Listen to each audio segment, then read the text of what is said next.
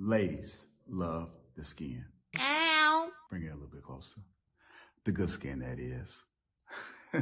That's why having a proper skincare routine is very important, and you need to feel the Teej. The process is so easy, just 4 steps. You got your daily face wash. That's going to clean your face up nice and right. You got your exfoliator scrub. That's going to open up your pores. You got your AM moisturizer with the SPM 20, which is going to protect you from the sun. You also got your PM moisturizer, which is going to make sure your skin is protected throughout the night. Teej has tons of reviews from dedicated customers across the world. I know I said a lot, but it's okay, because guess what? It comes with an instruction card to explain to you in detail what to do morning and night.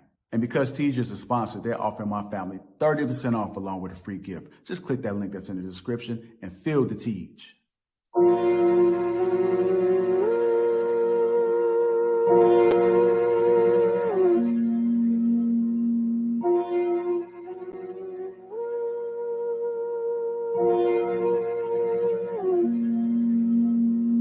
Flexing ain't discreet about it. Extra read about it. Say you wanna beef about it. We gon' come and see about it. Flexing ain't discreet about it. Extra read about it. Say you wanna beef about it. Find out nothing sweet about it. Flexing ain't discreet about it. Extra read about it. Say you wanna beef about it. We gon' come and see about it. Flexing ain't discreet about it. Extra read about it. Say you wanna beef about it. Find out nothing sweet about it. Look, mile like 3-6 pulled up, ski trip cold winter. All my eating good. I remember when we had no dinner. West side, east side, no side, both sides with me. Check, come and check, leaving flex season 12, come and get me. Gil, the run around, high speed, chasing all the big bags. Bending corners, bending rules, bending necks, Gil, the whiplash. Slide through hot knife, warm butter storm, gutter drain lane. Young man, old habit, still at it, tryna let my chain hang. True story, new story, 2-story, condo, B&B. 4 bath, 1 me, no key, like I did a B&E. B&Me so good, so hood, so not worried about it. 250,000 new views, old news, know you probably heard about it. Extra, read about it. Headline, word around town, flexing. Ballin' on my course, so I ain't worried about nobody out of bounds, stressing. Feeling like Hercules, murder these ain't a problem to me. Tried to tell the maid service don't come unless you bring it condoms to me. Flexing ain't discreet about it. Extra read about it. Say you wanna beef about it. We gon' come and see about it. Flexing ain't discreet about it. Extra read about it. Say you wanna beef about it. Find out nothing sweet about it. Moving, shaking, coming down to me. Stacking, racking, money, power flipping. Moving, shaking, coming down to me. Stacking, racking, money, power flipping. Moving, shaking, coming down to me. Stacking, racking, money, power flipping. Moving, shaking, coming down to me. Stacking, racking, money, power flipping.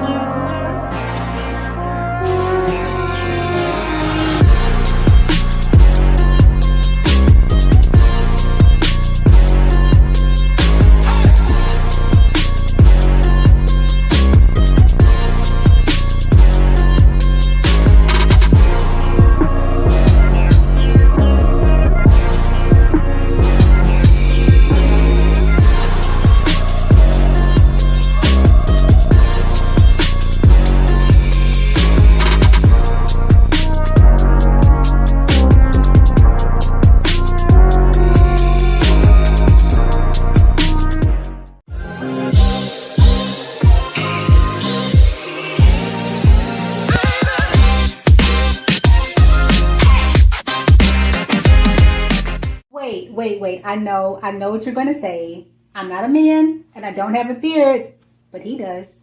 And so does he. I have 3 points for you that's going to help you grow your beard, and not just grow it, but hydrate it, allow it to come in healthy and shiny, and be able to groom it properly without all the flaking and the itchiness that sometimes comes with grooming the beard. Okay, number 1, be patient and consistent. Number 2, resist the urge to trim and shape your beard for the first 4 to 6 weeks. Number 3, don't hesitate to start now using products. Just gotta take a moment to see. Oh, my beard looking so good. Man.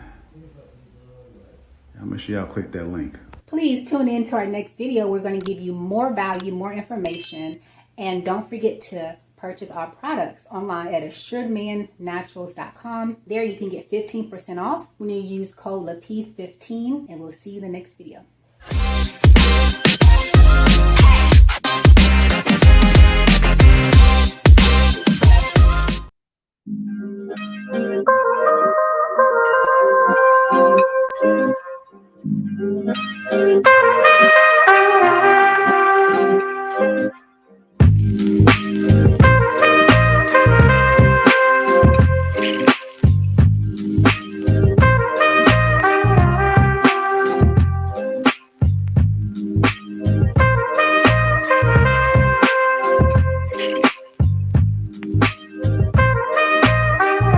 What's going on, family? Welcome to Lapeef. Let's talk. Let me go introduce the crew. We got the real Precious, Mr. Let Go, Nola, Ali, Trev, Marcus White, Andrea, and myself, Lapeef JR. Welcome to Lapeef. Let's talk. What's going on, family? What's going on? How y'all doing? Sup. Pretty good. You guys doing okay? Yes, sir. Yeah. Okay. It's good to see you guys again. Welcome back, Ali. I haven't seen you in a while. Good to see you. Thank you. Let's be back. Oh, Trey, I like that jacket, man. Appreciate you, though. You know. Yeah, man. You do your thing, man. I see that. I see you and Ali Once kind in a of. while. I see you and Ali coordinate a little bit. I see the little brown accent. Was this planned? She knew what to do today. She knew what to do today. Okay.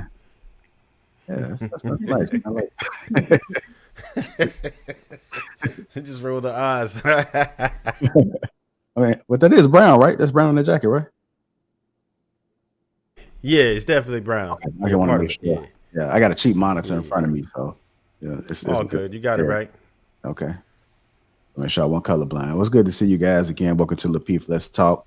Before we get the show started, let me go ahead and get the housekeeping out the way. Shout out to the sponsor, T-Channel, Uncomplicated Skincare for Men. 30% off along with a free gift. That link is in the description, so make sure you guys go ahead and click that link. And let's take care of our skin. Feel it, T, as I always say. Also, if you guys don't know, me and Sugar Curls have collabed, and we are bringing you guys. Oh, just so you guys know, pre-orders are now off. The product is available and ready to ship within 3 to 5 days. So go ahead and cop that Assured Man. Let's get our beard game in order. It's about time we start to moisturize, and women like it to be soft, man. And you should just want to be able to walk with a good presentation when it comes to carrying the beard. So make sure you guys go over to Assured Men's Natural and go ahead and get it cracking. Also, if you guys haven't already, make sure you hit the like button, and also make sure you subscribe to the channel. It's very important. We got an excellent show ahead for you guys. What's going on, Marcus Evans, Ed Hill, Jordan, Dale Matthew, Joe Lee. Let's see, we got Trev is in the chat already, man. You gonna moderate the chat tonight, Trev? You gonna make sure you keep everybody in order? Yeah, a little bit. A little bit, man. You know, I ain't see HR yet, so you know. No, HR is in there. Yeah. He is? Yeah, HR is on site. So Nola, you have. Then I'll fall back then. I'll fall back then. Yeah, I'll fall back. You never know, man. He might need some reinforcement, man. You know, sometimes people get out of hand, man. Marcus got that red light. There you go. See, Marcus got the red light. So anytime you see that red light, that means you guys got to pipe down a little bit. It means it's getting a little bit heavy on stage. So let's make sure we also keep that red light special. Make sure we take notice to that. Appreciate you, Mark. We all working together, man. You see how it's like a family. It's a unity. You see that? You see that? Andrea, you good? Teamwork make the dream work. Okay. The code word for you is red. Okay. And anytime you're feeling kind of offended, just write and Marcus will pull that up there. HR be notified, and we all know to pipe down. Okay. You got somebody back there? Huh? Yeah? No? Yeah. Well, ask more questions. We'll go ahead and keep it going. Shannon Rawls is in the chat, y'all. Please, everybody, the like button. It's free. It helps. Man, we got everybody. Got all the heavy hitters, man, in there. The HR, he already got the bat. See? Talking. It's up. Go ahead, Marcus. Okay, Marcus is a little slow on it. So if somebody say red, no, it's cool, man. Okay, I'm just trying to let you know, man. Hey, All right. I think we've done enough stalling, man. Let's go ahead and get it. Hit the like button, family. Also, make sure you subscribe to the channel. Our first topic of tonight is: do men have fragile egos? Do men have fragile egos? I can tell Andrea ready to talk about this. Let me go ahead and get this video queued up for you guys.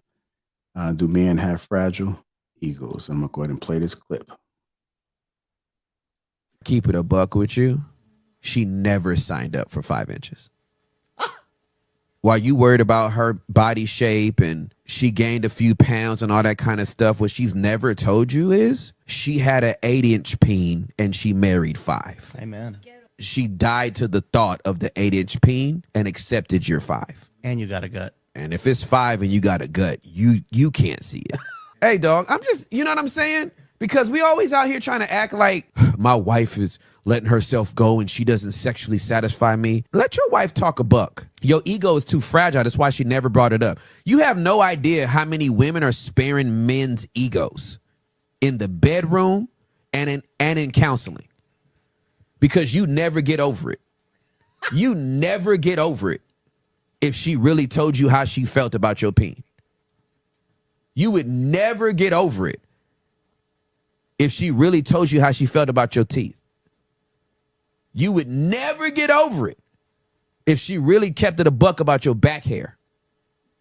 You would never get over it. You would never get over it. Some of y'all's breath. Your nails? Child. Cuticle? What? These men's egos are so fragile. You would never get over it. Right. You would never get over it. Do men tend to have fragile egos? Do men tend to have fragile egos? I'm going to go ahead and start with you first, Nola. What are your thoughts about that, man?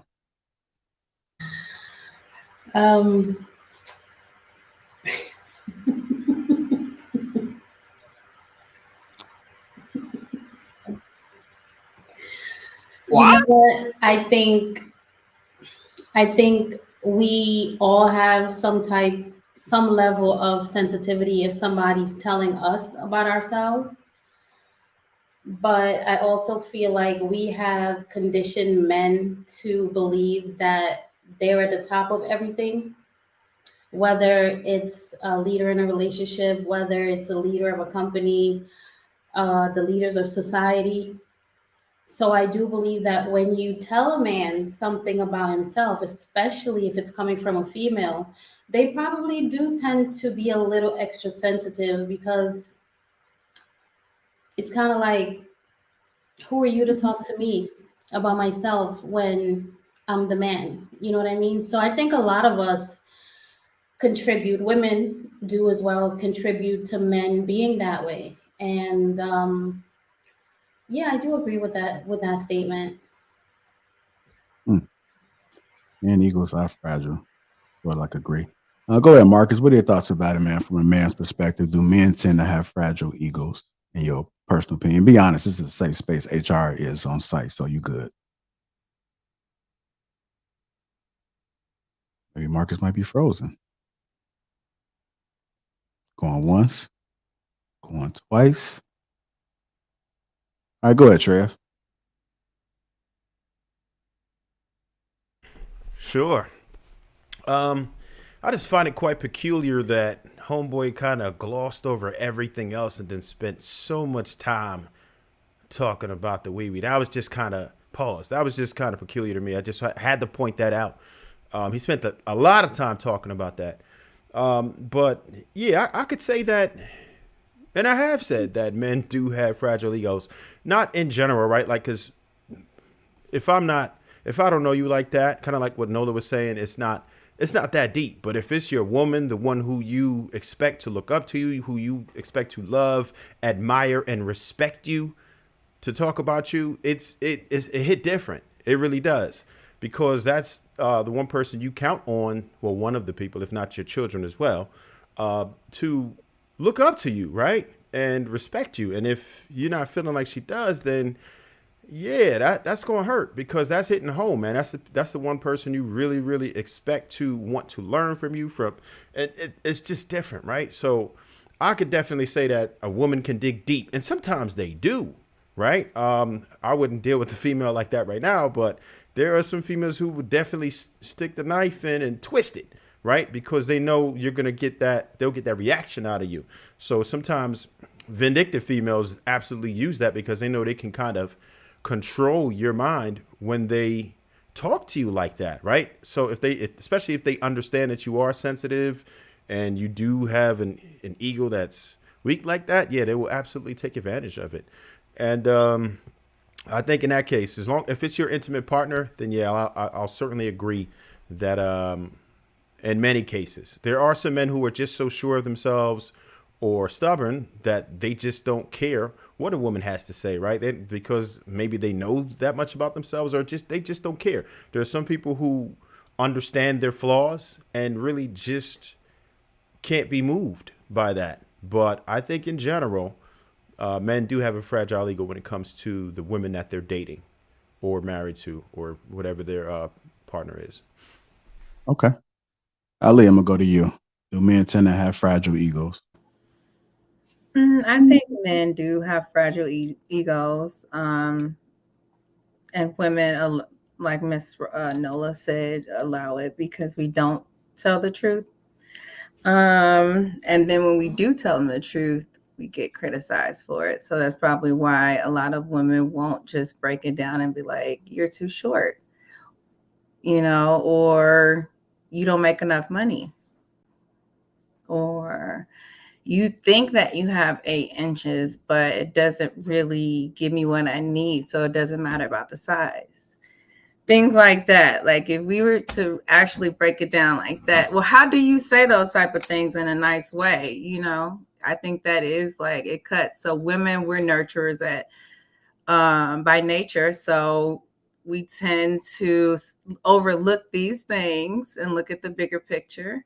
But then deep down, we take notes and we have it in the chamber for when needed. So I know a lot of women I feel like they don't tell the truth. They tell it to their friends. Be like, oh, girl, he got but y'all don't know the truth. I would love to see a day where we could just tell you the truth without you being butthurt about it, without you wanting to leave, or we say, hey, you know what? You got 8 inches, but you come kind of quick. Climax kind of quick. What are you going to do then? I want to know.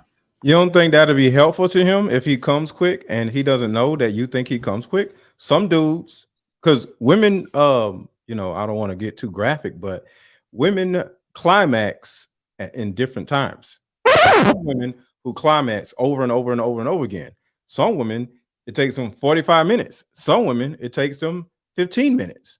So if whatever it is you're doing, he thinks you're happy with it and you aren't, well, it's important for you to know your body enough and love yourself enough to voice your opinion about your part of this sexual act. But if a man is just getting his and you're not getting yours, or he's climaxing too early and you ain't saying nothing, that's a you problem, not a him problem. I don't give a damn about no inches or he come quicker. You need to open your mouth and say something, because sex is about communication. It's not just about this. It's about communication. It's about listening to a person's body and listening to a person's words and then get an understanding so both people can be happy. But if you being quiet and you turn around and say, oh, if I actually told him what I really thought, he gonna be mad. Well, you saying that just makes you a dumbass as a woman. Well, answer the question. Like, if a woman came to you and said, hey, Mr. Let Go, your bald head, your head is too bald or you're too short. And wait. Well, wait, and then not only and you no, wait. You gave me two things that is from a like you met me at a bar somewhere. If a bald head dude ain't your type, why are you on a date with me? Why are you on another date with me? Why are you having sex with me? If get you a dude with dreads or whatever. So that's still a you thing. You can keep going. I'm listening. No, I mean, I was just playing about the bald head, but I mean, if I'm in all seriousness, why are you with the man if you don't like a bald head dude? Well, this ain't a question pertaining to me. No, not about you. I'm just saying, if you say I don't like your bald head or you too short, well, apparently you couldn't get a man that's taller than the man that you're dating. Because we all date at our own level of self-worth. So if you're dating a dude that don't satisfy you in the bed, if you're dating a dude that is short in your mind, if you're dating a dude that isn't doesn't make enough money that you think a man should be making, that is still. You don't know that until you're in it. Listen, when you go and you tell them, you're not listening, Ali. I don't think you're listening to the how question. About you learn how to listen for a second, Ali. Let go. Take a second. What is your response? Take a second. You that can you take a second? Can you stop talking for a second? This is your problem. This is why you can't get no man over. Pardon me. This is why. Calm your ass down for a second, okay? Wait, what? So here's the thing: a lot of you ladies think because you're pretty, right? You think just because you're pretty, you can get the man that you want, whether it's sexual, physical, or financial. And then you start complaining, not you, just a pretty woman, will start complaining, why are these men doing this? It may be something that you're doing, right? And this is what I'm saying. Your choices and your tolerance for things that you aren't getting is all on you. So don't get mad at men for being short. Don't get mad at men for being bald. Don't get mad at men for being broke. Because if you giving them dudes pussy and you don't like it, that's your dumb ass. Okay, and Mr. Let Go, the question was, I know you like to deflect, but the question was when I came in late. Remember? So let me finish because I let you finish and you said, hey, all right. So that was my problem. Just letting you know, I didn't see the video or nothing like that. I let you finish. So yeah, shush. Go ahead. So if a woman comes to you and she's dating you and you guys are vibing, she likes your height, she likes your bald head, but then she lays down with you and realizes that she doesn't like the way you intimate, whatever relations. What's your response then? Are you going to work on it? Or are you going to tell her, oh, well, you shouldn't have chose me. You should have chose, that's your problem. Are you going to say that dumb response you just gave me? This is what's really sad. And this is an example of how you don't listen to shit. I started this off by saying the specific thing that you said. And then you added the bald headed. You added the tall stuff because you wanted to try to be funny, right? No, so I'm not going to answer your question. Just rewind the video because that's where I started off at. Okay, See, I'm here to let y'all know why y'all can't get the man that y'all think that y'all want. Because it's not just about being pretty. Y'all goofy ass attitudes and the fact that y'all don't listen to shit. I literally said everything you just said when I first started talking. Personal life, you need to chill. Can you stop internalizing what I'm saying? We're on a panel, so I might be talking to the people in the audience. You just said me, but go ahead. When I say you probably ain't been on social media that much, so I don't know. I don't know. But when a person says you and they point at the camera, they're talking to the person that is watching them, not Ali.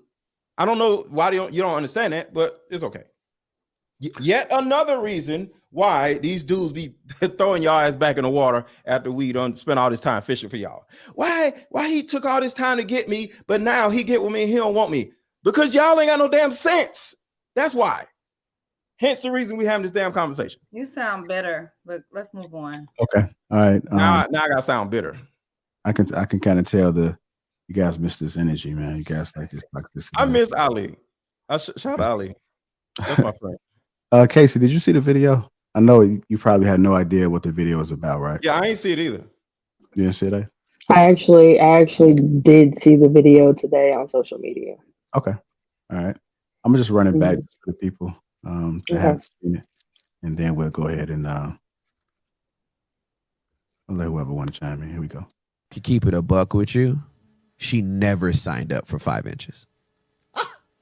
While you worried about her body shape and she gained a few pounds and all that kind of stuff, what she's never told you is she had an 8-inch peen and she married 5. Amen.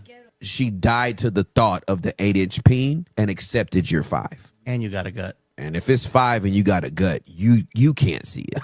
Hey, dog, I'm just, you know what I'm saying? Because we always out here trying to act like my wife is letting herself go and she doesn't sexually satisfy me. Let your wife talk a buck. Your ego is too fragile. That's why she never brought it up. You have no idea how many women are sparing men's egos in the bedroom and in counseling.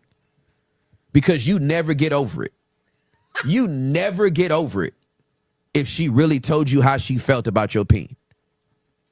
You would never get over it if she really told you how she felt about your teeth. You would never get over it if she really kept it a buck about your back hair. You would never get over it. You would never get over it. Some of y'all's breath. Your nails?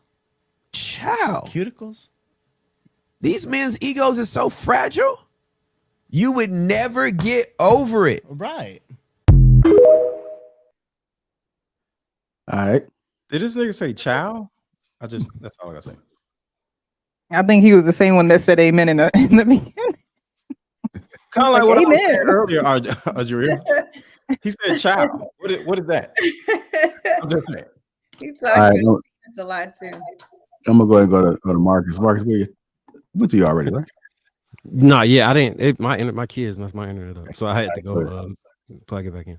So my thoughts on the video is, I think he is. I didn't hear what anybody else said, so if I'm repeating the point, let me know. But I think that what he's saying is correct with a caveat, right? I think that if you say something that you know is a sore spot for somebody, you can hurt them extremely bad. However, you can tell somebody anything if you preface it or phrase it in a way where it's not coming off as you trying to hurt them and you actually trying to get them some constructive criticism. An example would be, man, your ass getting fat as fuck. You need to go to the gym, bitch. You tripping. That's one way of saying it. Or you could be like, yeah, I know you had the baby and you're trying to work on it. Maybe it's some things we can do. We can cut back on this. Maybe I can assist you with going to the gym with you or encourage you in some way. You know what I'm saying? But I'm trying to get you to a place that I would like you to be weight-wise as opposed to just ridiculing you for it. So I really think that if a woman come at you and be like, your dick weak as fuck, or whatever she say, that's gonna hurt forever. But if she be like, hey, I want to try some different things sexually, maybe, you know what I'm saying, we can experiment with this so I can learn, you can learn my body a little bit better and all of this other, that make most sense. I think men would be more inclined to be like, all right, well, let's see what's to this. But if you tell somebody, if you lead with an insult, most times people are not gonna be receptive and nothing you talking about. So it's all about the delivery when you talking to her. I love pressure. You say what? I was just saying that it's all about how you say it to the man, and no matter how you say, he's going to be okay with that particular thing. Yeah. If you preface thing, I know people hate to be like, oh, tone police, and you should worry about facts over feeling. A lot of people are emotional. The main people who say that be emotional, actually. The truth is, you can tell anybody anything if you say it in a way where somebody can tell it's coming from love, it's coming from care, and ain't coming from trying to demean you or get their lick back or fight you or hurt you. Like a lot of times, you seen the Cosby Show back in the day where he was like, I got a steak right here. This the best sirloin steak I could find, but I'm putting it on a trash can and serving it to you versus a hot dog on a plate of gold. I'll pick the hot dog on a plate of gold. Because at that point, the presentation is so trash that I can't even understand or appreciate the meal. It's as trash. Whatever you're trying to say to me is as trash as the presentation. All right, Andrea, I'll go to you. Do men tend to have fragile egos? I think so, yeah. I think even just like outside of a relationship, just in general, I think the male ego is extremely fragile. Especially like if it comes to, okay, say like if you're going to school and like there's that person in your class who might just be wrong on an answer and you have to correct them. It's kind of like sorry, it's kind of like it could just be something very minuscule, and they'll just kind of flip out. I mean, they don't. I feel like a lot of times men can't take any type of constructive criticism. Like they can't take rejection. Like you have to be worried about, like you have to almost essentially people please to let somebody down easy without like making them feel rejected and feel triggered to call you a B word because you don't want to go out on a date with them. So yeah, I'm sorry. It's just extremely fragile and it doesn't take much to just shatter it into pieces. All right. Precious, what are your thoughts about it, ma'am? Do men tend to have fragile egos? I think they do. And I think that men know that they have fragile egos. I believe what Marcus said is the way that you say things. I always tell people to expand their vocabulary because it's very important when you're trying to communicate with somebody. If all you know is 4-letter words, that's all you're going to communicate to someone.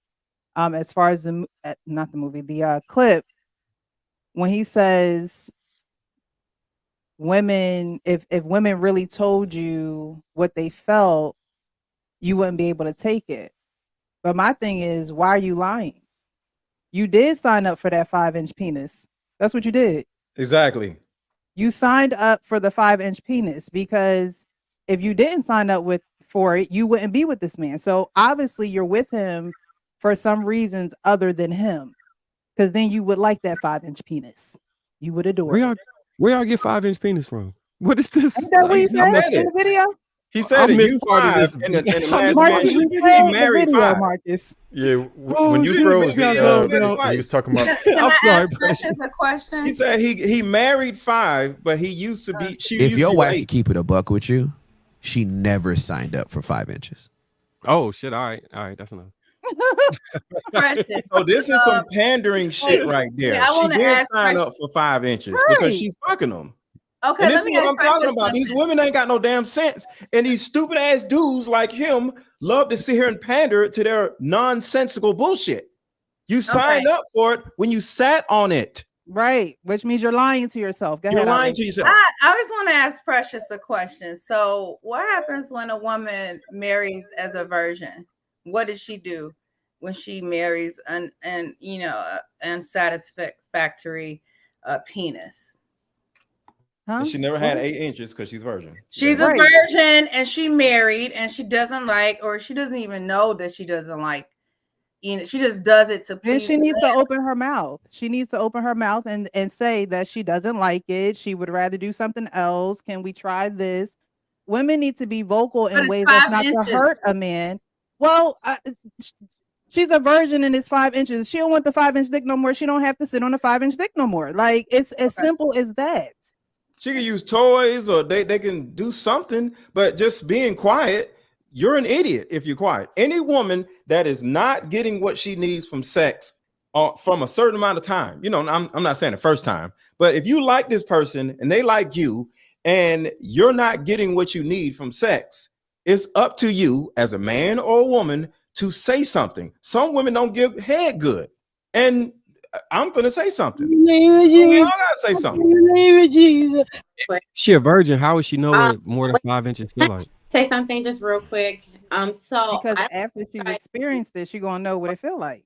And she's gonna talk to her homegirls. So after and she all know the what other it feel shit. like, then she can have. Well, it might not reach the right spots, Go ahead, Andrea. I was just gonna say, like statistically speaking, 80% of women do not climax and reach orgasm having sex with their partners. And do they vocalize this? No. Can you guys like really have some decorum, please? Let's have decorum. Put your hand down. Because I have been quiet this whole time. All I'm saying is this. men, I'm gonna have to be honest. This is a conversation that y'all are not ready for because of the ego. But you guys are not. You don't know what you're doing in the bedroom. You just don't. And a lot of times, women have to just kind of like, take one for the team because you're such a good man in other areas.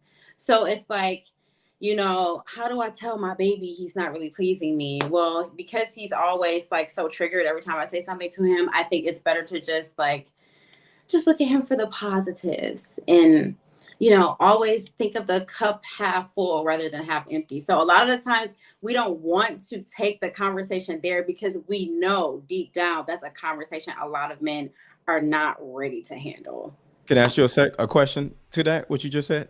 Yeah. If he's doing everything else right, but his penis is not doing whatever, right? That's the first thing. And then you said most men aren't giving women climaxes, right? So that these are two actual conundrums that y'all have in real life. So the first thing, I'm sure you or a woman in the scenario, not just you, have had a dude that smashed that thing into a goddamn Halloween hollowed your ass out like a pumpkin, right? Just pulled all the insides out, right? I'm sure you had that guy, insides just all out everywhere, right? Squirting, whatever it is. But that's not good. Hold on. That's He didn't not have climaxing, but he didn't have the other attributes, right? So the thing about it is you have to look at yourself like a woman. All night, this is going to be about look at yourself as a woman, okay? If you were better in some type of way, whether it's your attitude, whether it's your fat, or whatever it is that you have an issue with as a woman, if you were to work on the other thing that he wants, you can actually dump him and get with a man that gives you everything that you want. Because when you go out in the dating market, you can only pull or retain a person that is getting the same amount of value that you are getting from them. So if you got to get with a little dick dude that's going to give you money and pay your bills and all that stuff, do you know there's a big dick dude that will do the same thing, but he don't want you? But this is what you're missing. Say it one time. Say he don't want me. Let's have an actual dialogue. He don't want me. Say it one time. Ladies, everybody, say he don't want me. Let's have a dialogue. Big Dick Dara don't want me. Let's be an adult. Let's dialogue. So here's the thing. That's the problem. So here's the thing, real quick, because you're making me lose my train of thought. Does he want you? So the way that you described a woman being pleased sexually as being pounded and hollowed in like a pumpkin and being smashed, like that's what we're referring to. I don't know what this I don't know where this world where it's like pleasurable is for you to beat it up so bad to the point where it's like I beat it like black. Where squirting? No, you're not listening. You're not. This is the problem. I literally said squirting. Let her finish. You're not listening. This is the ego where we feel like we can't tell you what's pleased us sexually because you can't hear. What I'm saying to you is this: that's not always pleasurable. That does not mean that it feels good. It might feel good to you, but I'm probably in pain, and I'm trying to figure out where did you learn this from? Because what are you doing? Just say you. I don't understand. Thank you. Thank you, Precious. Thank you. Sometimes you might like it. Why don't you just say? Let's blow Precious for 1 second. Listen to Precious. Go ahead. You guys Precious. can't. I just want her to say this one thing. I actually wasn't done. I get it. Can she just interject 1 second? Hold on, you guys. Let's let her finish. You just want to say one thing, because we got a transition. It's kind of went a little bit. Okay. All I'm saying is this. Obviously, you're going to, at some point, if you're willing to have a conversation and be like, hey, what you're doing is like not pleasurable to me. The problem is the fragile ego comes into play because you get like you can't receive that information. That's all. That not say it. Yes, you say it, but you don't know how you to say it. Take offense to it. But when does this happen? This is helpful to the audience. If you know or think that men have fragile egos, want y'all role play it. When does a woman tell the man? Yeah, role play. Yeah, okay. Yeah. All right, let's role play, Audrey. Okay. Okay, this is not a theater. We're all adults. We just go. I'm thinking I'm tearing that ass up for people. Everyone has different learning styles. Okay, you don't want to do it. So does somebody else want to do it? Because me and Precious go. All right, come on. So All where right. are we starting at? It was whack. I just got done beating the guts up in my mind, and I'm like, hey, yeah. You like this dick, don't you? Right? And at some point, you just like, all right, I gotta tell this nigga, like, he ain't doing nothing. So what would you say? Okay, I want Good to way and the bad way. Do the good way and the bad way. and we're in a long-term relationship, right? This not just a okay. Well, Andre, No, just had a conversation. No stipulations. Had a conversation. okay, no stipulations. No. Go ahead. Okay, so the wrong way is You like me, I like you. We close. I don't know what you do with the other ones, but that wasn't it. That just wasn't it. Come again. Okay, so what do you mean? Because it worked on all these other women. But it's not what do you working mean? here. It's not working here. I don't know what to tell you. So well, no, It was don't wag. say I don't know. Hold on. It's small. It's wag. Look, I don't wait. know what to tell you. Look. Don't say I don't know what else to tell you, because you gotta tell me something. What do you want me to do? What can I do in this situation? No, I'm telling you this is the wrong way, Mr. Let Go. Oh, gotcha. He can't Okay. receive it either way. That's the point. He can't receive it either way. He can't. He gotta be in control. You just proved her point. No, I thought I didn't. I thought that was the right way to do it, because hold on, guys. I know how to follow directions. Hold on, guys. Do you see a problem with what she said before she says, I don't know what to tell you? I don't see a problem with it. But that's the wrong way. A lot of women don't know what to tell you. She said they really don't know. No. I'm talking about before she said all that. When she said, well, it worked with them other women, but that's not it over here. I don't like all that pouting stuff. I don't see that. You got to also remember, Why would you say it worked on like the other women though? Okay. So go ahead. You just killed it. All right. Are we doing the right way now? It's Yeah, too the right late. way. Too late now. Y'all proved our point. How are you role playing with we food? didn't do it. You're Hold role on. playing. I'll be quiet. Hold on, y'all. Hold on. Go ahead, Nola. What you say? I'm saying, how are you role playing and interjecting the role play with a rule? That's the ego situation right there. Point What rule? proven. I think we can move to the next topic. Wait a minute. What rule? What are you talking about? Rule? Interject with a rule? I thought that was the right way. Okay, Nola has spoken. Go ahead, Casey. You want to add something? We'll go ahead and finish this up, and we gotta get the trail. Then we gotta go to the right way with Precious though, so people can see. Go ahead. Okay, so I would say the right Go way, ahead. really quick, right? Mhm. The right way to me would be,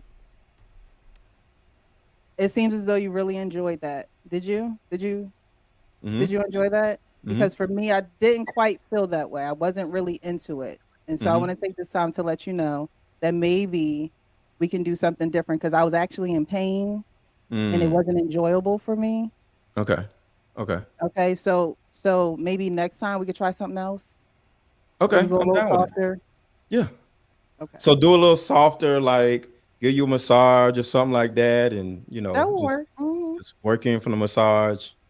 Okay. I think that would definitely help. But the way that Be a we little just bit did more it, intimate. the way we just did it just wasn't Yeah. comfortable for me. Okay. See how easy that is, y'all? And I received that beautifully. That's all you got to do, ladies. Open your damn mouths and stop blaming us for you not getting what you want. Okay. Yeah. Go I just ahead, had Casey. something real quick. Oh, go ahead, Casey. My bad. No, what's up, y'all? It's good to see all y'all faces tonight. What's up, Casey? What's up? So, y'all, twofold. Okay, when I was scrolling on social media today and I saw this clip, my heart like dropped, because we used to visit this church.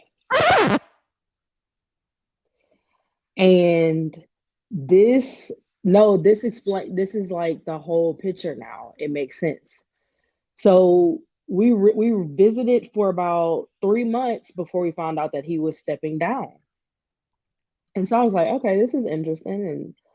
And I was like really zeroing in. My husband had come maybe 60 to 70% of the times. A couple times I went by myself. So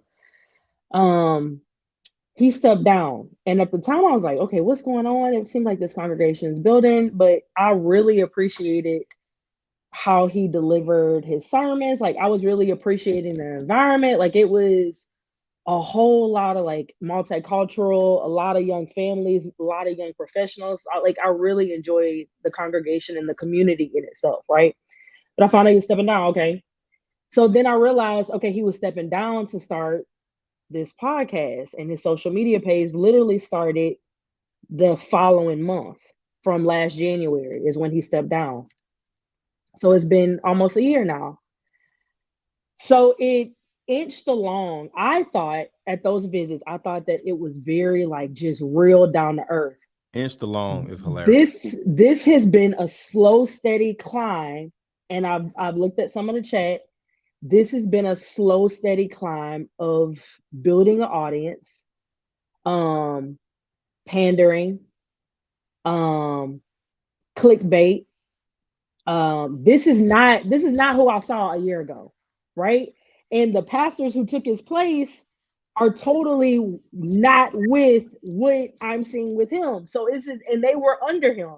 So this is crazy to me. And I'm in shock because this is like the third one. Who's the other pastor in Tulsa who just had something with the Michael simulated? Todd.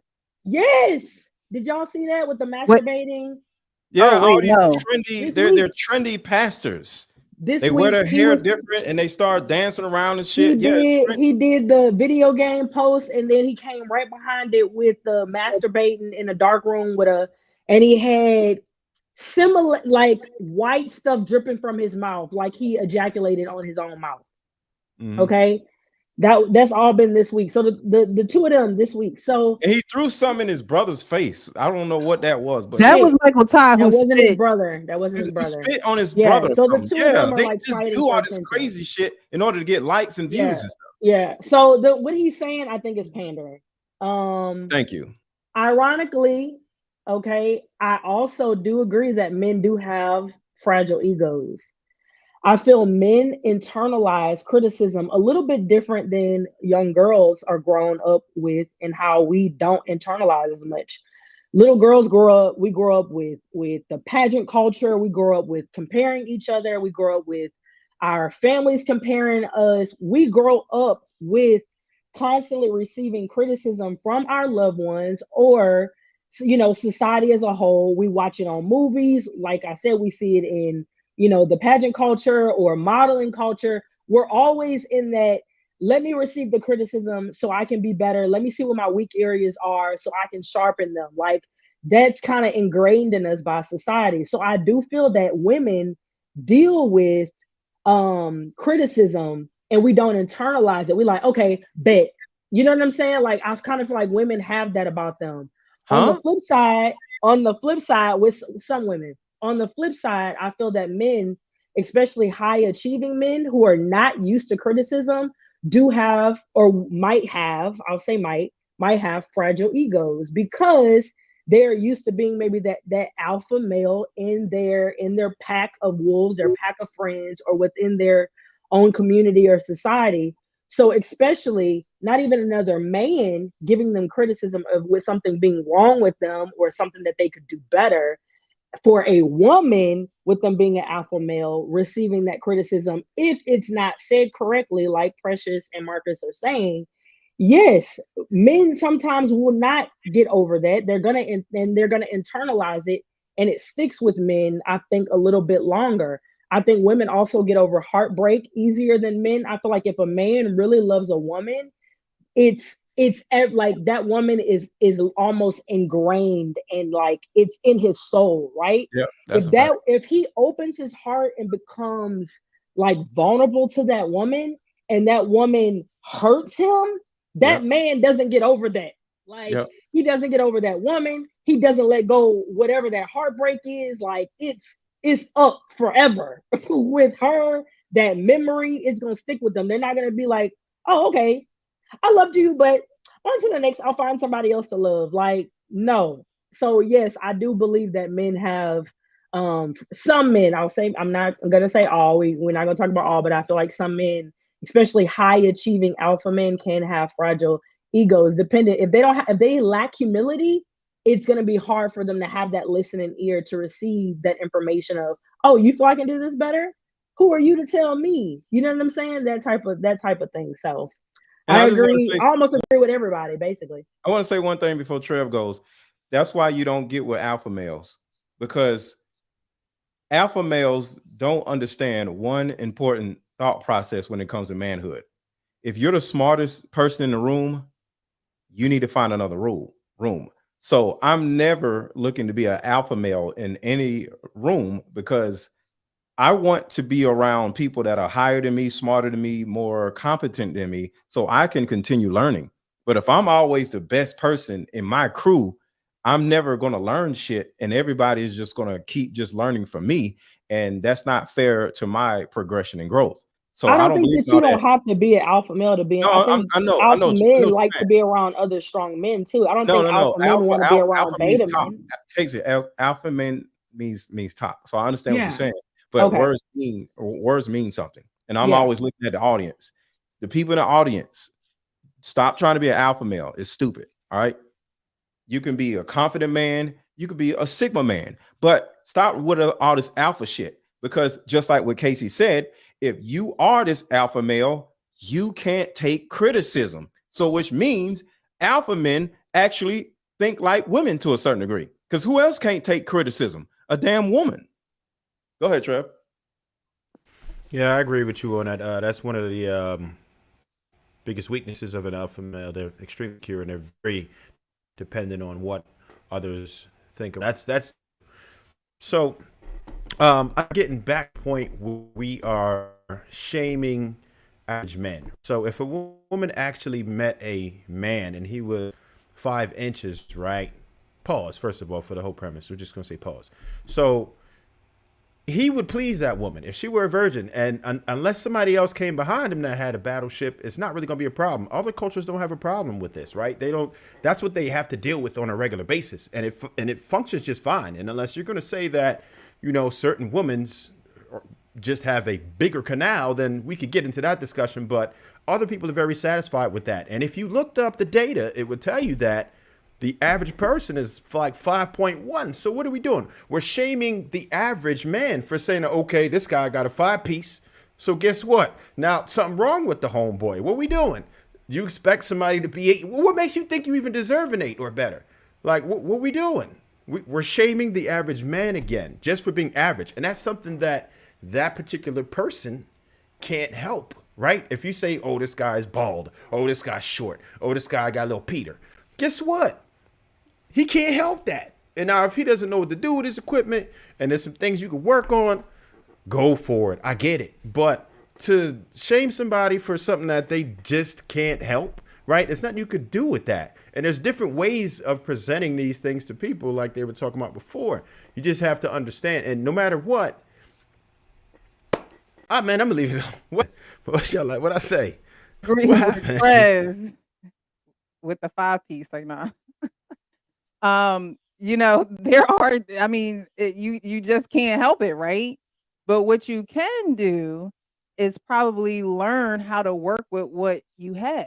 And that's all that a woman can ask from a man. You know what I mean? If that is the case.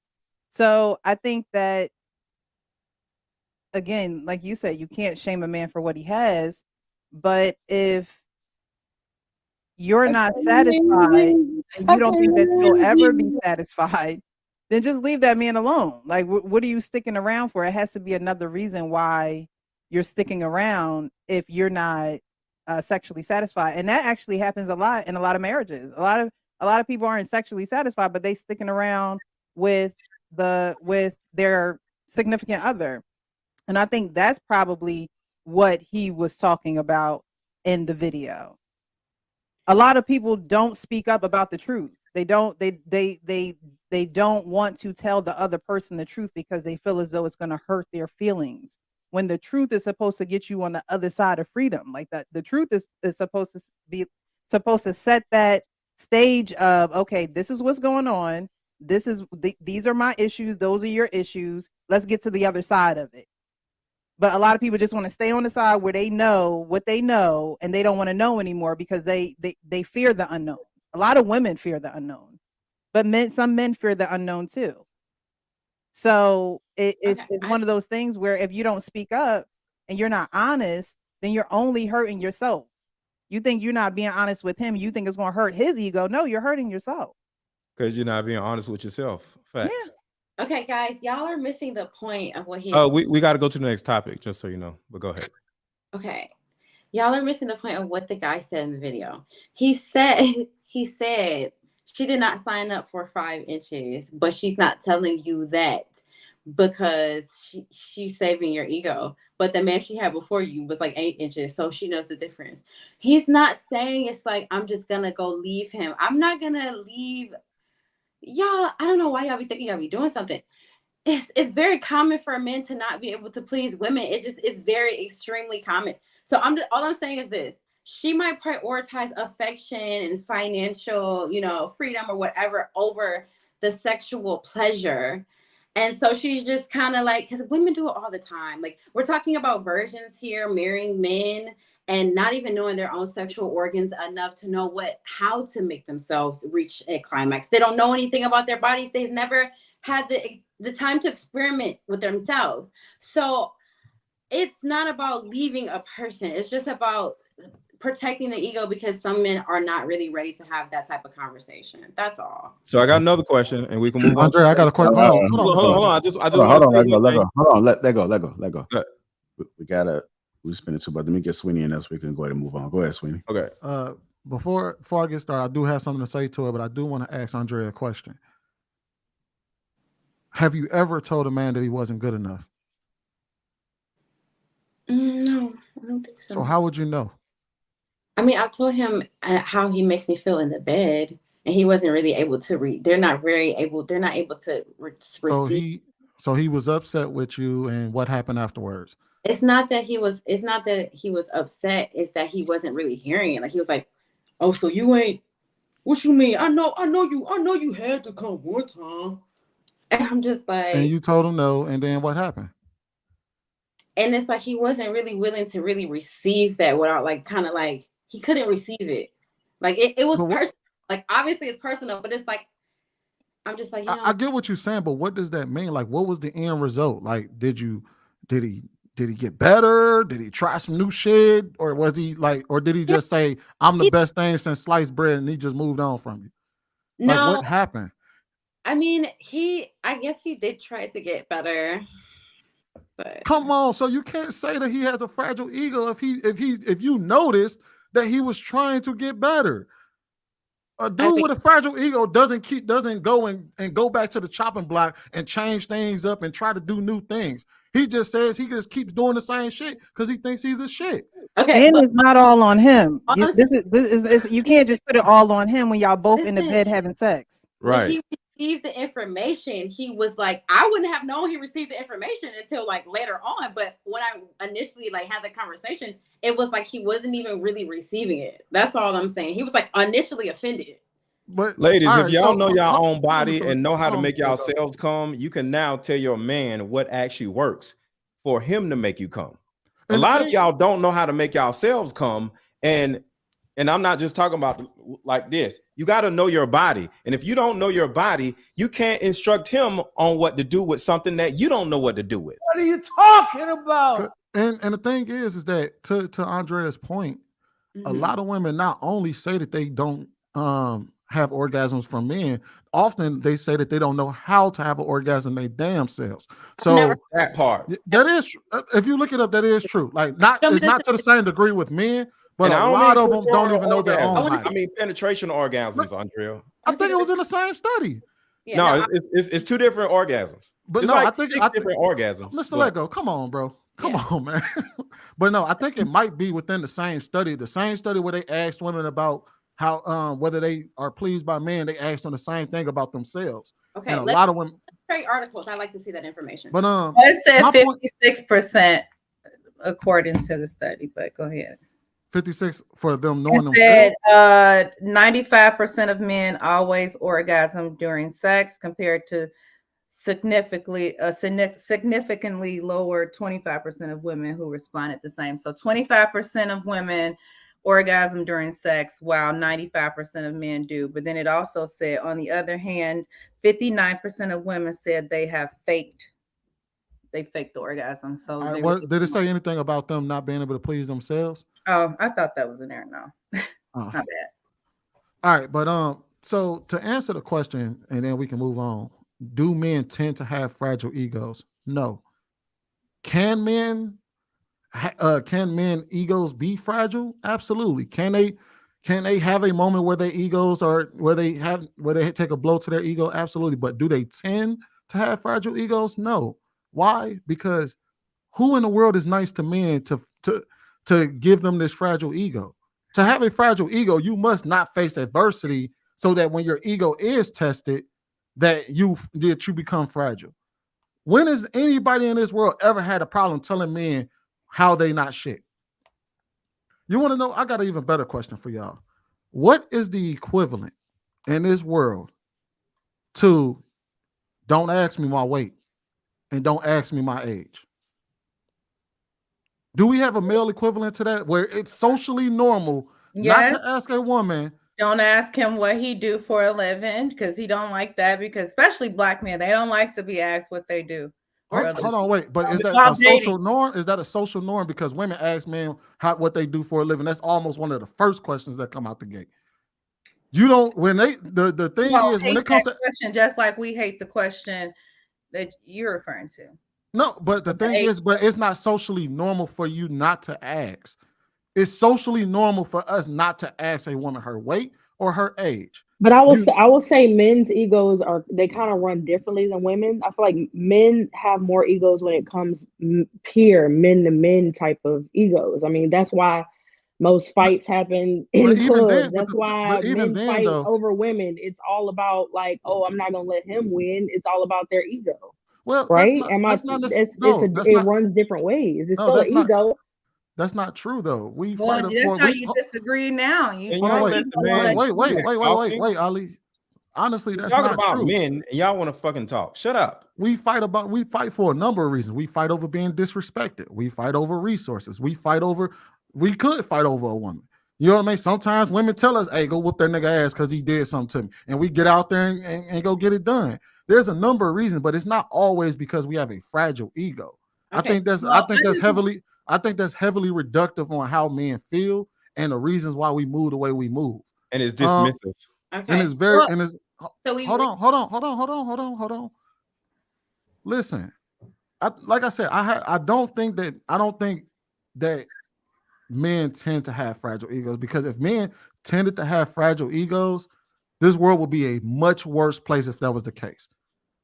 If men, really, the world is the worst. The world is a worse place. Of Egypt. What? Look at what's going on in Gaza. But I will say, you know what they're you know what they're fighting over in Gaza, right? Land. But so how is that? What does that have to do with fragile egos? That's all about ego. The land. The land is not about ego. If you got to go around the whole country in order to import something versus going through the country because you own it, that's not ego. You can work a treaty with someone and actually work something out. Ali, what they keep saying no?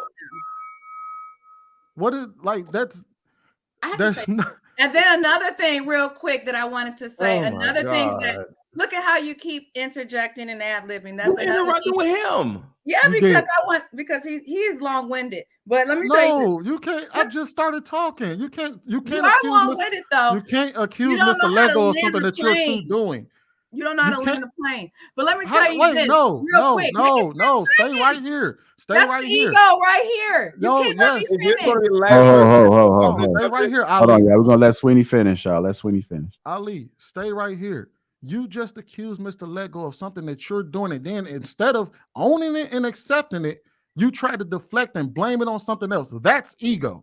That's now can I talk? Can I respond now? No, I gotta move on. No, we gotta move on. We're not here for you to respond. Hold on, y'all. Hold on. We're here to go to the next topic. Right. Like we'll go ahead and let Ali just say this, and then we'll go ahead and move on. Thank you very much. I appreciate it. That's the ego. You won't let me speak. I only needed 10 seconds. The ego is keep interrupting when a woman is speaking and saying, oh, but you want to land your plane. That's egotistical to think that as a man that you get to land your plane and get to finish. 10 seconds. Next topic. It ain't 10 seconds yet. Look at you. There you go.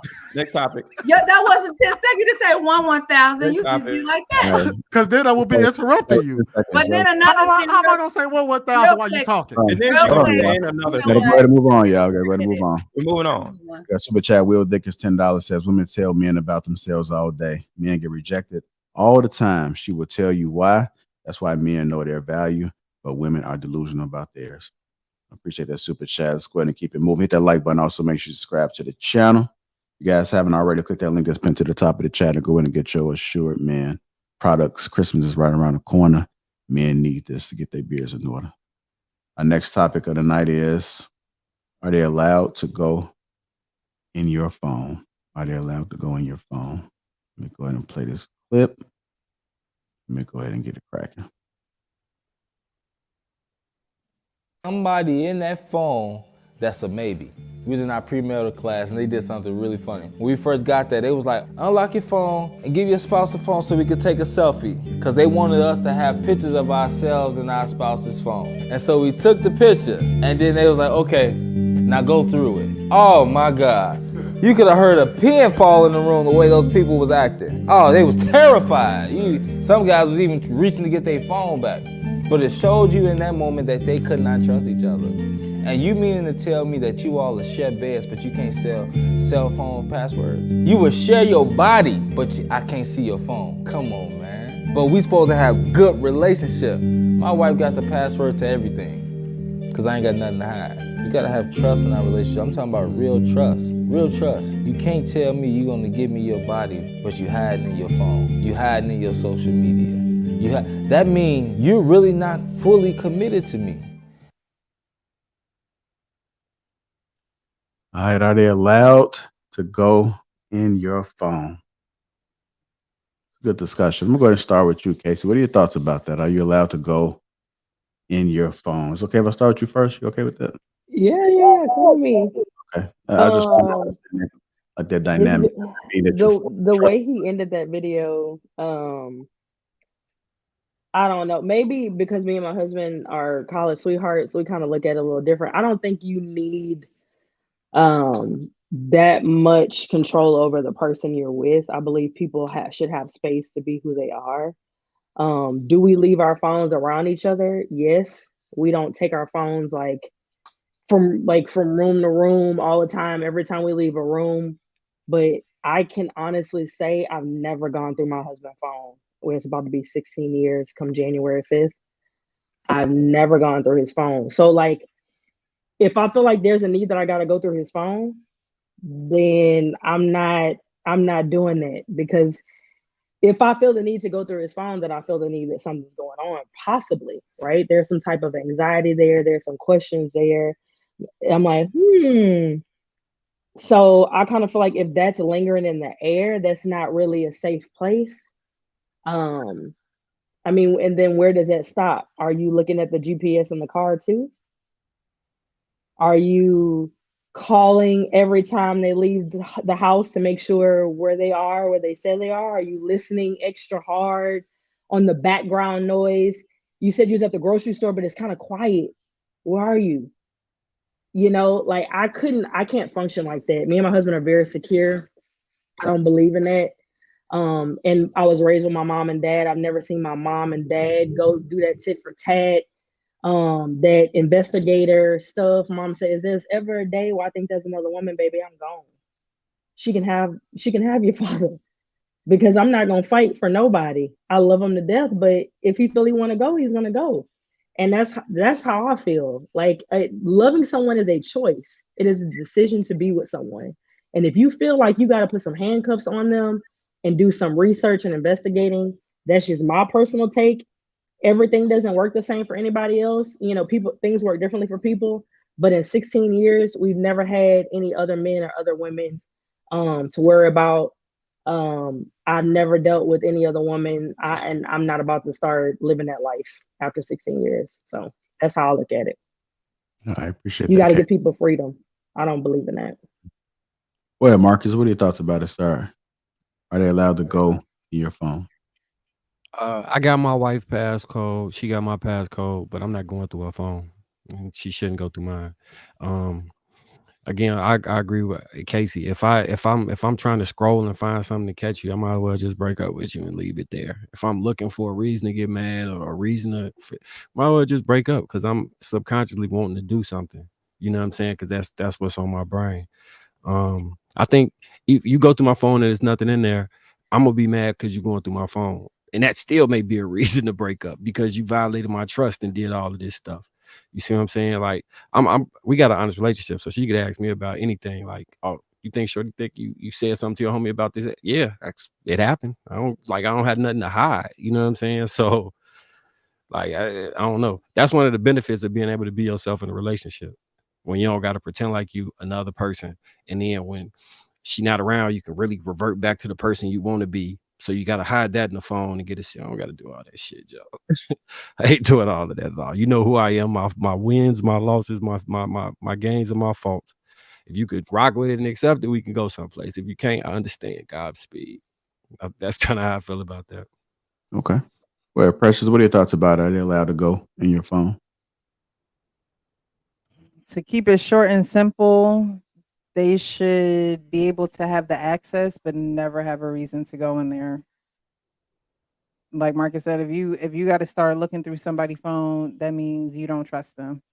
That means you've already made up a story in your mind that you don't know. You don't even know if it's true or not. You don't even know if it's true or not. So I think that you should be able to have access. If you're with someone, like you said, you can have access to my body. We can lay down together, but you can't go on my phone. That does sound suspect. So if you don't have anything to hide, then access shouldn't be a problem. Okay. Well, Sweeney, what are your thoughts about it? Are they allowed to go in your phone? I'm trying to contextualize this. All right, so I'm in agreement where, yeah, because my wife has access to my phone just as much as I have access to hers. Like, I got, you know what I mean? Do I go through it? No. Does she go through mine? I don't know. Shit, typically when people go through your phone, you don't know whether they went through it or not, you know? So do I know if she does it or not? No, I don't. But I would say this. I think it depends on how this conversation comes about is where we start to see people miss them, where we start to see conflict. If a woman asks her man for the phone, or a man asks his woman for their phone, just because they need to check something or whatever, or they using their phone for whatever reason, and the person overreacts to them as simply asking for the phone, I think that kind of creates a problem to where they're like, well, what do you have to hide that I can't use your phone? But then on the flip side, there's also a scenario where there's something that you do not trust about that person, and they have done nothing wrong to you or done nothing to deserve it, and you walk up and you tell them, give me your phone, I need to look in it. And then that's also a point of contention as well. So I think that's what we need to start paying attention to a lot more, is why somebody's asking or why somebody's doing something. And then you address it from that perspective, because just simply saying going through a person's phone is automatically a problem, or if not having access to somebody's phone is an automatic deal breaker. We don't know exactly how that conversation came about, because some people do things that they hide in their phones that they not trying to be caught up on. And then there are people who are totally innocent and they don't want to be accused of anything. So when somebody comes in accusatory, I don't know if that's a word, and they come with accusations, yes, that person will feel some type of way about you demanding to go through their phone because they feel like you're accusing them of something. Can I also add that, didn't he start the video off by saying that they were like in a couples counseling situation? Is that what he said? That they all, Yeah. the counselor told them to all switch phones? Yeah, he did. So that literally adds to the conversation that these are couples that, whether they may be working on things or asking for help, there's already some weaknesses that they're working on. So being blindsided like that, they're already in that situation. So it may be some stuff that's already developed. That's why they're in the counseling session to begin with. Somebody in that phone that's a maybe. We was in our premarital class and they did something really funny. When we first got there, they was like, unlock your phone and give your spouse the phone so we can take a selfie. Because they wanted us to have pictures of ourselves in our spouse's phone. And so we took the picture and then they was like, okay, now go through it. Oh my God. You could have heard a pin fall in the room the way those people was acting. Pause it real quick, JR. Pause it. See, again, so that speaks to what I said earlier. You're taking something completely normal, i.e., a situation where they were just taking a picture. Now, think about it this way. Had those people started reacting that way before the picture was even taken, and before he even asked them to just take a picture, and people was like, I'm not giving up my phone. You don't think that's a little suspicious? And then after the fact, he said you could hear a pin drop in a room when they said go through the phone. If you heard if some people up in there looking mighty suspicious, chances are there's probably some shit in your, keep it real. Ladies, if you ever been cheated on, how did you find out you got cheated on? From another I got person. told on. Well, I'm gonna admit, Yeah, so I got one told on. From another person. And then I was also being an investigator on Facebook. So basically, I would say this: majority of the time, you could probably, if straight up, most people make the mistakes in their phone. Half the time, most of the evidence is on their phone. So if somebody's behaving a certain type of way, they're cheating, more than often you're going to find the evidence on the phone, whether that's going through their phone and going to their social media page because everything is connected, or that's going through their phone and going through their messages, pictures, whatever. 9 times out of 10, the shit is in their phone. So if somebody is cheating, who wouldn't go through the phone if you think they're cheating on you? I just had a question about the access. So is the access just for emergency? No, the access is for access. Yeah, So like we stream different shows. So if my phone right there, she can grab it, unlock it, and stream something if she want to. Like it's different thing. Like everything in the house is connected. So you can use the YouTube, phone to do a Google. lot of stuff. Yeah. Put the Open up the garage kitty game door. on for the kid, all type of stuff. Yeah. Okay. And then the other question I have is would you want to know? If she went through my phone? No, just if they was cheating, would you want to know? Yes. Yeah, I don't think anybody wants to be blindsided because 9 times out of 10, if you find out the wrong kind of way, it's always there's a way of finding, like if they don't tell you 9 times out of 10, you finding out the wrong kind of way. Okay. I think we live in a different era, man. People can have whatever type of relationships they want. If you don't want to be monogamous, you can have that conversation and not be monogamous. You don't got to go behind somebody back and trick them and cheat on them and do all this extra shit. You don't got to be fucking the dude at the job and just be like, I don't want to be in a relationship. I just want to have sex with you. Most men gonna accept the just sex offer. You know what I'm saying? And vice versa. You can talk to somebody and construct whatever relationship you want in this society right now, especially. So you don't have to be just deceiving people. The deception is the real sin. I believe we talked about this in the back chat, me, Marcus, Andrea, and Trev, and you, Lapeef, last week. Being truthful in a relationship is like everything. Like when you literally feel like that's a safe place for two people to just be organically at the basis, respect each other's feelings and and that can take years. It doesn't happen overnight because people have different reasons why they take time to open up and like really let you know who they are. And that's in friendships too. You might have a friend that you could have had for 10 years. And then all of a sudden, year 20, when y'all starting to grade, you're like, whoa, I didn't know that about you. Like, what? That, you never told me that type of stuff. So, it's a process with anybody. Really cultivating that relationship where you feel like, okay, let's talk. We got to do temperature checks. Like, are you changing? Do you feel differently? Like, are you fulfilled? Are you happy? Like, how am I contributing to or subtracting from your peace? Like all of that stuff, it takes humility. It takes being real with one another. And I think that also adds to you as a person. You grow as an adult, you self-actualize. That helps you out in the world as well. When you're able to take a step back, you're like, what piece do I play in whatever I'm involved in? How am I contributing or subtracting from the environment? So let me add something to this. And just like the last topic, I'm gonna put it on the person looking at the phone, not just the woman.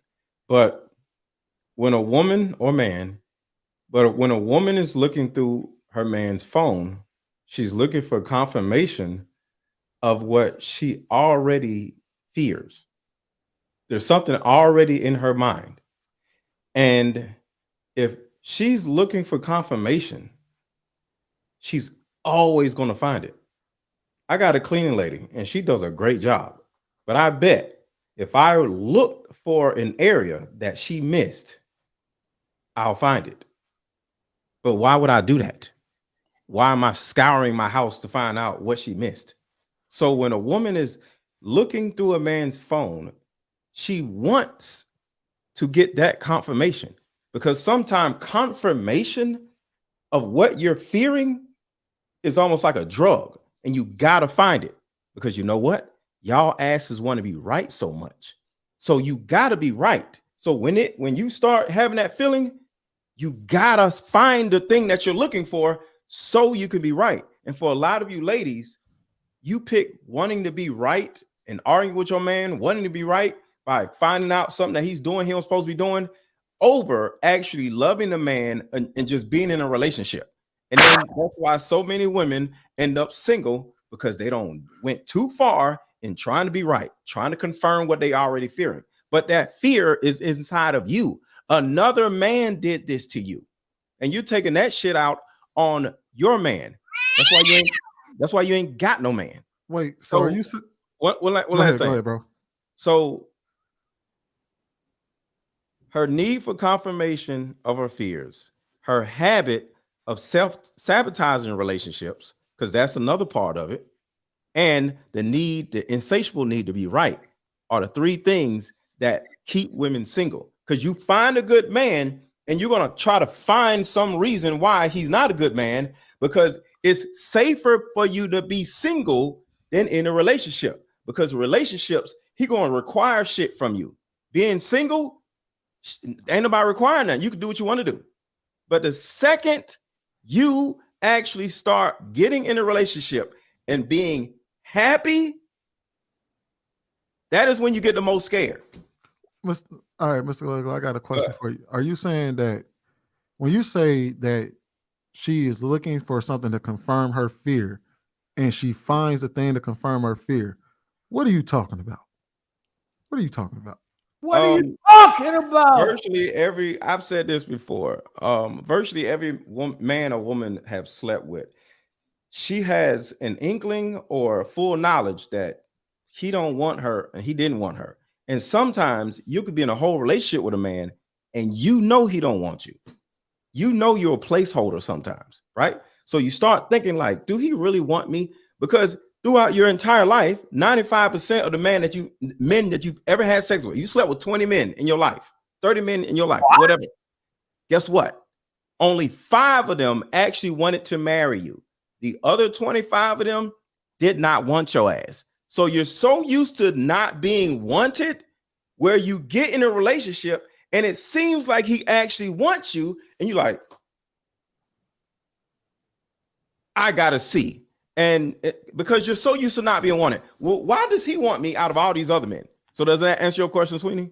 Nah. Andre about to have a field day with you, bro. What Women women are used do to you not being actually wanted, be Sweeney. describing when you say that men don't want them? Because women are used to not being wanted. Most of your sex partners didn't want you. They just want to smash. Probably 3 men, 4 men actually wanted you, but the rest of the men didn't want you. They just want something to fuck on. It's interesting how you started out holding men and women accountable, and that literally took up one sentence. And for the next however long you talked, you just talked about women the entire time. And I have to say, you mentioned earlier that you're a coach, but every time you open your mouth, you're very condescending to women. And you said that you coach women. Now, I'm not saying that your business is not reputable, but I feel like as a woman, hearing that this man coaches women. Every time you talk, it kind of falls on deaf ears. A lot of your message gets lost because of your tone and the words that you're choosing. I've heard you say stupid, idiot so many times. And I'm wondering, like, is this how you speak with your clients? So what I do on social media, it actually separates these type of women with these type of women. And when a particular type of woman hear what I say and hear how I talk and they're offended, I don't want to coach their asses. So I say what I say on purpose. So when women come to me, they are already ready for something. And guess what? I'm even more loving and more protective of them. No, I'm on social media being myself. Okay. But when I'm coaching a woman, I'm listening to her. I'm being available to her. Right. The women in my coaching group, they have access to me literally, I would say 18 hours a day. They can ask me whatever they want because we're all in a group chat. For The you lady, to harass them, Mr. Lego? say it again. That they have access to you for you to harass them with calling them childish, because you said all women are childish, so including them, right? Because you said all women I never said all act women. like children. You said act like children, so that's why they need her coaching, because they are children, right? Women are children. Okay, we can say that, right? So I can agree with you and disagree with you at the same time. Women are children, right? But like I always say, there's a good understanding from some women that I am a child and I do need a man to regulate my emotions. I do go off the deep end sometimes. I do act a damn fool sometimes. I am emotionally erratic. And when you're aware that you have these attributes, you're actually open for learning how to deal with them. But some of y'all actually don't even think that y'all have any emotional issues. Can I ask you something? I was talking to Nola. So hold on. I want to respect Nola because you asked a question. So does that answer your question? Yeah, I think that you further prove my point about your response, and pretty much saying that if a woman can withstand you talking all crazy, then that means they're ready for growth. But I need to see you step up and talk to me on another level. If this is supposed to be for empowerment, if it's supposed to be for I don't believe in growth, empowerment. That's the so problem. what are we coaching for you to break me down and call me out my name and speak in a condescending manner? I mean, you do your business how you do your business. I'm a businesswoman you want me to too. answer it? What's that? You're seeking understanding. Do you want me to answer? Not if you're interjecting. But you're seeking understanding. You can't You're asking me understand what a I'm question. saying if you're interjecting, and You're I don't asking me like a to question, do. Nola. I'm trying to answer your question. But I didn't He finish. hasn't finished You the can't question. answer a question. You asked if the it's question. not- I'm ready to answer the question. Okay, well, I'm gonna let you answer my incomplete thank you. question. Go for it. Okay. So the point of what I'm saying and just answering your question is certain women aren't necessarily ready for anybody's coaching because just like you said, they look for empowerment. I ain't empowering nobody unless they're going in the right direction. You empower a crazy person, they're going to do more crazy shit, right? But you empower somebody that they got their mind together, now they're going in the right direction. So the thing about it is, any person that empowers just women is a panderer because a huge amount of women, and just like men, because we talked about last week, a lot of these men are screwed up too. You can't empower dysfunctional groups of people. And I'm not saying women, I'm just saying the dysfunctional men and the dysfunctional women, and just have them being empowered in their dysfunction. You first have to remove the dysfunction and then you steer them in the right direction. So I don't believe in empowering. I believe in support and challenge. So I challenge a woman's thought processes to their ideologies that their moms taught them. So if until you get out of that ideology from what your mom taught you, what these other women don't taught you, I can't do nothing with you. So I don't empower no damn woman because that shit is pandering. Y'all need to sit your asses down somewhere and What find a do you husband. do then? Okay, hold on. I want to make sure Not Nola about gets. me, Hold Ali. on. I want to make sure Nola gets a point out, a question, whatever it is that she wants to get out. Go ahead, Nola.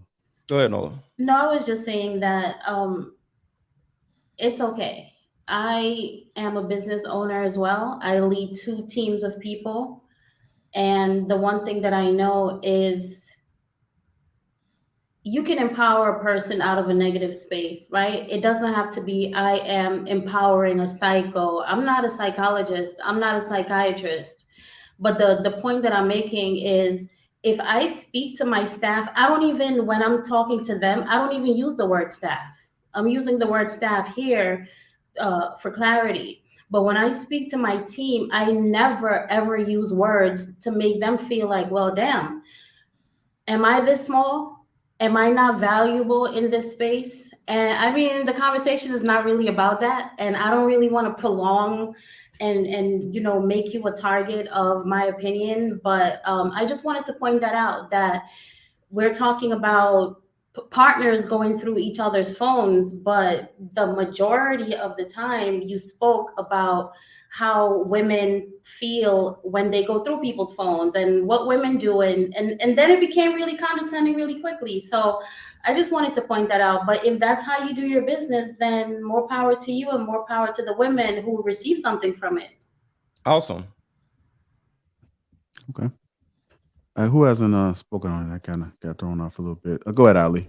What are your thoughts about it? And then we go to Trev. I heard you, Trev. My apologies, sir. I think that the group of couples were in premarital counseling, meaning they're looking to be married, either one or both. And if I'm in that type of setting and I get my partner's phone and they say go through it and he starts to get antsy, we have a huge problem. I don't know what I'm going to do next. I might not go through it getting married, because you should be nipping all that in the bud, telling everybody that, hey, I'm about to get off the market before we even get to the counselor, because we're getting ready to, actually say I do. Usually ministers don't take non-serious couples. So no, I'm not doing that. So I agree with the panel. I need to have your passcode, or I need to be able to touch your phone, but I'm not going through it because I'm very secure in the woman that I am and what I bring to the table, the essence and the life that I curate for you as a man and what we do together. But if I ever get an inkling, you really don't want to open that beast, because, you're going to have me out here in these streets. So that's my opinion. Are you saying you're going to cheat back to get even with him? No. I wouldn't cheat. I'm going to let you know. Oh, really? No. Like, hey, since, I'm a transparent person. I don't believe in living in a lie, because if I got to lie to you, I'm lying to myself. I got to sit at night and curate all these lies so I can keep you believing in this lie that I'm portraying. So no, if you want an open relationship, you need to tell me, because I can play that game. Two can play that game too. But a lot of times that's not the case. Like, guys, since Mr. Lego want to blame women all the time, let's blame guys. Guys will hide it that they cheating, or they talking to a girl at work, going to lunch with her or whatever, and not telling that girl at home. So I don't think we would do stuff like that. I don't think the majority of women be, cheating. I think if we want to settle down with a man, we're opening up our wound, our body, our homes, our hearts to you. We don't have room for multiple men. You do know the data disagrees with you, right? Let me know the data. About roughly 26% of men admitted to cheating, and about 24% of women admitted to cheating. Most people in general do not cheat. However, women cheat nearly as much as men. That's simply not true. But men still cheated more. You said 26, but you're talking, but that's not a huge difference. 1 percentage point. Still more. It's still more. That's not. It's still more. You're trying to be right is disgusting. It's still more. He wanted to be right. The fact that he looked up to You said that women don't cheat. Hold up, let me just and then say you said this. men do, and then I just showed you that women do cheat nearly as much as men do. What, One show or me two the percentage, statistic. one or two Show me, percentage put it points. in the chat. Show me this because y'all don't believe anything you say. Okay, but if Just it's true, Google. then what though, don't. Ali? If it's true, then what? It still proves that men cheat more. But If what? men and women cheat the same, then what? What would your argument be then? Then I would say they cheat the same because that would be factual. I don't live in a fairy tale land. I live in reality. Well, the statistics say that we almost cheat equally. So what's the problem? I don't believe him, but it's still more. That's what I'm like. So you can pull up stats till you blue in the face. You can't pull up how often men and women cheat. Oh, I will when I'm done with my statement. But you interjected like you had some facts. But So why do you do this thing where you say something in general for men and then say, well, I don't think women do that. But if I say something in general about women, it's hold on, Lego. Yeah, let her have it. Go ahead. Well, why do that? you all generalize women the same way No, I y'all don't- generalize women? What- The fact Are you is, asking me or are you asking me why do you I it generalize too. women? You do it too. What name something that I've generalized women that wasn't a general statement that didn't I actually really don't pay much didn't attention back to up. the things that you say because So it's how like, could you well, say? So when how did could you say I tell you? did something But and it you don't pay was a attention to what I lot. say? Like what? I would love an example. I'll get back to you on that. Yeah, just say you don't have one. I do. I'm sure I can recall. I can listen to It's okay to Just just go admit Google some I was stuff, Ali. mistaken. Just go Google some stuff. So I was saying this the other day that there three types of women. I don't know if anybody's saying king talk, but ladies, just because you get hurt by a man, please don't hurt yourself even more by trying to do exactly what a man is doing to get even with him. It won't work that way. And if you get pregnant with a oops baby, it just won't work that way. I would not advise no woman to do that. Well, let me just clarify. I said two can play that game, meaning like now you have taken me from being a committed woman to you, adding value to your life, to now I'm adding value to another person's life. Now I'm That's gone. fair. That's fair. That's a great way to handle I'm that. stepped out. And if you want to be poly, then guess what? You really don't want to be poly with me because come on. Like I really can have a whole team. I appreciate your honesty. So like I'm saying, don't play those games with me. You don't want to come talking about open relationship poly with me because I'm going to make business moves. Me and my man going to be we're going to be doing things and you're going to be laying in the bed in a harem. That's why you're doing it. I'm doing it to optimize each other's lives and you're doing it to have a climax. So that's the difference. Okay. All right. Go ahead, Trev, and then we'll go to Precious. You speak on it yet? You did? Okay, we'll go to Andrea. Go ahead, Trev. Yeah. So, fun fact, I've done videos on this. There is new data that shows that women have been cheating more and more lately, even surpassing men's rates, and it's for sex generally. All right, so, but either way, that's debatable because there are different studies that show different things. But to get back into the topic at hand, I think the major problem that we're having is this gentleman in the video is conflating trust with privacy. Now, those are two different things. So you could have trust with someone and still want to be private. There's certain things that I like to do by myself, right? If I go poo-poo, I'm going by myself. I will still close the door. I don't feel comfortable. I feel vulnerable. And maybe I can think it's funny for that. And that's fine. But I like to do that by myself. And it doesn't mean that I trust you less. But no, there are some intimate conversations that you have in your phone.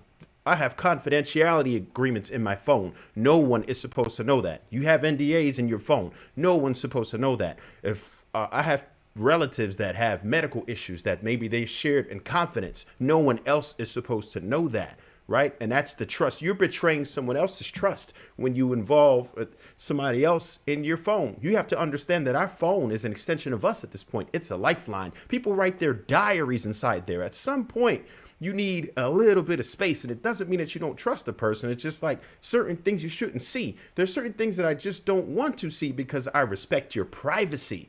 There's nothing wrong with privacy. We come together as a unit, but we are still individuals at the end of the day. We need our space. We need something that is ours. We don't have to share everything. And it doesn't mean that I don't trust you just because I give you your space to do your own thing. It's just certain things you just don't have to be involved in. We don't have to be up each other's behind. We don't have to have every single thing together. That's just my stance on it. Can I say something real quick? Hey, Troy, we got a fan in the chat, man. I'll take K. I just want to tell Sweeney he lied. I looked up the statistic. It says 20% of men and 13%, that's almost half of women admitted to engaging in cheating. Okay?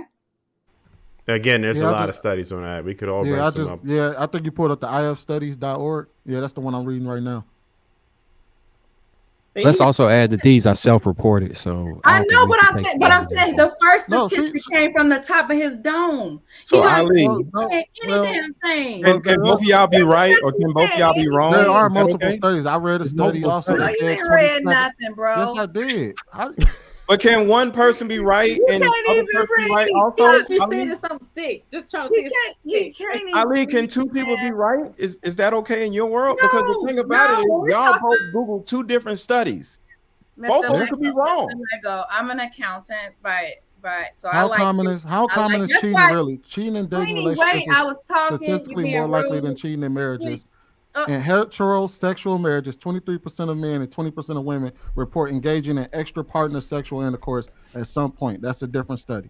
Yeah, probably 100 people. I'm going off statistics. I'm going off broader. Well, you just pulled. All you did was Google it and pull the first study that popped up, just like I did. Okay, and then you scroll down 5 other studies. Controls? There's 5 other studies. You don't even know the controls of it because you Ali, probably just watch read this. the abstract. I You read the same thing I read. Come on, now. Exactly. And you didn't read one because thing. you said 23, 24. You can't read. Ali, watch this. And I just Nola, read when I said that. remember I said women look for confirmation and then they're not going to stop until they see the confirmation, because why? They always want to be right. It's an insatiable No, it's urge because for I them to be read right. it. Well, if you're going to go with that, confirmation bias is absolutely a thing, but it's not a woman thing. I do agree with what you said, but it's not a woman thing. Also, confirmation bias is a people men thing. do it too. Hold But on. It goes deeper when it comes to the need to be right. Ali wanted to be right in this situation. I didn't want to prove him be wrong. right. And I came in and said, can both of y'all be right? And she said no. Mr. Lego, actually, A man can be okay with being wrong. Hold on, Mr. Oh, they Lego. can't hear us, y'all, one at a time. Let me go ahead and let him know I got that you real quick. I don't want to be right. It's You just want to be that right. I understand. You want to look it up if you ain't want to be right. Ali, Mr. Lego, Actually, I don't Ali. want to be One right. at a time, y'all. They cannot hear us. They cannot hear us. Ali. And is Nola acting? Nola is Mr. Ali Lego. acting like a child? Come on, bro. I Mr. Lego. don't know her, and I don't know what she wants. I don't know if she wants. The red light is on. The red light. Trying to prove a point. I don't know. Oh, we get the red light on. Hold on, You seem to know her better than I do. I'm just saying. He Because doesn't. He's to stereotyping me. To because Mr. Lego's point, we both can be right. The study that me and her read that initially was talking about people that were married. That was a controlled study for married couples. However, the one that I read is a controlled study for everyone. That includes all relationship What's the website? Choosingtherapy.com. We can move on. Again, it's still talking about married couples. It's not talking about people in y'all. general. Hold on, y'all. Put it in the back chat. Let me get to Andrea so we move on to the next topic. Go ahead, Andrea. Learn from this, Ali. Okay, so I feel like okay. First of all, let me just answer the question. So can somebody mute? I feel like I hear like a feedback or something like that. If they knock, thank you. So I agree with Trev on this one because I was gonna bring up the point about privacy as well because it is like encroaching upon boundaries if you are encroaching upon my privacy. So let me just say that. But like as to the statistics when it comes to cheating, I think that like y'all just told her to look at the statistics and we asked him for the article where he was getting the information from and he told her to Google it. So now that she Googled it, it's now still a problem. Like I didn't have a problem with her Googling it. I even confirmed that what You she said that I wanted to be right. and you I told didn't me to say Google that. it. Mr. Let's Lego let her. said Let's that. let her I get a never point said out. that. Let's let her get a full point out. Let's let her get a full point out. You do want to be right. You're accusing me of something. I didn't do that. That was Mr. Lego. Get on his ass. All I'm saying is this. I feel like when we be like, Okay. I just, the only thing I had to say was I think it was like a boundary and privacy thing when it comes to the texting. So I completely agree with that. And I'm going to land there. So Nola, this kind of like what we do. We just be talking shit. They are Andrea and Ali. I call them Love and Hip Hop, and they spend all night going off on men, right? And me and Sweeney Night going off on hold the men down. So yeah, there's a certain amount of bias, but from a show standpoint, we're just having fun, you know. Oh, I didn't realize we were debating genders. You should have told me that. It isn't, but it is. We're the only we race not of doing people that. that Love are and hip hop is arguing. Like, always going to be on the woman's side. I'm not good at sticking to sides. You know? Do you? I'm just saying what's going on the show when you're like, yo, what is going on? It's part of the having fun on the show. We just we're having fun. Yeah, we just talking shit overall. If you tell me to shut up and sit down, I'm not having fun all of a sudden. And he told me to shut up how many times? If everybody is going crazy on the show and JR is like, hey, I'm finna at some point tell everybody to shut up. No, he was telling you to shut up, and then I was talking, and you just told me to shut up for no reason. Who told me what? All right, y'all. We gotta move on. I didn't get to answer the question. Oh, you didn't? I'm sorry. Go ahead, No. That's okay. When I first read the question, it didn't even occur to me that, going through the phone was about like searching for something. I just thought that meant access automatically. I just thought, oh, we can use each other's phones, right? But after hearing what everybody said, I understand that it's searching through the phone and looking for something. That's what the question is? Yes. Okay. Yeah. No, that's not okay. And obviously that's a malicious thing. I'm invading your privacy. But in my relationship, we have access to each other's phones. He always has my location. It's shared with him 24/7 because I go running a lot. I go walking by myself a lot. And my neighborhood is super quiet and desolate. So it's always important for him to always know where I'm at. And some people in my family are like, he has your location. He could just roll up on you whenever he wants to. But that's not the vibe in our relationship. We do have access, but like Trev said, the privacy is a huge aspect, and it goes into the realm of respect all of a sudden, right?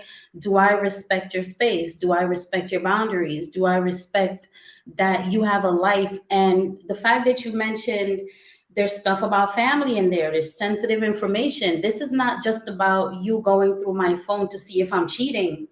What are you looking for? Are you reading my private conversations with my cousins? Are you looking at people's information that they would not necessarily want to share with you? That's a whole different thing. But yeah, I think access is important. In the case of an emergency and somebody needs to go into your phone, they don't have your password, your life might depend on it. You know what I mean? So I think access is good, but I also think I've noticed that a lot of people have said, if I have to go through your phone or if there's a trust thing, then we shouldn't be together. And I don't know if relationships are that black and white. Like, oh, we have this trust thing, this means we have to break up. Is it really like that? Or do you probably run into this little snag that you could work your way through and get to the other side of it? Because I will tell you that I have been in situations with my ex where things were looking really crazy. And I asked questions, direct questions. I got a denial, and I went through the phone and I got an answer. Did you leave? Eventually, but not because of the phone. phone. Oh my God, you didn't leave. This is shit I'm talking about. What are you talking about? Because I literally just said that it's not that black and white. People have gone through hell and have stayed together. I don't think you necessarily have to break up with people over every infraction, especially if it's something that's not a repetitive habit. We go through things. Was there a purpose of going through the phone then? Was that? Was there a purpose of actually going through his phone to catch him in a lie? The purpose is not always to end a relationship. Sometimes you just want confirmation for whatever reason. And I think Like I said, right? I said that already too. This is my second time saying that I suspected something. Okay. And I wanted an answer, and I got the answer, and we figured it out. But we didn't break up because, hey, there's this thing that I found out. You know, people have made babies outside of relationships. There's at least one person tuned in here who has a sibling from an outside relationship. You know, things can get dysfunctional at times, but every infraction isn't a breakup. Who, Sweeney? Sweeney, what you been doing? What? She said you had a child or something. What? You got some baby out? What's going on? Now, how did No, I get thrown so into this? That's what I made that statement though that was me who said that they would break up behind going through my phone, and I absolutely would have, especially early on in the relationship. I would have. Like I kind Sweetie of wasn't wanted to even doing cultivate. that. I kind of wanted to cultivate a certain environment, and if you ask me anything, I'm gonna tell you the truth. Now, if anything, you just might not be prepared for the answer, but by me operating like that, and you still take it upon yourself to go through my phone, I wouldn't trust you that you trust me. I would just early on in the relationship that would end it for me. Hey y'all. What's up, Paris? Yo. Good to see Hey, you. Paris. What it do, Paris? Why are you late? Why am I late? What up? What up? You know, I'm kind of a busy person. Oh, excuse Like me. Mr. Lego. Oh, excuse me. Kind of have other engagements that I'm. That's more important than us. Okay. Okay. You've been in the comments all night though. Mm. I've heard some not so factual. Calling me delusional and all this. I'm gonna spit my water out. Girl, I'm glad to see you. Get her, Ali. I'm on Ali team. I think you're very delusional, by the way. I don't care. Yeah, I know, and I don't care what you think. Uh-oh. Why you bring it up? Oh, because you just lied and said, "Oh, I'm so busy." Girl, you've been in the comments since we started. You might as well have came on. Busy because my phone worked. Yeah, Eric, you're so busy. You can't touch your phone and be busy.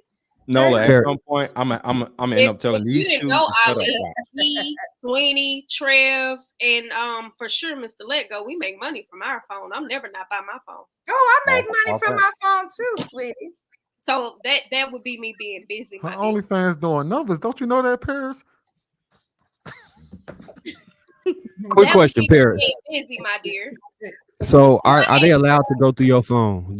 How do you feel about your spouse, your man going through your phone? Your man, That's your not a husband? thing. Okay. Don't do that. I'm a person that, especially like from the way that my parents raised me, I believe in blind trust. But you supposed to trust. Like I trust my man like I trust the Lord. So I believe in blind trust. Like if I'm at any point where I feel like I have to question anything that you do, but I'm also the type of person where if I feel like I need to integrate your personal space to like dictate or overrule or domineer you, I don't want that. It should be easy. It should be free. Before cell phones, this wasn't a thing. When a person wasn't around you at 9 o'clock in the morning, if they didn't come back until 7 o'clock in the evening, you had to trust they were doing what they were supposed to do behind your back while they were away from you. I'm the same way nowadays. I'm an old school woman. I keep it old school. I keep them boundaries in place. And like Trev said, privacy is not equitable to trust. And we conflate those two things often. I can trust you and still allow you to have autonomy in your privacy because I'm not going to check your bank account often. I'm not going to check when you clock in at work and your time sheet. I'm not one of the women pulling up. Like those are not the type of checks and balances I look for in a relationship. It should be more so about growth for me. Not, oh, well, did he text Lakeisha because I seen he liked her post on Instagram? I don't give a damn. Trust my man like I trust the Lord is crazy. Well, that's, Andrea, You actually have to trust the Lord to understand that. How do you put a man equivalent to God? Woo! Isn't that what we supposed to be working on? You're not Christian. Crazy. You are Ali, heathen. You are that's the goal. a demonic spirit. You are not nothing to do with the Bible, baby. Wow. And I just had your back when Paris asked. You know what, Paris? I'm on Paris side now.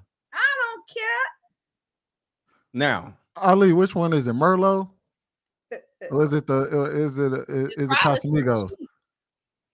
And what you doing? Crack? I mean, yeah, sure. I don't know. Like I said, I don't shoot down other people's beliefs and stuff like that. I don't agree with that. But from the way I was raised, I'm an old school woman. So yes, I trust my man as if I trust the Lord because that's what the Bible say. But again, that's how that go. And let me say something about Thank you for that. the Okay. Bible that's very important for you ladies and why y'all need a damn husband. When it said trust, what it said, Jesus loved the woman like Jesus loved the church. Mm-hmm. That literally was about he died for us. So your husband will die for you. So when it comes to your need for a man or what a man's love looks like, it ain't got nothing to do with no phone. It ain't got nothing to do with all this other shit. Would this man literally give up his life for his family? And I think that's a good question to ask a man. Would you give up your life for your family? Whatever family, your wife and kids, would you do that? And if he says no, he's not the right man. I mean, the Bible says the man who is the head is supposed to take direction from God, and the woman's supposed to trust him as if she trusts he is God. As he is God. So Yeah. I don't understand where the conflation or like again, if you practice, like I'm never a person to disrespect other people's religion, things like that. So even if you knew the Bible, that shouldn't even be nothing to mock. But there are non-believers and false prophets who walk amongst us, and so we have to reiterate the word. And Ali is one of them. She's a demon. I definitely appreciate y'all taking it. We got the next video queuing up.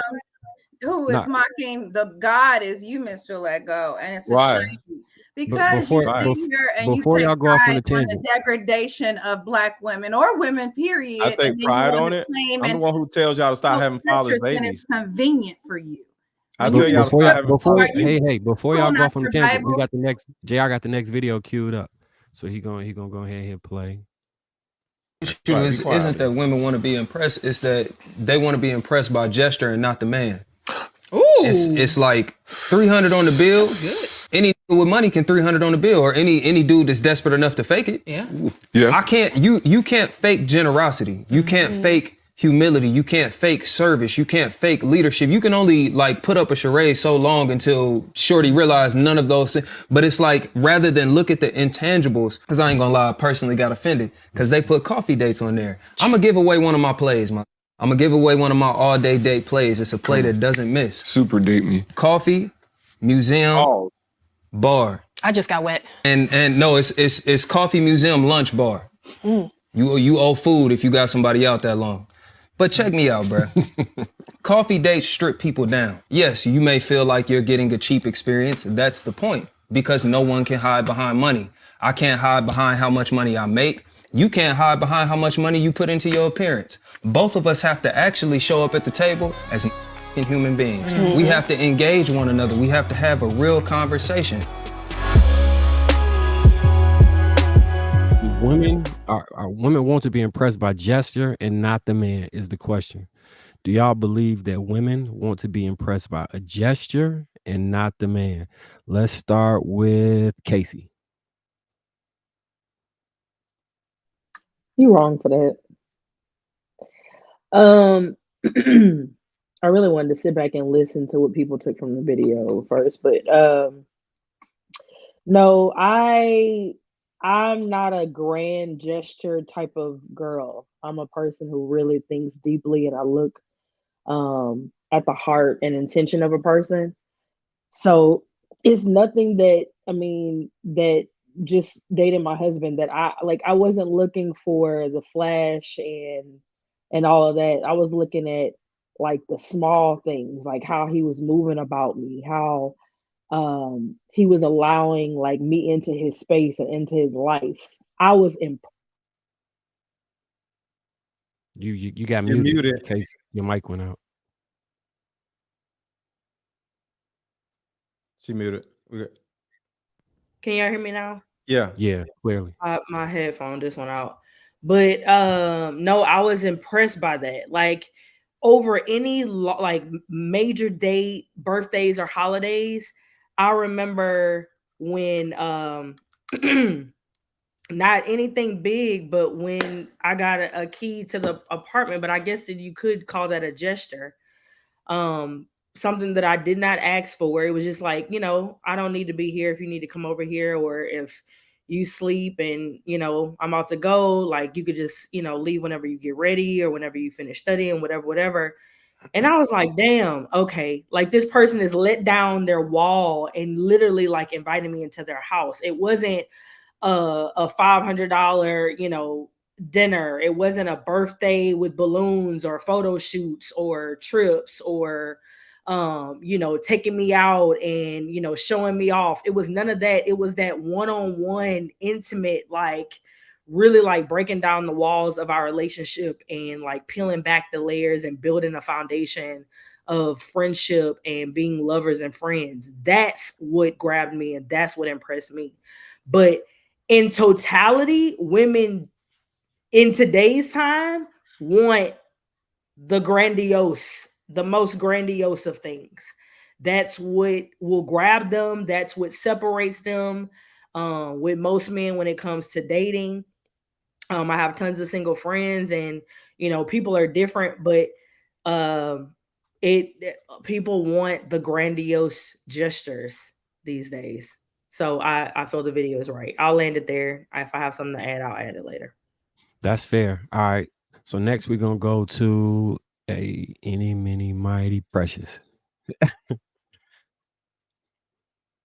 Oh, I believe women do want to be impressed by gesture, and they're not impressed by the man, because if they was, they take that 5-inch dick. So no, I'm just kidding, but they would, right? They would, they would take the 5-incher because they would love the man.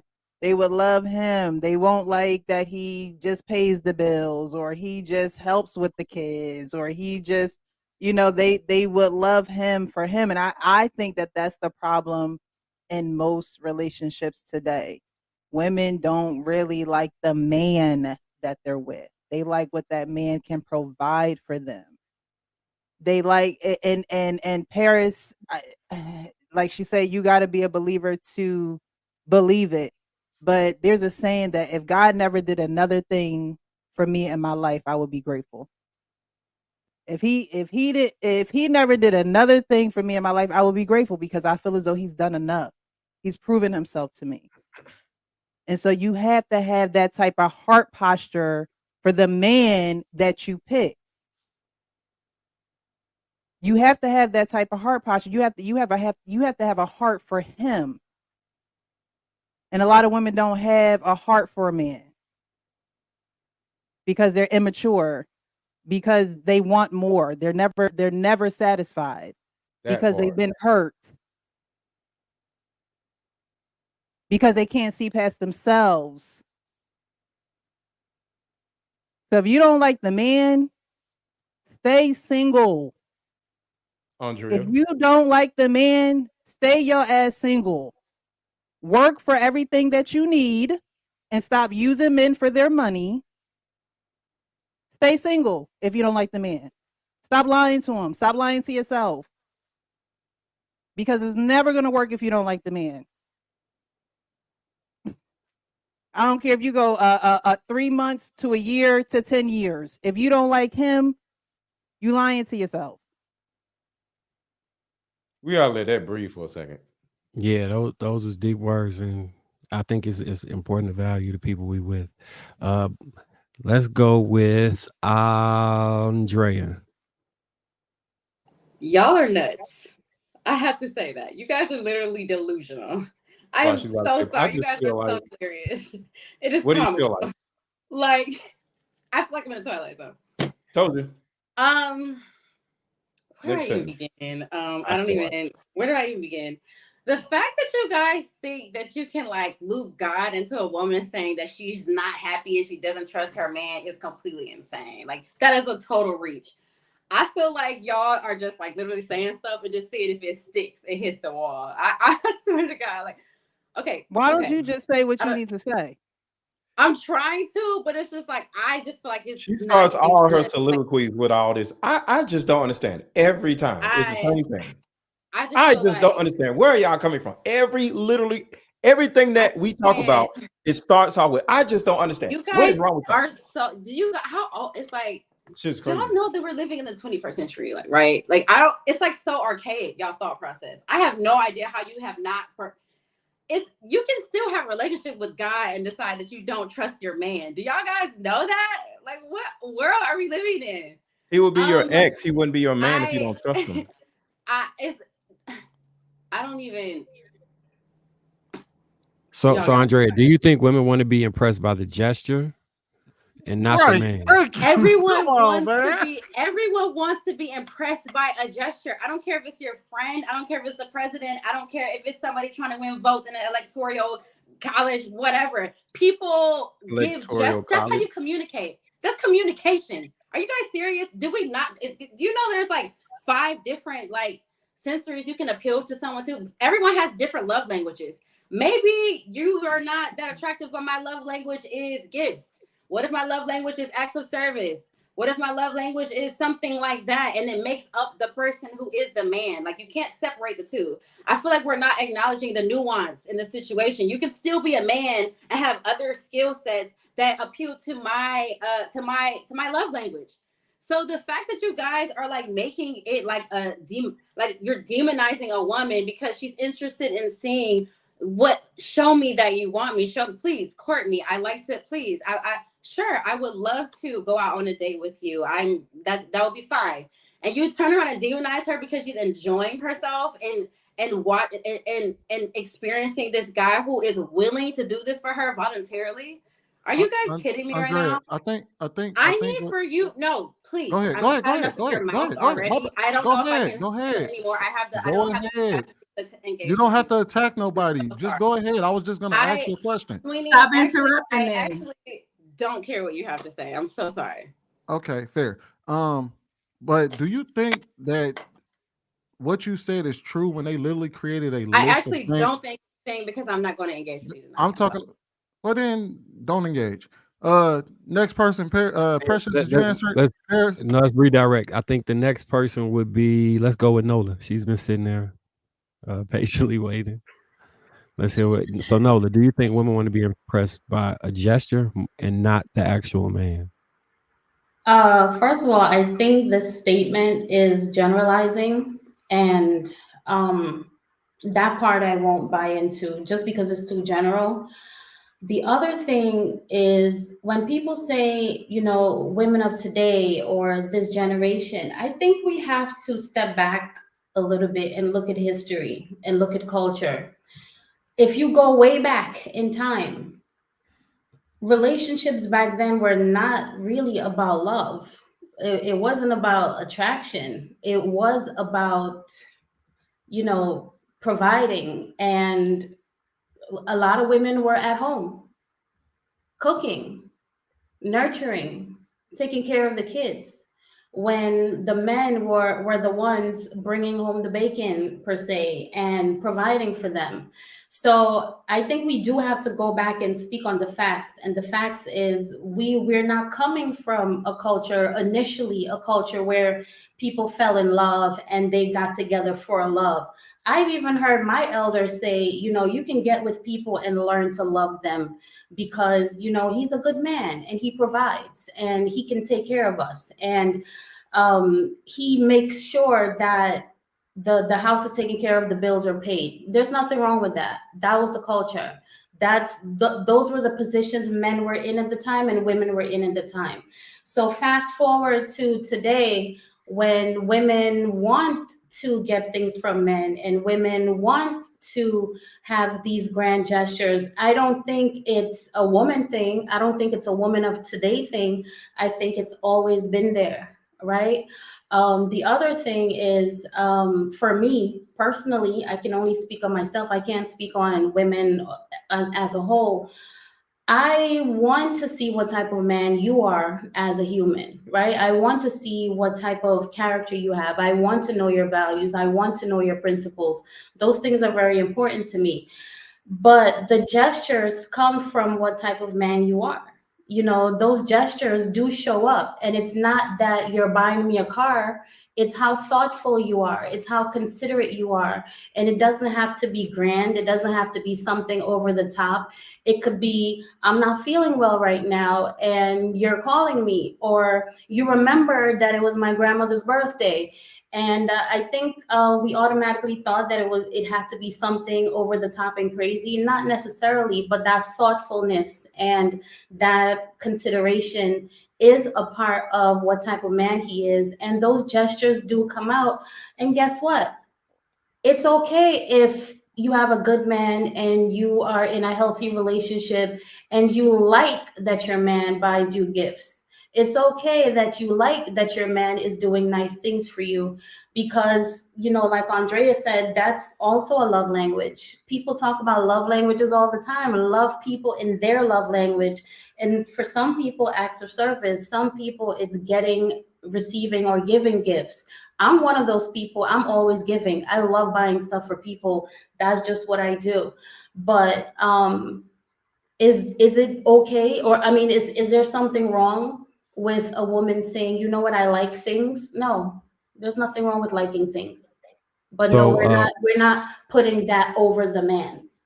all right, so we going to Paris. But if I was to take a pull away from what y'all said, are you saying that all gestures, even if they're non financial, are appreciated, but y'all have an extra appreciation for financial gifts? Is that the sentiment that you're trying to make?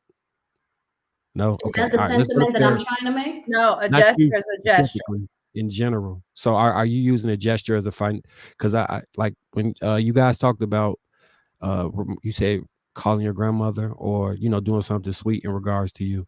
And I think Andrea used another example of something that wasn't particularly monetary, but you also highlighted the fact that monetary gifts are of a valid importance. So y'all think about that while we go to Paris, and then we'll come back. A lot of information, a lot of it inaccurate. Love has been around since the point of time. Romeo and Juliet was a love story founded around 1596. It's been here. It's love has never been I'm not saying it didn't exist. I can cut anybody off, ma'am. I No, promise. I just wanted to interject. I didn't say it didn't exist at all. And you just mentioned one person. You mentioned nobody else. Let's get her full thought out. We're gonna get the full thoughts out. About me, I may not reiterate exactly what a person says, but nothing nobody says go over my head. I'm very intelligent, and I heard what I heard to respond to what I heard, even if it wasn't directly what was said, right? Because paraphrasing and interpretation are things in conversation as well as literature. So with that being said, love has always been something in the basis of marriage, and women didn't work because there was no room for us to work. We are just now in the most recent revolution, which is the technological revolution. And previous to that, it was the industrial revolution. We just came into it. Like the technological revolution ain't even 30 years old. It's not. So with that being said, like, I also don't believe acts of service is a real thing, because there's not anything in specifics to acts of service that no one person doesn't do. We all do acts of service. I mean, love languages. We all give gifts. We all do acts of services. We all like physical touch. Like all of those things, there may be a preference for you, but that don't mean that everybody don't do those things. The issue is, it's not the fact that women don't like these things, or if women should be demonized for a man treating them nice. It's more so the fact that women act unimpressed with shit that he can do for anybody, as opposed to he specifying what you like specifically. So we try to tailor it to say, oh, well, instead of you taking me to coffee, you have to take me to a 5-star restaurant. Well, if every woman is requiring him to take her to a 5-star restaurant, what about that is impressive? He's just doing what he's been socialized to do, the same as men who used to bring us flowers and candy. That's just a socialization. So all women are doing is changing the metrics of what is deemed to socialize women into being wooed, when in actuality, it's not special. That's exactly what he was saying in the video. So if you're going to make it special, you take time to engage with a person. Me, I like things monogram. I love jewelry. So if a man is truly interested in me, he'd find me anything with my name on it, that is some significance. And then he'd also give me jewelry, earrings, a watch, bracelet, an anklet, rings. Those are the things that I like. But in regards to dating, everybody's trying to justify why a man should spend a big ass bill. But if he did it for you, he can do it for me. It makes no sense. That's why I says nobody's impressed by this. We keep trying to justify why men should go out, spend all this type of money. Okay, now what? What did he do for you that was so special, so unique? What did he do that made you feel like, oh, I'm the girl that he actually likes? He cares about me. Nothing about that was done to signify his interest in you. He just was socialized to do something in a real extraordinary way that he can do for any woman. And I think that's the really the point we should be taking from this. So let me say that. Hold on, Lego. Let's get Ali in, and then we'll go to you right after that. I think she made a very interesting point about do men's money, like if a man is extremely wealthy, him spending and taking you on an extravagant vacation is not really an act of him trying to get to know you. It's just him spending the money that he has with no remorse. I think that's an interesting point. But let's go to Ali and let's see what she thinks, and then we can go to you right after that, Lego. Thank you. When you say things like, okay, he can take any woman on a date, I just want to start from there as far as gestures and being impressed by gestures versus the man. I don't date. Personally, I wouldn't date a man that is that accessible to any woman. You know, you got to have a certain type of woman, he has a certain type. And a type that he likes, or which would be me because he's approaching me, he's gonna find out what I like. And we typically like the same things. We like nice things. See, when I go out with my friends, we go out once a month. We pick a different restaurant that's really nice, and we go and we spend whatever we want. We eat what we want. We drink what we want, and we split the bill. We don't look at it. So if I do that with my friends, why would I not expect a man that's approaching me for a life partner? Why wouldn't I expect him to show me the same type of gestures? Let's go into the definition of a gesture. A gesture is a movement or something that you can say or do, often small, keyword, to show how you feel about someone or something. We have gotten so used to in the Black community and culture to humbling Black women to tell them they don't deserve gestures. They don't deserve to hypergamy. They don't deserve to date up or be treated right on the first date upon being approached.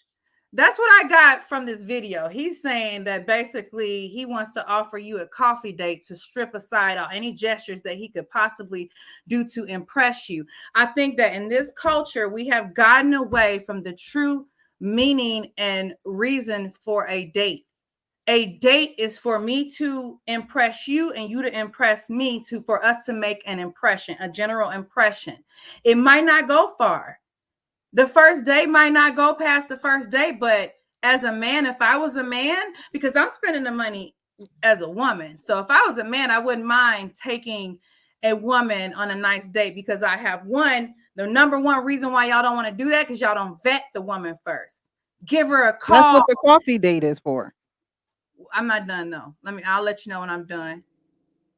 I'm not going on wait, the reason why you vet is because you actually listen to the woman and she says to you, I don't drink coffee.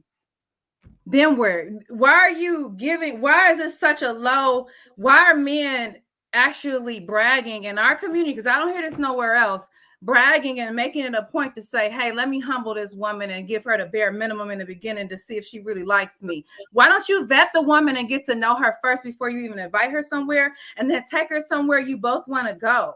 Why are you Black men don't even drink coffee? I got it, Queen. I got her. Go ahead. Wait. I'm not. Wait. Hold up.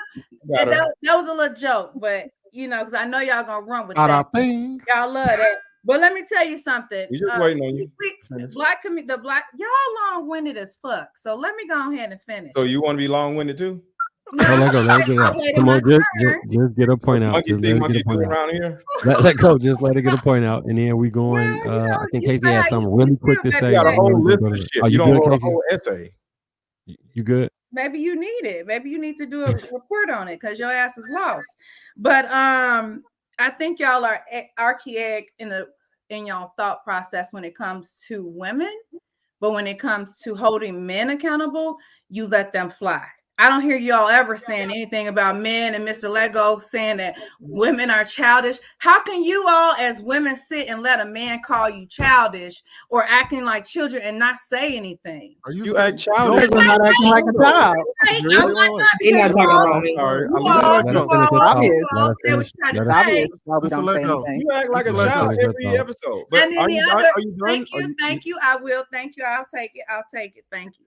Mr. But Lego, don't let her finish. Go ahead, Ali. Go ahead.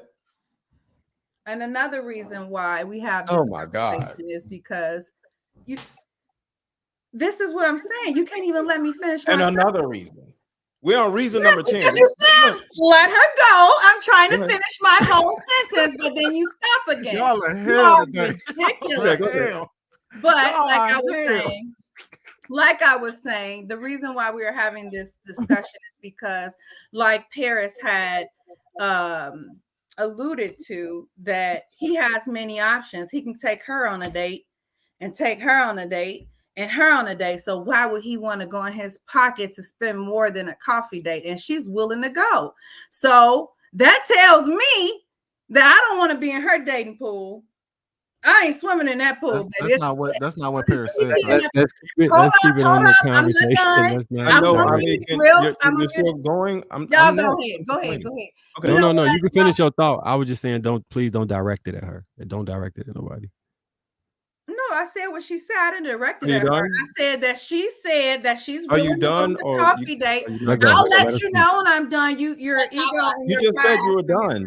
You That's said not you what were I done. said. Yeah, because you were interrupting, and I'm not going to fight for the So mic. you're not done? You can have it, baby. Go ahead. Okay. Ali, that's not what I said. I said that I like things personalized to me. And I said if a man is socialized to take women on high-end dates, the same way they were socialized to bring us flowers and candy on a first date, then by that metric, it's not special anymore. I never said anything about me going on a coffee date, but just for your information, I drink Starbucks every morning. So That's why I'm not going there on a date. It's like an interview. I'm not being jittery. Ali, people don't like coffee. hold on, y'all. Ali, I want to Let go. actually agree with you. Okay. I want to agree with you. All that long ass talking, I agree with you. All right. Stop it. Okay. So this is the way I look at it. A date is an experience, right? And if a woman is used to certain experiences, that becomes her norm.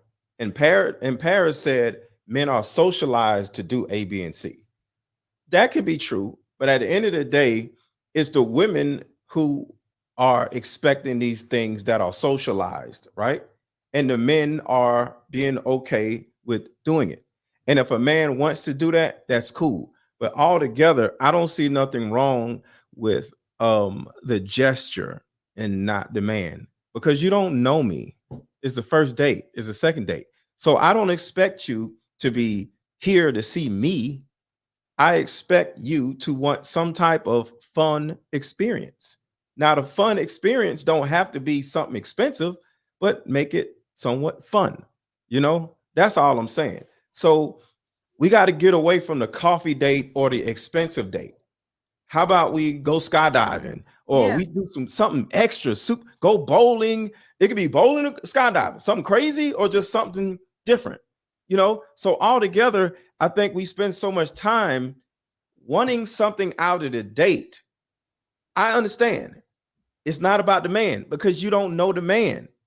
And the last thing I want to say is, if y'all sit on the phone, like Ali alluded to, she didn't say this part, but like Ali alluded to, if she literally said, I mean, if the woman you're talking to on the phone for at least a week and y'all talking, right, a few times, and she says, well, I don't like coffee. Well, you know, you ain't taking out on a coffee date. And then he says, so what do you like doing? I love driving the little bumper cars, if y'all have that in y'all city. Or I love going to the shooting range. I love guns. You take it to the shooting range, right? And you don't take her to dinner, or you don't take her to a coffee date. But you're not going to know that until you get to know her and she gets to know you. So I to a certain degree, I agree with Ali. If she doesn't like something, why are you going to take her to something that she doesn't like? And if you don't know she doesn't like it, it goes back to you as a man. Why didn't you find out what she liked in the conversations y'all had on the phone? Because y'all asses, men, love to try, hey, let's go out. And you only talk to the woman 2 times. Or you met her on Bumble or some shit, and you like, I want to take you on a date. You don't know the damn woman. Get to know her, and you'll know what she likes and doesn't like. You won't have this problem. I think that's a great point, Mr. Let Go. They also serve chai latte at Starbucks, by the way. Let's go to Trev. I'm a Caribou Ribbon Crunch girl. Oh, wait. I'm sorry. Casey, you had something really quick to say, and then we can go to Trev. Yeah, I just want to say, like, y'all, everybody that's been married for years didn't marry out of like the worst of circumstances. Like, we just have to. There are couples that exist. My parents been married for almost 45 years, 46 years this year.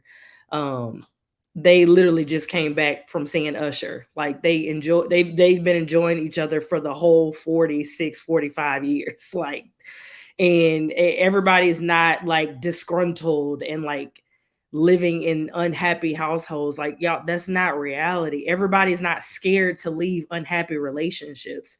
That's not reality for everybody. Some people will literally get up and walk away if it gets disgusting in their home, if it gets unpeaceful, if it's unsafe.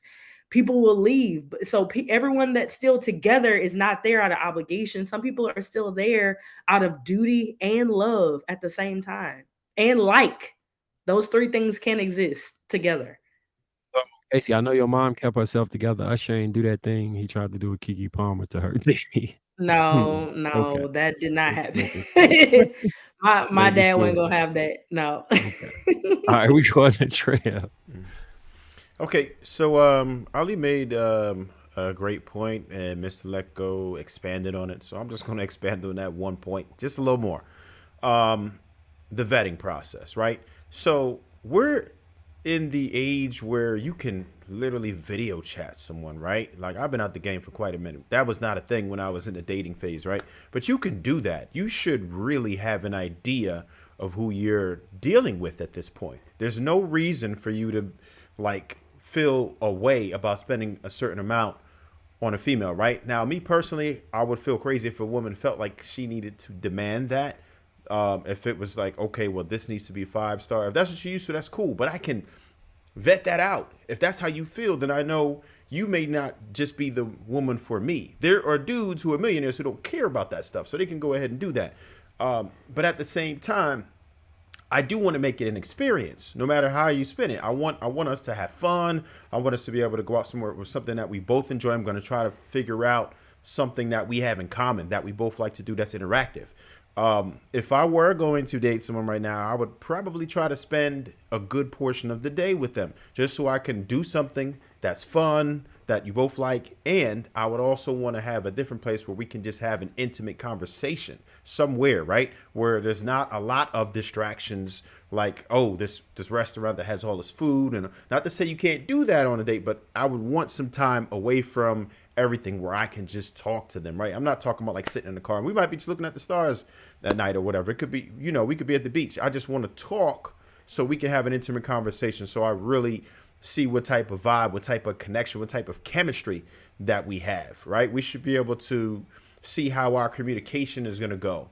Like, because you're going to know a person a lot better if you at least talk to them a lot first. You shouldn't just go hit Bumble and then just text them and then go on a date. That's crazy. You really should talk to them, have some conversations and try to get to know this person. And a lot of people, with us just being in a microwave society today, we're so impatient and we have so many options because it's right at your fingertips. You have so many options to date this many people. You're looking past someone. You're kind of looking at that target, but then you're looking at what the potential of the next one is sometimes. And we don't take the time to get to know each other because we feel like we have so many different options and there's always somebody else who might just be a little bit better. And I don't want to put all of my eggs in this one basket. But when you don't put all your eggs in that one basket, then you're robbing that person of attention. This person might be investing into you. And you're everywhere. You're talking to this guy or that guy or this girl and that girl and that girl. You can't possibly devote the time that you would need to have a fulfilling relationship with somebody if you were trying to date them seriously. If you're dating with intention, you can't really date multiple people and then say that you're dating with intention. They're not, or your intention is not to have a long-term relationship. Your intention is to date, right? That's what you have to think of. So that's another problem that we have. We don't ever take the time to focus on the prize. Like if we want to get to know somebody, then we have to give them that opportunity to do so. What you had? And I just want to put out there, I took a woman out skydiving on our second or third date, and it was so fun. And the reason why is because she said, I went skydiving one time, and it was a bad experience because the people that she was with was so scary and they was freaking out so much. And I was like, well, shit, let's go. And she was like, what? Yeah, let's go. When? Next weekend. And we went. And that's an example. And that came out of having a conversation and getting to know her. That's a great Ellie, point. you had a response? Would you be willing to go skydiving if one of the gentlemen asked you to go skydiving? Okay, I guess not. Oh yeah. No, I don't consider that a I date. agree. No, I don't consider that a date. That's not the ideal date for me. For you, right. And he would know that if he got to know you. That's right.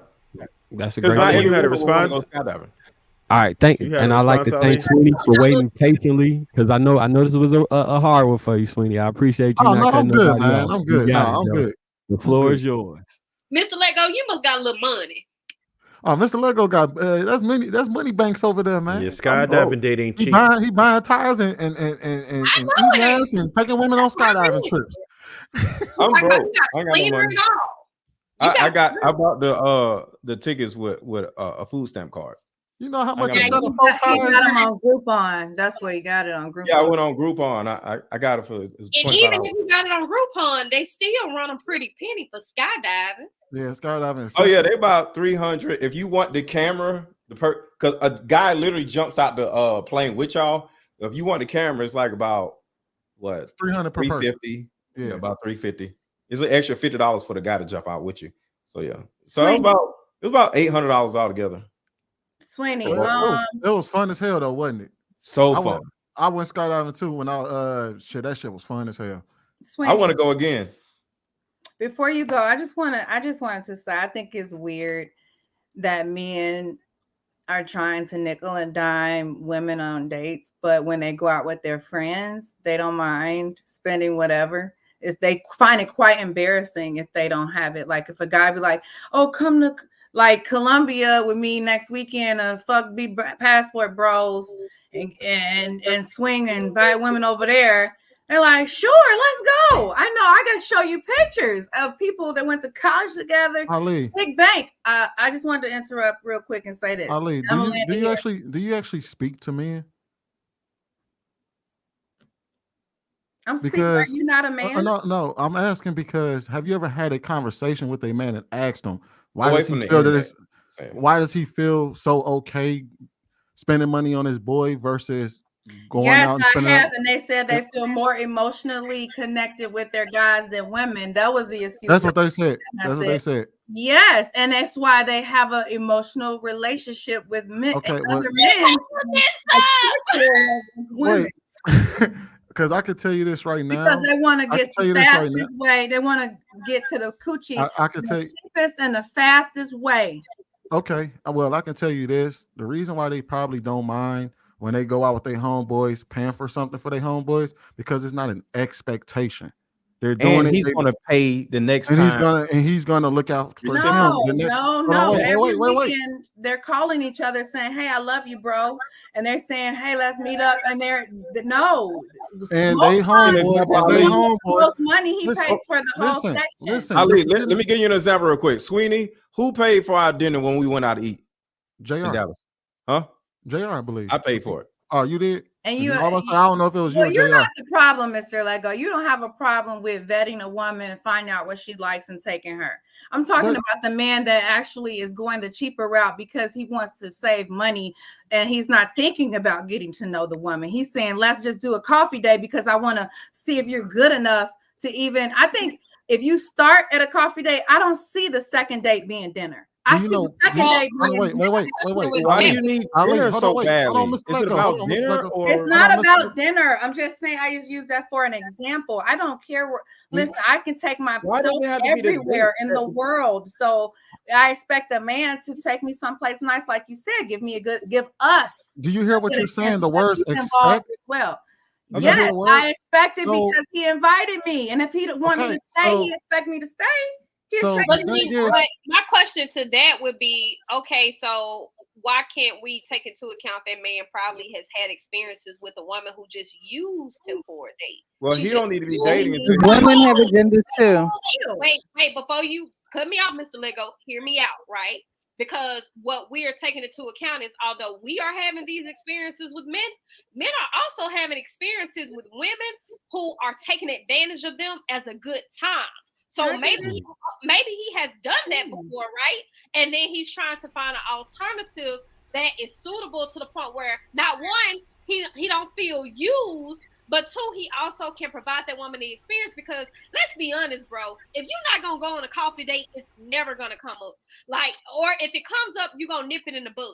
Like, let's be really honest here. Every time a man asks you on a date, you're not going nowhere with him that you know you're not going. So even implement it and try to make it seem like it starts off as coffee, we also take into a consideration what works for you as a woman don't work for me. So why are you bashing or shaming or trying to make this talking to you, Paris? Why are you interrupting her? She's saying in general. Why are you interrupting her? You said me. We're talking. Where are you at? You a mediator? I'm just saying in general, right? So what may work for one woman does not work for me. I like reading books. Nothing's wrong with going for me to go and sit in Starbucks and edit a video or sit there and read a book. My cousin is an author. So yes, I may do that with a man. But if it takes for you to go sit down in Nobu, I'm not gonna sit here and bash you either because you want to go sit in fucking Nobu in damn lights with heels on.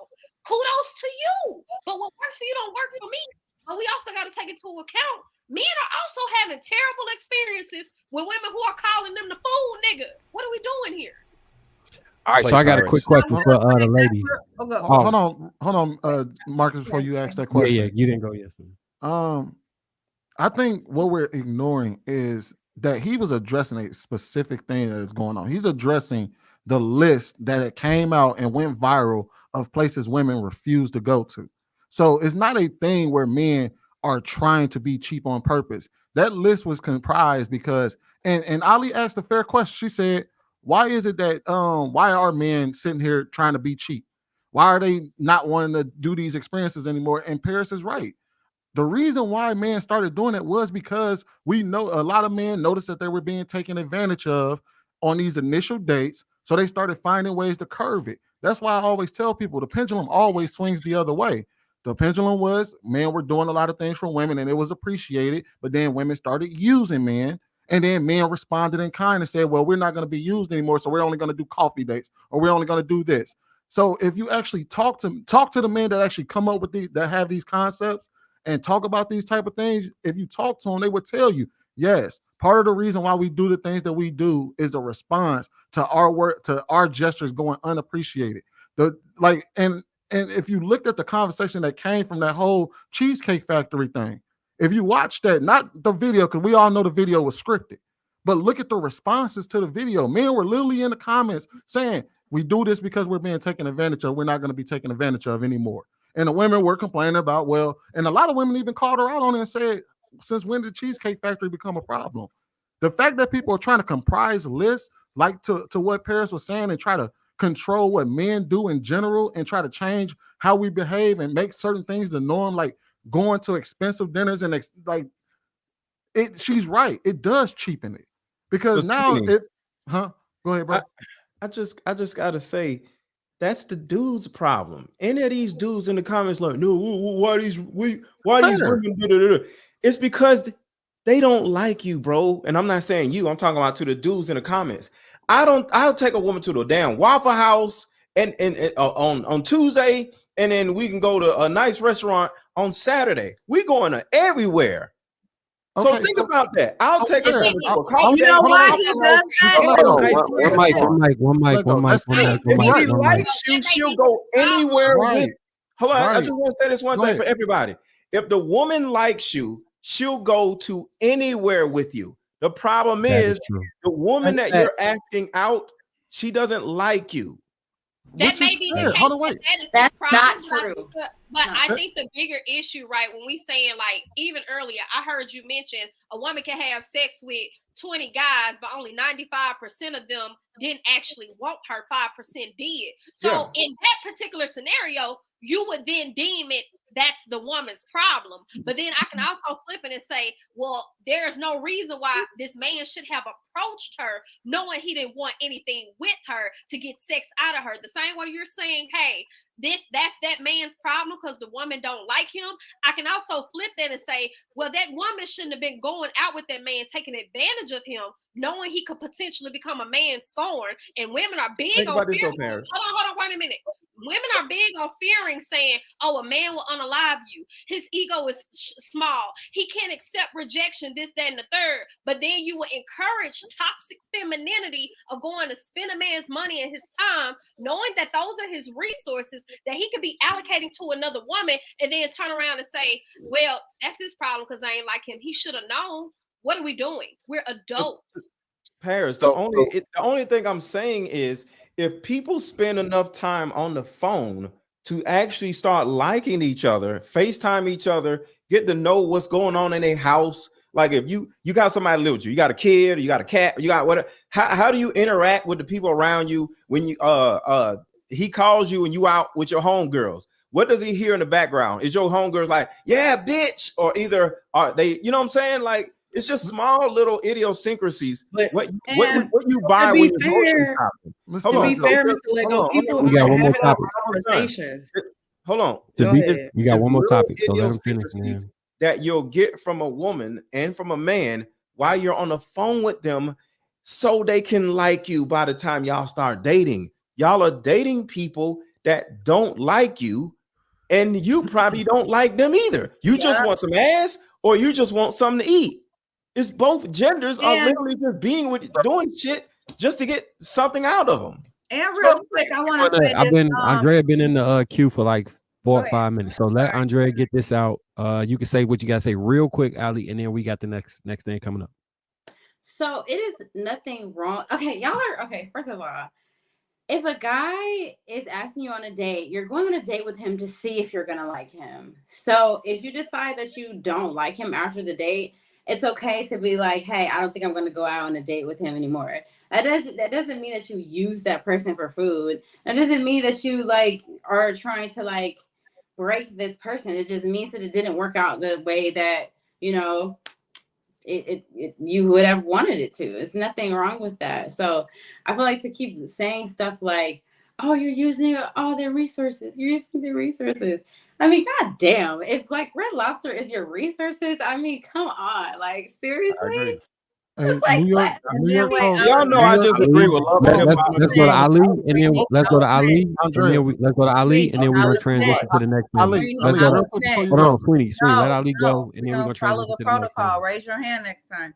But I was just about to say that. Thank you, Andrea. I feel like we're demonizing a woman who is single, who is invited out by a man who claimed to be able to, who invited her. So if I invite you somewhere, you can assume that if put that out of here, you can assume that I have everything taken care of. If I'm inviting you to my house and I say, hey, I'm gonna cook dinner for you, you can expect that when you get there, you're gonna have a dinner waiting for you. If you happen to come there and eat my dinner and don't like me, I'm not gonna stop cooking dinners. Right. I'm not gonna stop. Right. I'm not going to cheapen my life's experience because I had one guy tell me he didn't like me. I have common sense to know there are 3.7 billion men on this planet, and I'm looking to partner with one. So I might have to go through a few to get to the one. You say you're showing a study where a third of you could get to your churn, Sweeney. Ali, don't worry about that. That's Yeah, you online can dating sure. studies. Most people who date online only date to go out on dates, or either they only date for sex. That's why online dating is usually stupid. But it's also the most common You don't form of get out, dating. but if you ain't out touching grass in real life and you just on these dating apps, that's really all you're gonna get. Women who just want free meals and dudes who just want some ass. And if you don't haven't have taken dating this apps. time to get to know the woman, if you haven't, That's a dating app study, bro. I'm saying right here. Just let me say this. Hey, If you yeah, let me haven't read gotten the a super chance, chat real quick. go ahead. Real quick, we're gonna read the super chat. So we got Trigger Mike with with $5. Any woman that won't accept a coffee date is not wife material. Signed, a multi-six-figure husband. Trigger Mike with the 5. And if she doesn't drink coffee, they have tea, cookies, muffins, and cake pops. Concur English, $5. Concur Trev, 100. Date with the intent based on your capability or compatibility, rather. And these super chats are low. Why the hell? Like it used to be like 40 goddamn super chats. What is y'all doing? It's probably because I'm here tonight. They stopped sending money. You know how Oh, I it's, am. it's probably a whole bunch of dudes who only take chicks on coffee dates. And I want to say this: if you can't afford to date, or if you are broken and you're saying all women only use you for dinners, then you need to sit your ass down. Why are you saying that while ignoring? Why are you saying that while ignoring the fact that one in three don't be women out here use- dating no goddamn woman. That's on a dating app, like Mr. Lego said. So if I'm Okay, on a what's dating the app primary between what's the different primary men, way that most people in this country date? As What's of the right primary now, way? it's In person. over 50%. No, it's not. No. As of right now, over 50% of people actually meet another person that they're interested in on dating apps. As of right now, the second On one Instagram, and that's not a dating app. That's the number one dating app in the country, bro. But it's not a specific. It's not a dating app, though. Is what I'm saying. That's a dating why app. are you study. on a dating app not vetting who you're taking out? Hey, on Instagram, I can check out your whole life. That's not a dating app. Instagram don't count. That's a dating app study, Paris. Is now considered Instagram, Facebook. But the study wasn't conducted off of Instagram. It is now considered a dating app, Mr. Lego. I know we use social media as a platform to interact, but the initial way was people met at work. Over 30% of people. But it's not a dating used to app meet at work, officially. and then they used to meet between mutual friends. Now it is the internet. And you can't negate that, regardless if you want to call it a dating. You say the internet, It but really doesn't matter if you don't lose common sense. Listen, I'm not here. I'm very intelligent. I'm not here to play semantics with nobody.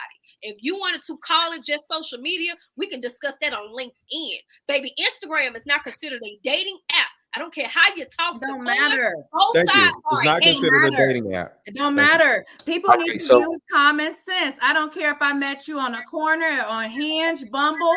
You do not lose your common sense because you have the option to go through 100 different women. You should use common sense then because you have more options and probability, because I'm an accountant, remember, so I think about numbers. So if I got 100 different people here that I could choose from, of course I'm not going to take all of them to dinner. Of course I'm going to probably pick the best 10 and have a conversation with, and then I'll go from there. Then the top 3 I might step outside with, but it'll be an event that I want to be enjoyed. Go to and enjoy. Okay. But how do you know that? Rotating into the next main topic. Let me just read the super chat and then we'll pull it back up, JR, and then we'll go to the next main topic. Hink in the basement with $2. Ali, you know you would love for me to take you to Starbucks. That's why we went viral, because you was in love with me and you like how a bearded nigga swag. That's why I'm the light-skinned Don. You figured ill me. That's what he texted me to tell you. All right, so JR, can you play the He video? does it with a $2 super chat, though. I was just gonna say, like, A $2 super chat. we don't always know people's He also said Mr. Let Go for Dirty Mac. the same way. All right, There can you are some men. Hey, Hank, I know you like me though. I knew it. That's why you was on my ass. Some men who will seek out women just for sex and do everything under the sun that she wants. It's the same way there are women who will play their part. We got to stop acting like this is just so obtuse. The fact that a woman can't play a role just so a man can fly her out the country, just so a man can buy her a bag, just so a man can take her to this nice restaurant, because everybody say, oh, it's Christmas time, fellas, don't get tricked. Oh, Valentine's Day coming up, fellas, don't get tricked. Rent due, she acting right now because you know she know the rent due. Don't get tricked. Oh, it's a whatever coming up. Don't get tricked. Like, this is common things. We got to stop acting like people don't play their roles. We see it all the time with me. And there are So, men who lie. so hold on. I think I could put it in context for you all that may make a little bit more sense. There are It men may- who lie this may as make well. slightly more sense. All right. So if a man pretended that he look for the people that don't agree with what they're saying, if a man Hold on. pretended that he wanted Almost about a to say relationship, shut up. if a man pretended he wanted a relationship with you all in order to get sex, the way you would feel about that is the same way men would feel about being taken on a coffee date, or I mean taking on an expensive date and the woman has no inclination to want to date them. All right, Andrea, you can go, and then we're gonna bring the No. video You up. said we had to move on. We got to move on because you told me I couldn't go. 'Cause we Yeah, had to you're move right, on. Twinny. No, Nope, you're right. move on. You're Play right. the Andrea, video. we gonna come to you first. Yeah, where's the video at? Where's the Don't video? get on my turn because I've been quiet this whole No, time. no, you have been, and I appreciate that. You have been. I Oh appreciate shit, that. Andre. Play the But I video. did ask Sweeney not to speak in order so we can move on. something. JR, where's this video? Cue the video, JR. No, I can say something. Oh, this dude, JR. At the end All of right, the you got day, it now. it is nothing wrong with women deciding they want to go out on dates with men. It is not a big deal if you decide that you're going to allow him to take you on a luxurious outing because you deserve it. So stop letting these people on this panel The problem try to with what you're convince saying. y'all The problem with that what you're it's not saying. okay. Why? to Let go her problem with finish, what you're bro. saying. Let her I finish. Let her get a statement out. was. Let her I'm get just it messing out. with it. You I'm got just messing with it. Let okay? go.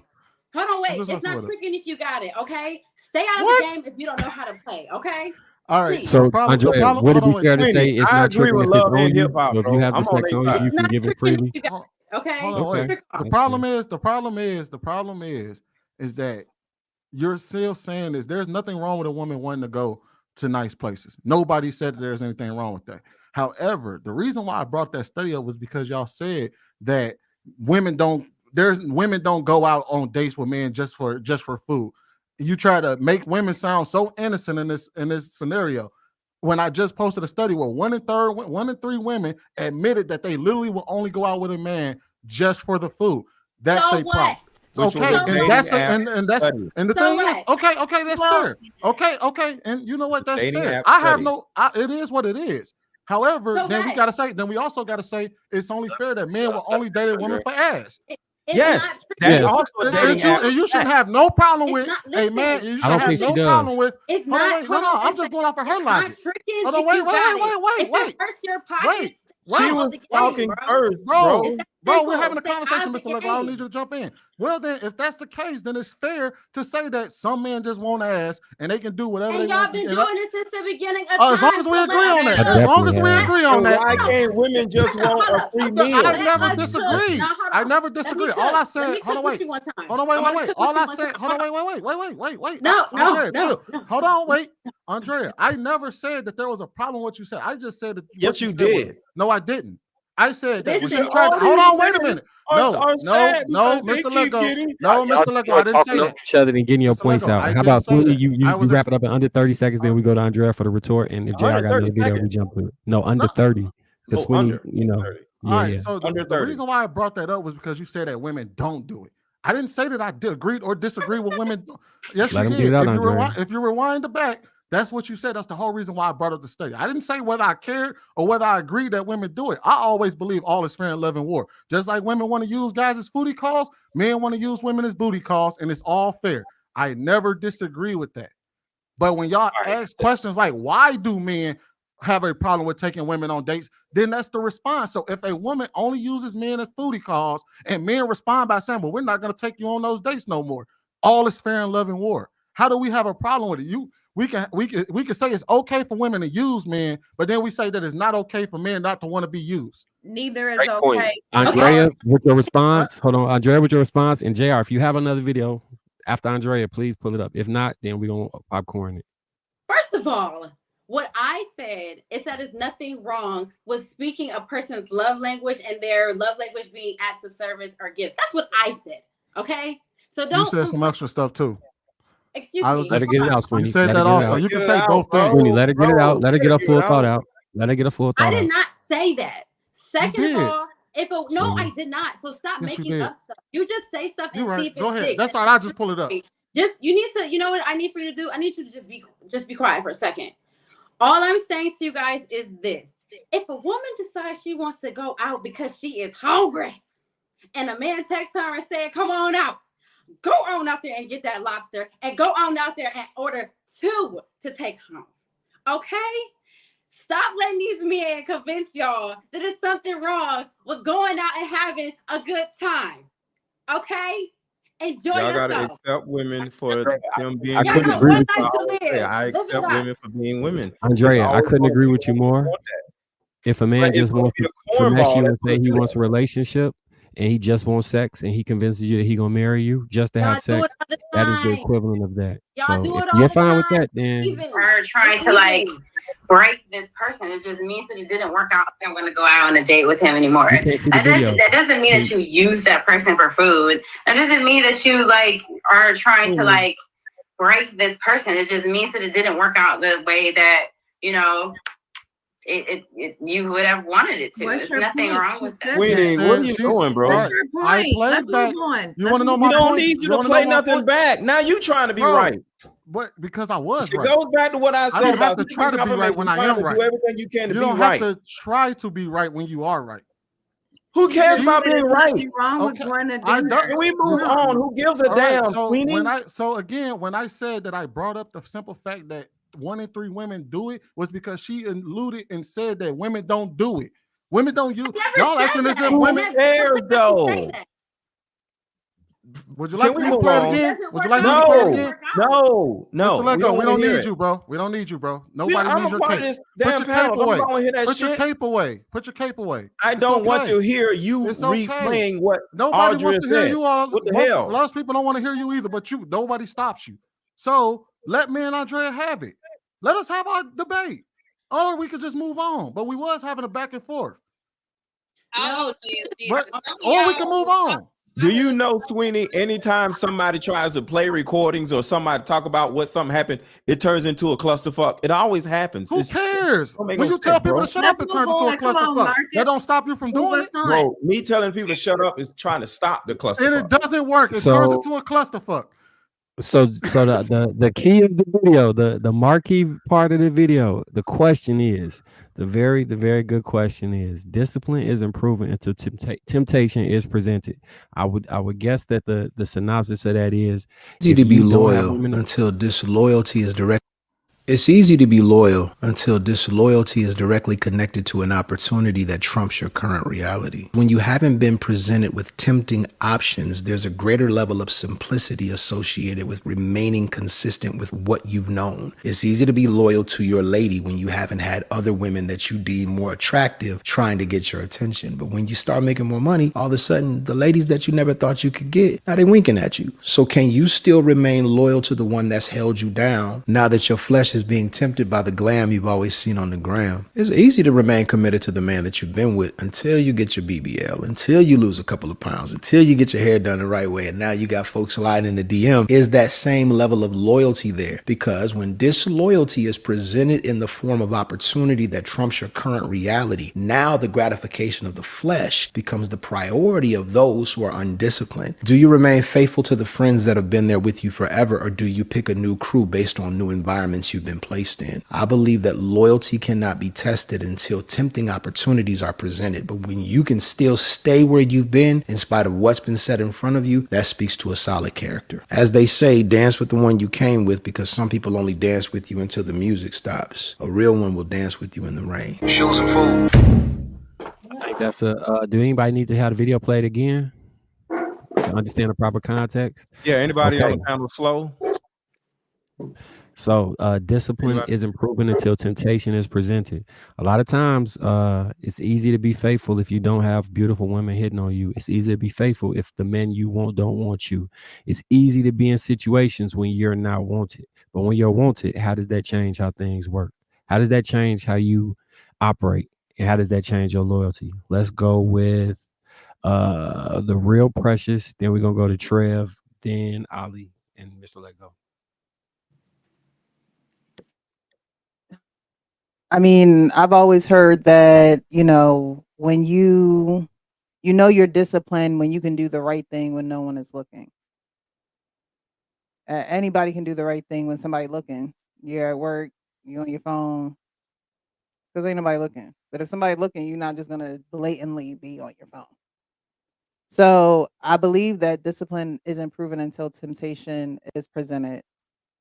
How dedicated are you to whatever plan, whatever relationship you have going on? How dedicated are you? That's where your dedication is tested. It's exactly where it's tested. So that's a question for a person to look within, because you're gonna lie in front of other people. That's where you have to look within, and you fight that battle on your own. Those are Yeah, demons. online You interviews. those are demons you fight on your own that nobody knows, that no one is privy to. So it's definitely proven until temptation is presented, but that's something that you and God gonna have to talk about. Can't nobody on this panel, can't nobody in the world tell you how disciplined you are when they don't see you. They can't do it. Only you know that. Yeah, So it's just a testament to your character and integrity. no, I often said the best way to see somebody is to not look at them. Trev, it's on you, brother. I got you, Nola. Don't worry. All right. Yeah. So no, I think he definitely made some valid points there. Um, I could attest to this myself, right? Because when I met my wife, I was like in a different situation. I wasn't where I am as a man on any level as I am today. So, which the good thing about that is I know what it is that she wanted me for.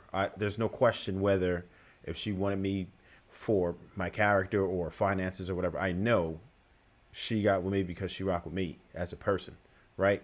Of course, opportunities are going to present itself right now if you're getting more attention, if you're getting more money, and or maybe you just you found a way to dress better, you found a way to look better, just develop as a man, right? And females are going to be attracted to that, so you're going to get that type of attention. But when you understand what it is that you have, and you just have to exercise that discipline, and there's always going temptation because sometimes it's just too easy. Sometimes they're in compromising positions, and sometimes females violate, right? Become aggressive and everything else, which we talked about before, and you just have to deal with that. I'll put it in a situation like this. Let's say you got a rich friend or something, and they trust you, trust them. What if they just start, if you in hard times and they just start leaving money around, right? That's going to test your friendship. If you start seeing these crazy opportunities, you need it bad, you're going to find out how loyal this person is real quick when presented with that opportunity. So it's very easy to be disciplined when nothing's going on. But if you are presented with that opportunity, you might see people flip the switch real quick. So it definitely takes a lot of discipline, dedication, and you just have to have that mental fortitude to be able to handle those type of situations, because they're going to come around as you develop as a person. You're going to understand where you are in the marketplace. You start to elevate, then you're going to start attracting different people. You have to know how to deal with that.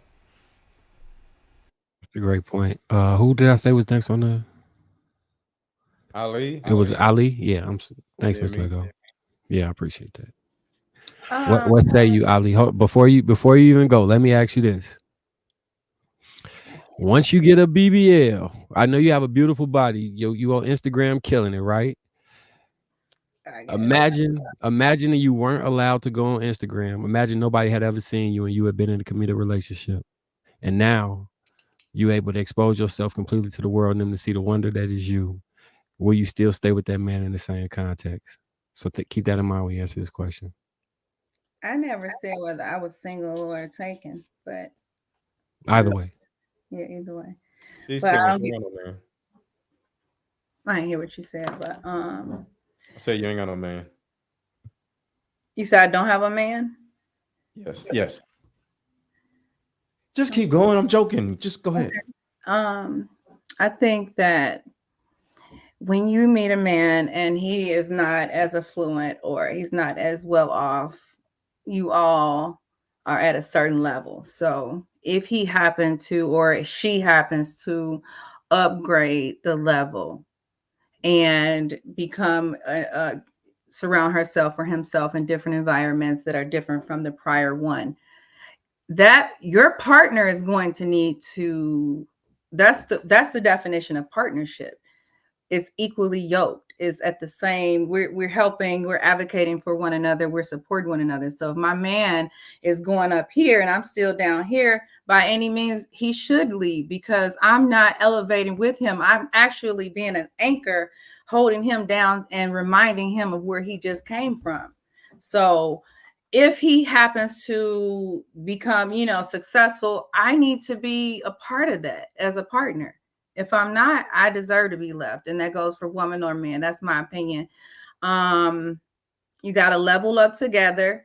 There's temptations at every level. There's crackheads that cheat on their women. So I don't think that if you get in a room full of affluent people that you're going to all of a sudden become disloyal. I think you either born with that or not. You either taught those type of morals or not. But you can get into environments where you like, dang, look at him. He doing this and my guy is at home playing the game. That means that it's kind of maybe time for you to detach from that relationship so you can evolve. If you're not into playing the game anymore or staying stagnant in that place. So I do believe in divorce. I do believe in separation and detached. I have been married and I am divorced. So I do believe in that. So if you level up, I don't believe in cheating. I believe in, hey, you gonna come with me? I'm gonna show you the blueprint. And if you can't come with me, I have to disconnect and let you go. There's a way for you to have a death do you part marriage, or in your mind, if people don't move together, it's separating until you get the bag, and then maybe we can meet back up. I think it's very dangerous to do that because I married very young. So if I was to think like that, man, I don't know where I would be. I was very, good then, but I'm even better now. So I don't know. I don't know. I gotta say, honestly, we gotta get in. We have to start thinking of Good save though. I'll give you credit for that. Good save. well, okay, Sweeney, let me just get my thought out.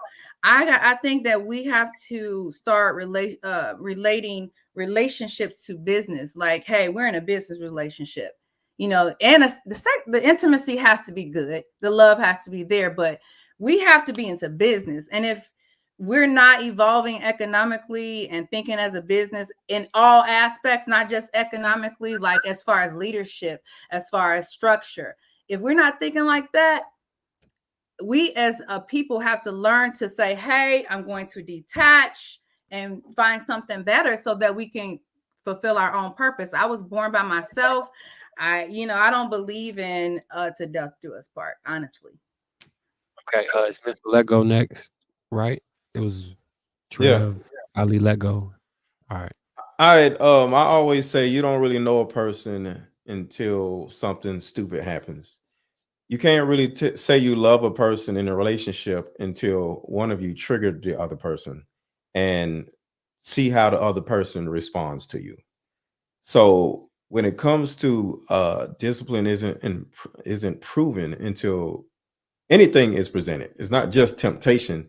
Any any adverse scenario comes up, that's when you'll easily be able to see how a person responds.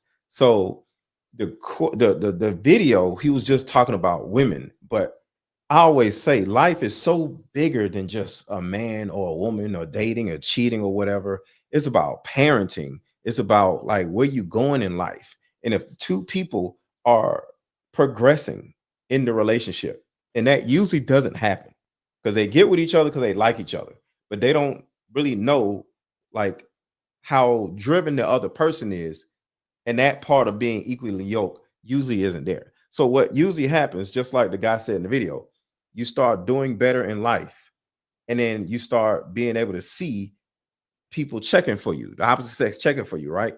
But my question would be, is the other person not growing with you? In most cases, no.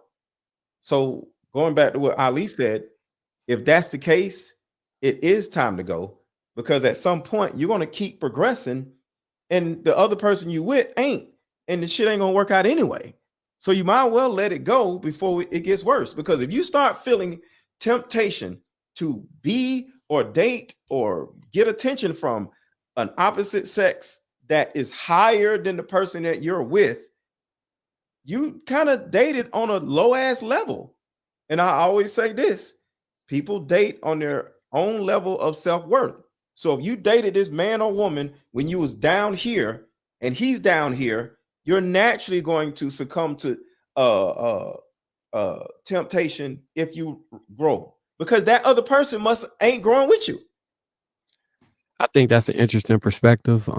It kind of gives reason to why men say they would rather date the woman from Burger King, because at no point will she be at a higher level than you, and mirror some of the sentiment that she just break the relationship because you haven't elevated as far as she has. So I think that's an interesting dichotomy that you are creating.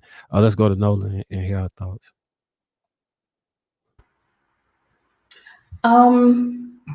Discipline isn't proven until temptation. I think that this statement is super straightforward, and I don't have much to say on it, but I have had a couple of experiences. I visited a friend once who moved out of New York and lives really far. So when I got to her house, I asked her, "Why did you come all the way out here?" And she said, "If I had stayed in the city, I would cheat," right? And when she said that, this was a while back, different mindset. My mindset was different. And I processed that information differently than I do now. And I remember thinking, if you're a disciplined person, or, just kind of judging the situation, why would you need to move to do what you need to do or to be good to your husband? But fast forward, a situation that I've been in a dozen times, being in the service industry and at one point managing a bar. I was literally in the exact environment where a lot of men show up and pull money out and spend. And a lot of times I've had men make advances at me. And being in a relationship, I'm not the one to cheat, but that was the perfect environment for me to say that this statement is true. Because, men drink, and somebody mentioned that guys will go out with their friends every weekend, and that happens. A bunch of them are together and they want to prove something to each other, and I'm gonna bag the boss or whatever. And there's been a lot of that, and I think in those situations I've given myself a boost where I could say, "I'm good. No, thank you. I'm good." But that comes with the discipline, and that comes with the respect for my relationship. And of course, I'm not gonna allow myself to be in a situation like that at my business establishment. So yeah, I do think this statement is super straightforward and to the point. Yeah. Thank you for that. I appreciate yours plus everybody else input. One question I just like people to think about is, a man's only value financial, and are there other ways people can elevate that can separate a relationship versus just achieving a new goal in business? Let's go to who hasn't gone yet. Paradise, Casey, Sweeney, Precious, all the four of y'all. So girl, let's go Sweeney, Paradise, Casey, and Precious. Paris can go first. Okay, so all right.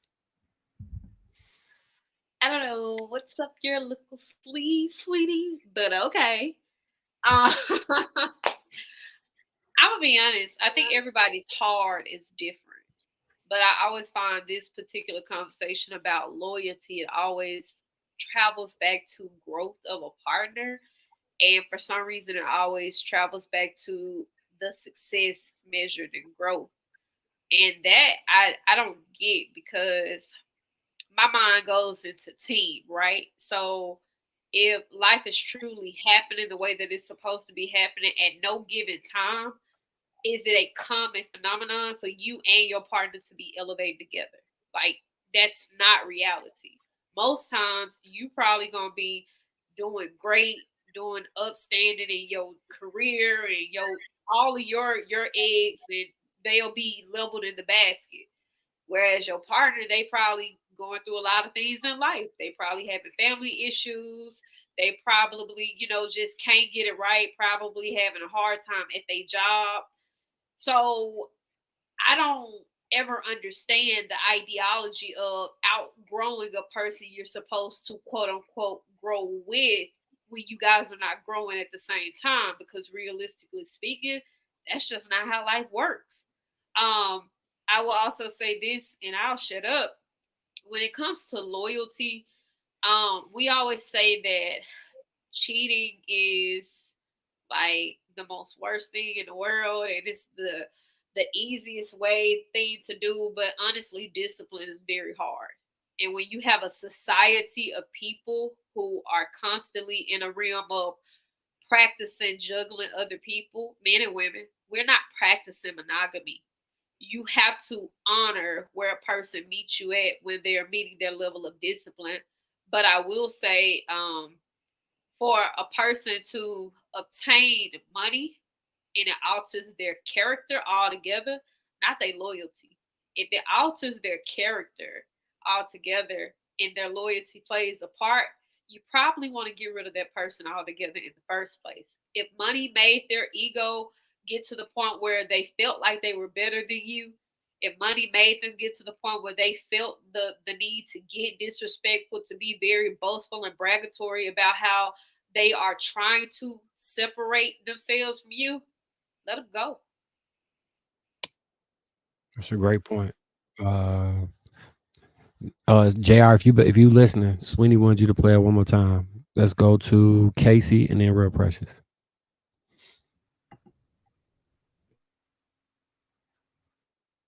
It's easy to be loyal until disloyalty is directly connected to an opportunity that trumps your current reality. When you haven't been presented with tempting options, there's a greater level of simplicity associated with remaining consistent with what you've known. It's easy to be loyal to your lady when you haven't had other women that you deem more attractive trying to get your attention. But when you start making more money, all of a sudden, the ladies that you never thought you could get, now they're winking at you. So can you still remain loyal to the one that's held you down now that your flesh is being tempted by the glam you've always seen on the gram? It's easy to remain committed to the man that you've been with until you get your BBL, until you lose a couple of pounds, until you get your hair done the right way, and now you got folks sliding in the DM. Is that same level of loyalty there? Because when disloyalty is presented in the form of opportunity that trumps your current reality, now the gratification of the flesh becomes the priority of those who are undisciplined. Do you remain faithful to the friends that have been there with you forever, or do you pick a new crew based on new environments you've been placed in? I believe that loyalty cannot be tested until tempting opportunities are presented. But when you can still stay where you've been in spite of what's been set in front of you, that speaks to a solid character. As they say, dance with the one you came with, because some people only dance with you until the music stops. A real one will dance with you in the rain. Shoes and food.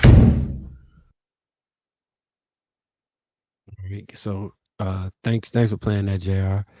Casey, do you think that, what are your thoughts on this statement?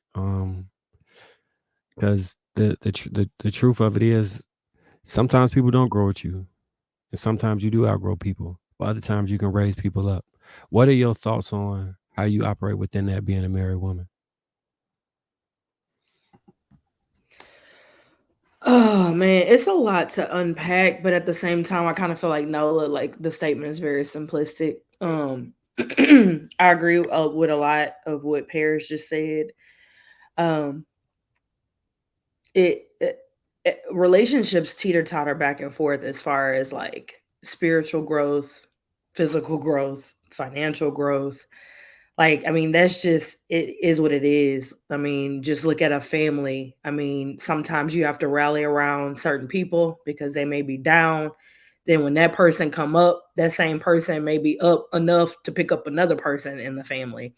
Certain children need more attention and more love and affection and physical admiration than others. Like, people need different things. We have ups and downs, and that's what life is. And I think in relationships, you really have to get with a person who's generally solid with who they are, and really have more of a good baseline of their emotions to know that they don't completely fall off the map if they're having a down moment in their life based on spirituality, finances, along those lines.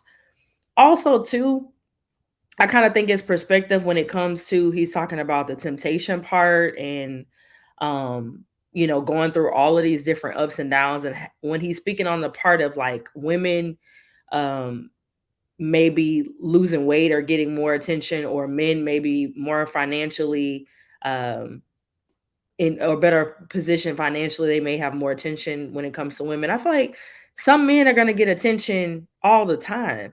Like, I think some men get attention whether they broke or whether they up, like whether they young and whether they mature, whether they silver foxes or whatever. Like, I feel like some men just got that juice, and I feel like some women got juice like that too. And I think as they move through life, you're gonna, like Ali said, you're gonna have women and men at all levels. If you got the juice, it's not gonna be new to you as you move through life on those different levels. So I kind of disagree with him on the whole, as you move through here, you're gonna have a new thing, and so it's gonna be so amazing to you because you've never had that attention before. So you're gonna just lose your mind in temptation. I don't agree with that. But I definitely believe it's you have to get with a partner who's going to go with those ebbs and flows of life with you.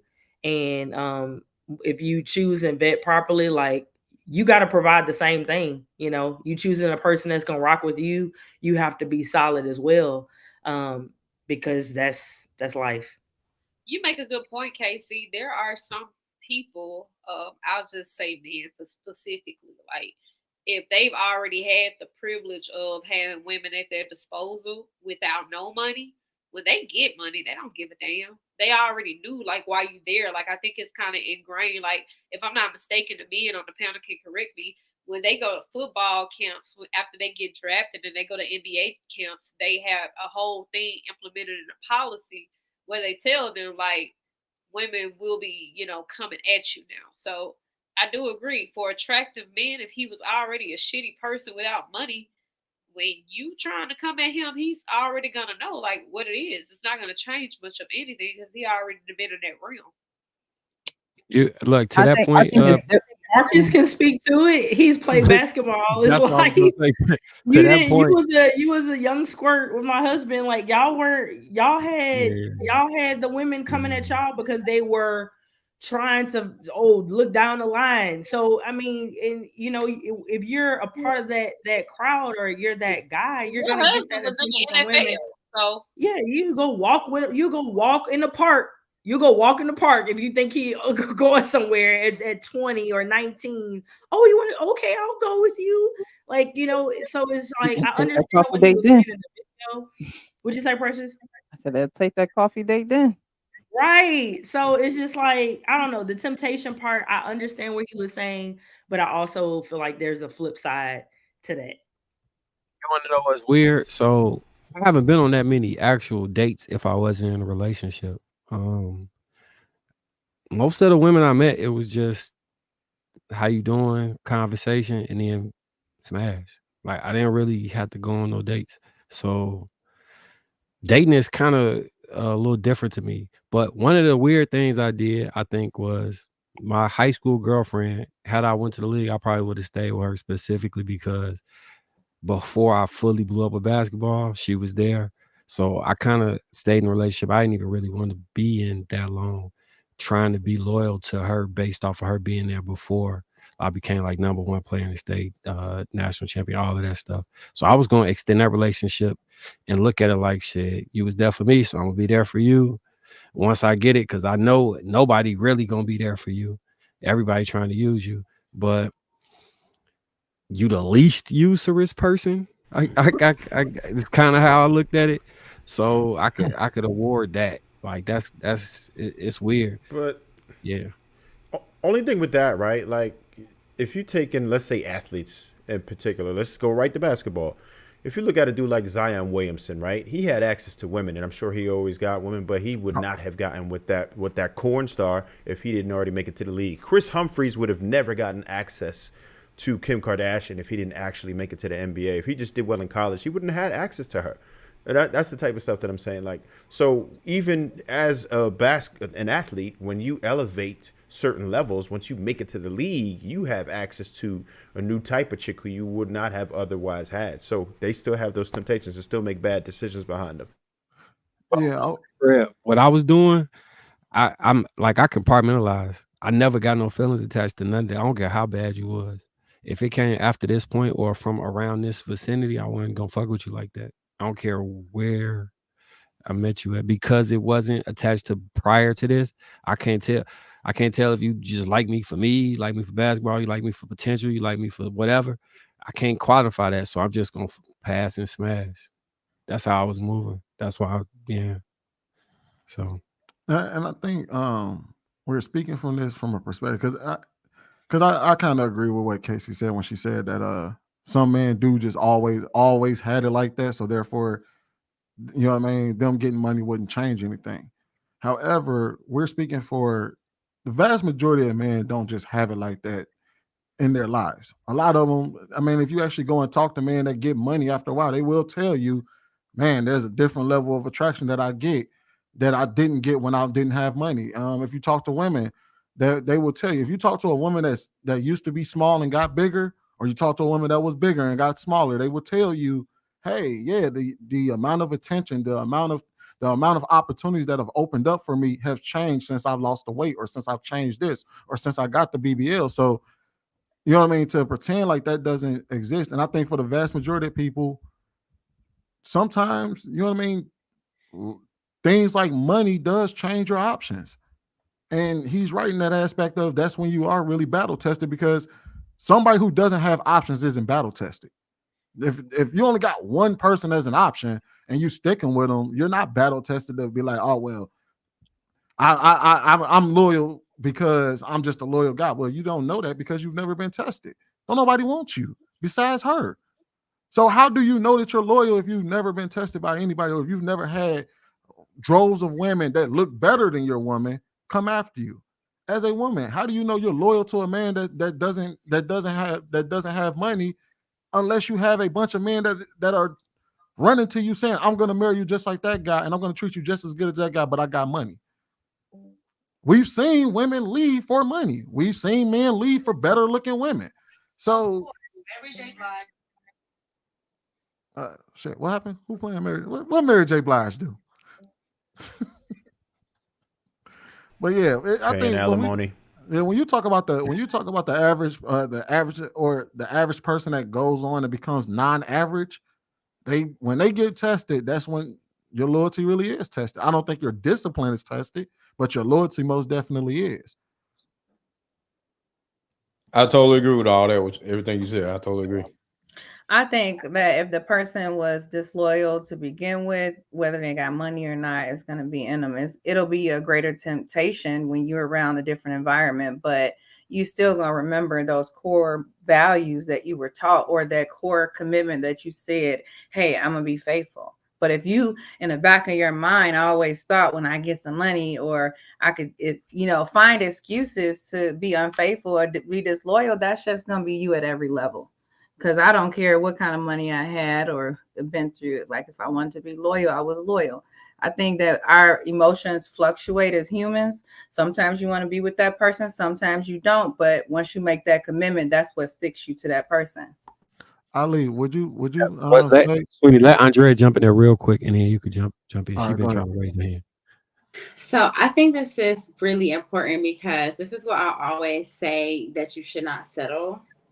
And I know that, like, sometimes people push this narrative of like, oh, you gotta be with this person to prove your loyalty and prove your worthiness and value to this person by sticking through them through the struggle, even if y'all sleeping in the cars in pursuit of happiness or whatever. And that's why I say don't settle. That's why I always say expand your horizons by dating outside of your culture, outside of your race, outside of what is familiar to you. So, this is why I think that it's nothing wrong with experimenting with even your sexuality if it costs time for it. I mean, just don't settle and and be open to divesting as well. Andrea, can I ask you a question? No. What's settling based off of your definition?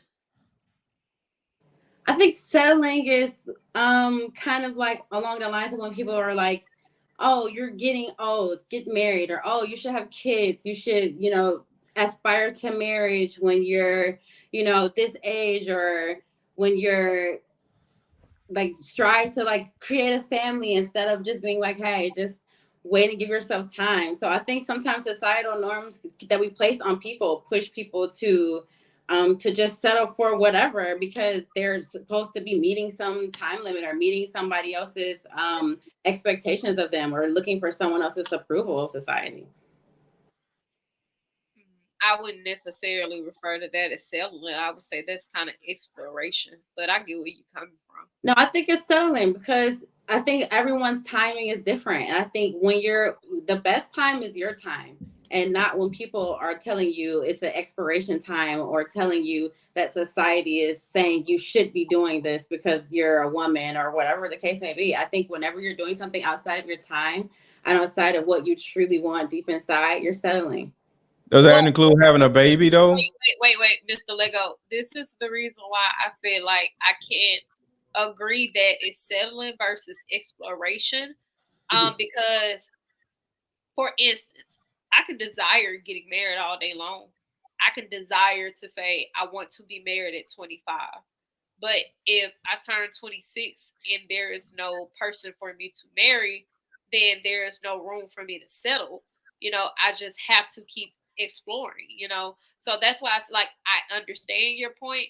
I just don't resonate with it because the things that you're talking about to obtain, like in a lot of ways, you can't provide any form of trickery or manipulation to get that. Because in Marcus's case, technically, if the cards played out right, he was supposed to be married to his high school sweetheart, and that's not the case.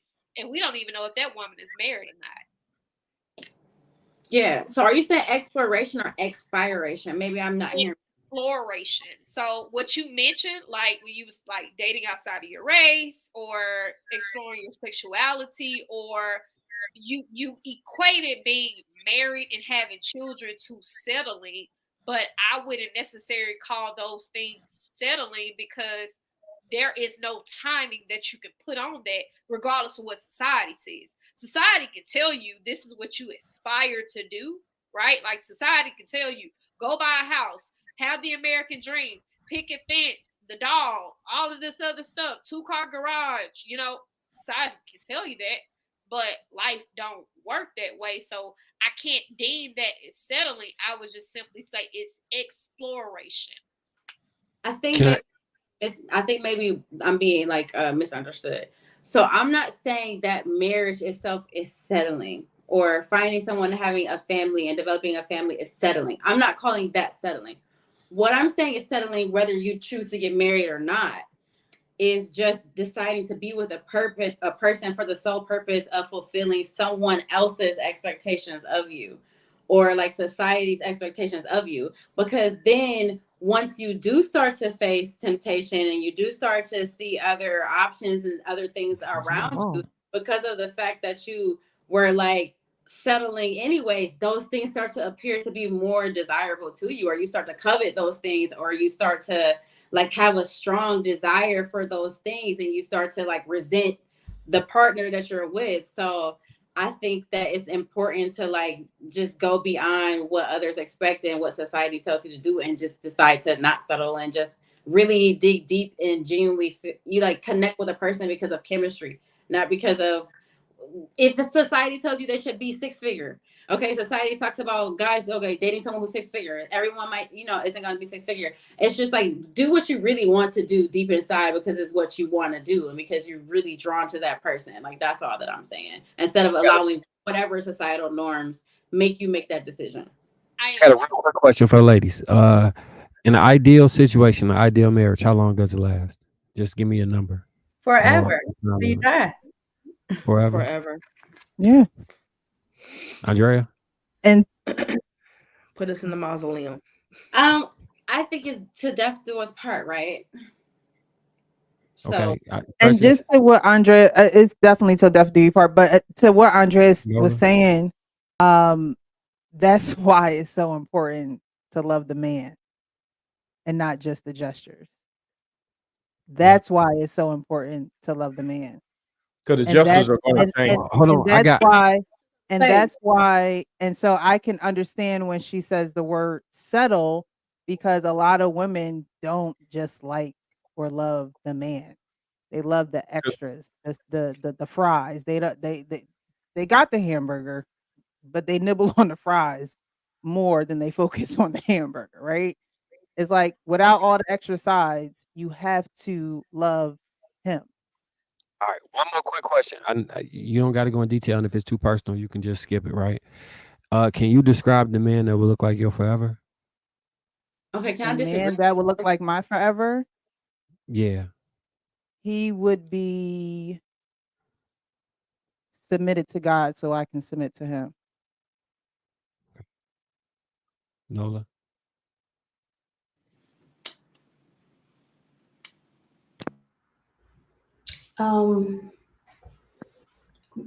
Could you repeat the question? What does the man that looks like your forever, like what does he entail? What does that make up? The person that I'm with at the moment, we are at the moment. Mm-hmm. We are. Can you say his top qualities that make him that person? Like what is the thing that make him that person? I came from a place where I had to do a lot of battling on my own, and a place where I had to do that because I did not have adequate protection. And this is hands down the first person that showed me what it feels like to have a person that makes you feel safe. And I know this is somebody that I could call and say, I'm stranded in Japan, I need your help. And he'll come and get me. And the reason why that resonates with me so deeply is because I'm the same way. So our values, our principles, and just the way that we dedicate ourselves to other people, acts of service is a thing.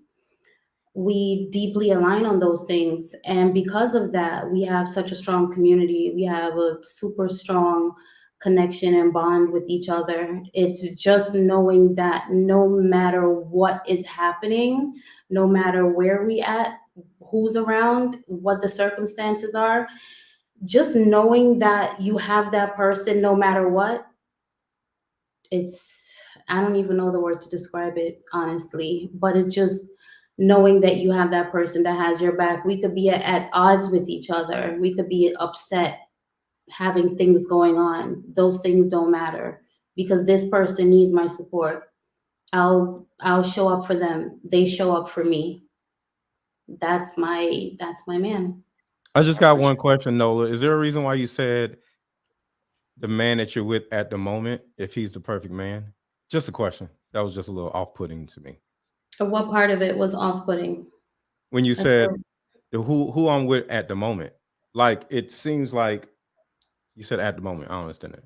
If I would have heard that and I was It your was boy, a declarative statement. I think it was a I declarative think she statement. said that because she said she never experienced that before. So she's saying this is Yeah. a new experience. So this moment, she doesn't identify with the toxic relationships. This man is doing what he's supposed to be doing. Okay. I'm wondering if because I said at the moment, are you asking, does that mean that I expect that it will not exist at some point?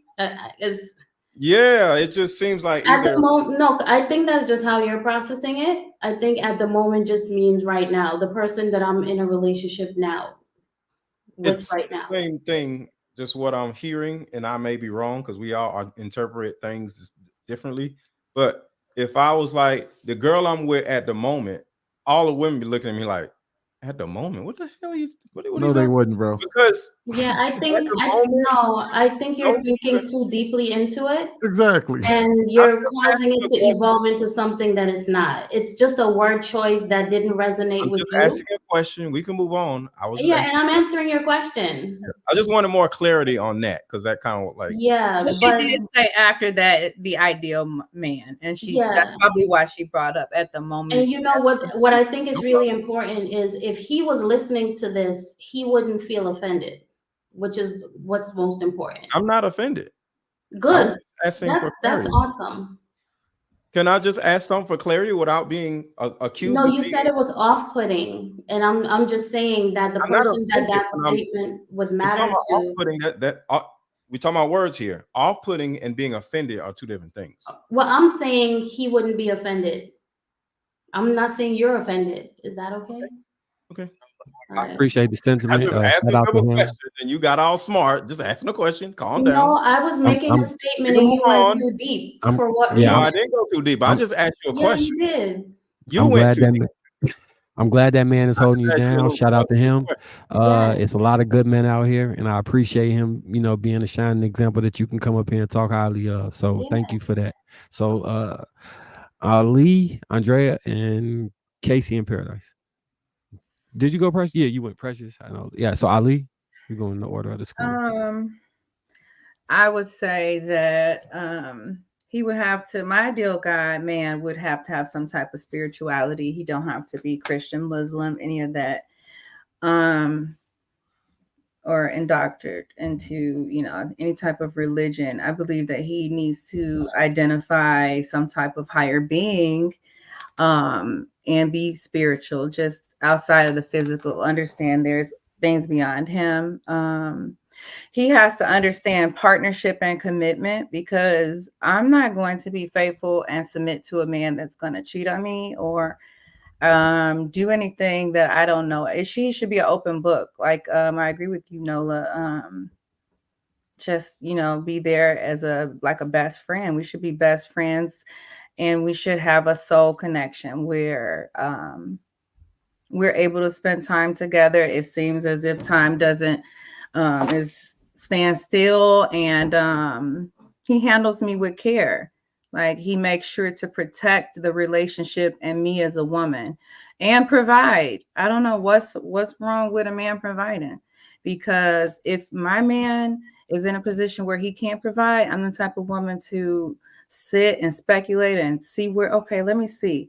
This is what he's good at. Let me create a business plan for him and give him suggestions on how to elevate so he can provide. I feel like a lot of men do provide in other cultures, and I don't know why we're sitting here arguing over coffee dates, because a date is a prelude to how you're going to treat me.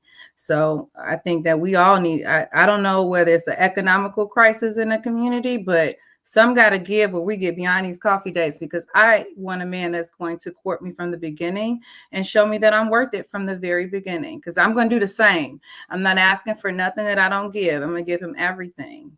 So What if you accepting on him a first date? What if you accepting a coffee date is you telling him that he's worth your time? Just on the other side. Well, I feel like if I meet a man and he actually takes the time to get to know me, he knows that I don't like coffee dates. But a coffee Take me there. type date, a But simple. if we're dating and I like him, then he can take me anywhere, and he can take me anywhere. But I'm saying that the first date needs to be a good impression, because if I was a man Or if I was dating a woman, even if I was gay, say for instance, I was gay and I like women, and I want to take a woman on a date, I'm going to woo her. I'm going to first find out that I'm a vetter, I'm going to research, and I'm going to make sure that I want to be there. You know, I'm gonna make sure that I want to actually be in her presence. I'm not gonna test her and with a coffee date and say, let me see, because I don't want to put on my nice clothes and my good smelling perfume to go and test somebody that I don't know about. I want to dress up nice. I want to put on a sexy dress. I want to put on heels, and I want to impress her like she impressed me. And I'm But gonna why is it a test though? It's what if the person just likes simplicity? That person just not for you, or you're gonna take their I simplicity. don't mind a simple date. Like we could go and do something simple, long as you plan it and you know it's something that I like to do. It's not about money with me. It is not about how much you spend, because I'm the type, I'll send you a Groupon. I'll send you a link on Groupon and save 50%. I'm not trying to go in your pockets and see how much you could spend on me. I'm economical. Once I start dating you and I see you overspending, I'm creating an Excel spreadsheet with different pages on how we about to eliminate your debt. I am. And Because if you're an I'm looking accountant. at your credit report, I'm That putting makes down 30%. What we got to pay off to get you under 30% to raise that score up. If you were a real man, I might add you as an authorized user. I mean, so like, well, he wouldn't need you to authorize have you an right, author. I don't date men that need that.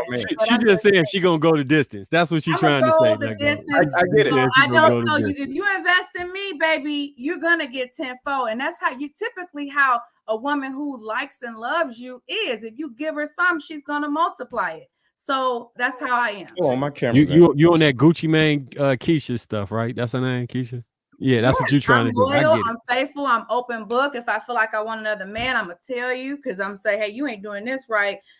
Can we do something about it? I'm open book with you. You my best. But he has to get to We know appreciate that your side of honesty. you to know if you're that actual person, though. No, not a first date. You really ain't gonna know, because every woman is gonna say, I'm loyal. Just like last week, every woman is gonna say, I'm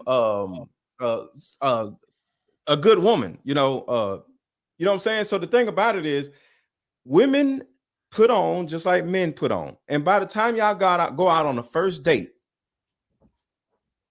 he doesn't necessarily know if you are what you say you are, just like you don't know if he is what he say he is. I think everybody has some good in them. It's a matter of if we're compatible, if we have commonalities.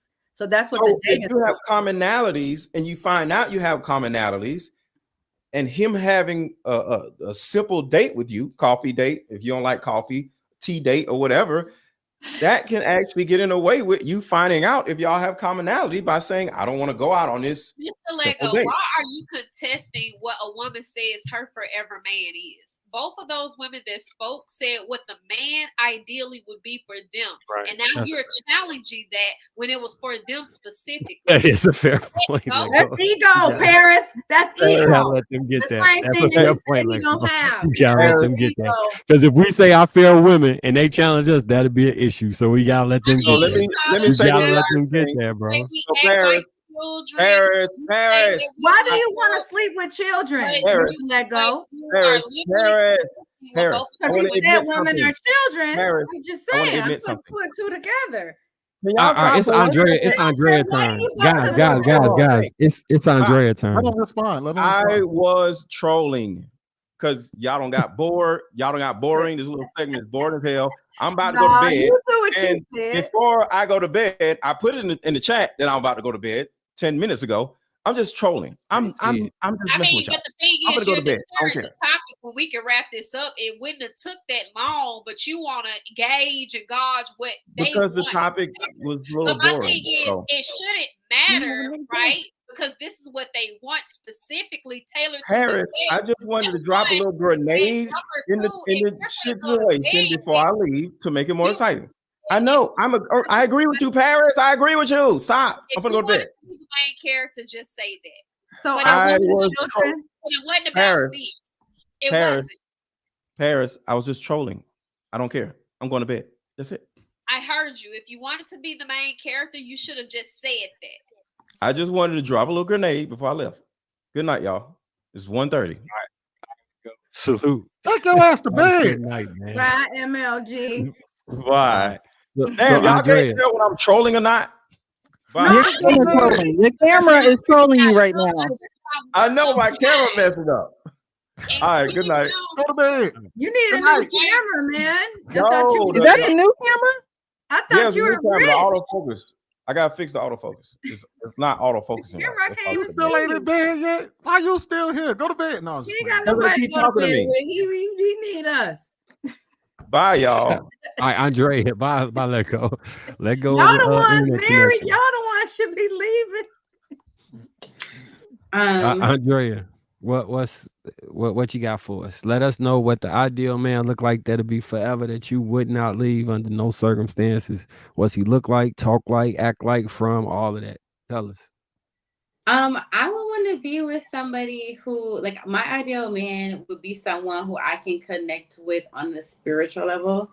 Like, if we could do things like I like to travel, and I like to travel to places that, like, I like to travel to like rivers and like canyons and like streams and stuff like that, and really just kind of like have like a really actual spiritual connection in nature. That's my thing. So yeah, I think that's kind of like that, to be honest, like I just want to connect on a higher level outside of the earth, if that makes Ooh, any you sense. one of them flower childs. I'm scared of you. I said this before, that women want a connection with the man, and when they can't get the connection they want, they'll settle for money. Do you think that's a fair statement? Do I think that's a fair statement? Like, you want to connect with a man, but when you can't get the connection you want, you'll settle for somebody that's rich. Because if you can't get what you want, you go cry in the Maybach. No, I don't think I would want to do Okay. that. Happy. That's not Okay. that life for me. I wouldn't be happy. And my happiness comes first. And being with somebody for money, I mean, just speaking about hold on, because I'm not understanding what is so funny. I'm not understanding why he's sitting there laughing. He's really starting to get on my nerves. But all I'm saying is this. I think that, you know what? I don't even care anymore. I have nothing else to say. Talking to you, Andrea. His lips was moving. He probably was having Yeah, no, I was talking. I was laughing at somebody in the comments that said, "I'll get sand and throw it on the floor and light some candles." So no, I was not laughing at you. I was laughing at the comments. Okay.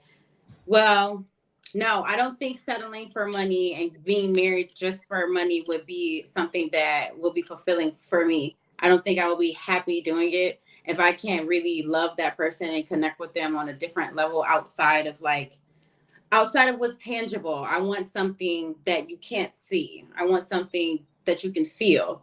And I want to have it with a special person who finds me special as well. And we can love each other unconditionally together. That's my ideal person. Take the connection without the money? Can I make a connection without the money? I don't think so. I think having finances is an important part of dating, because if we're going to be, happy together, we have to have shelter, we have to have roof, we have to have food, we have to have resources. So if you don't have base level needs is met. Assuming base level needs is met.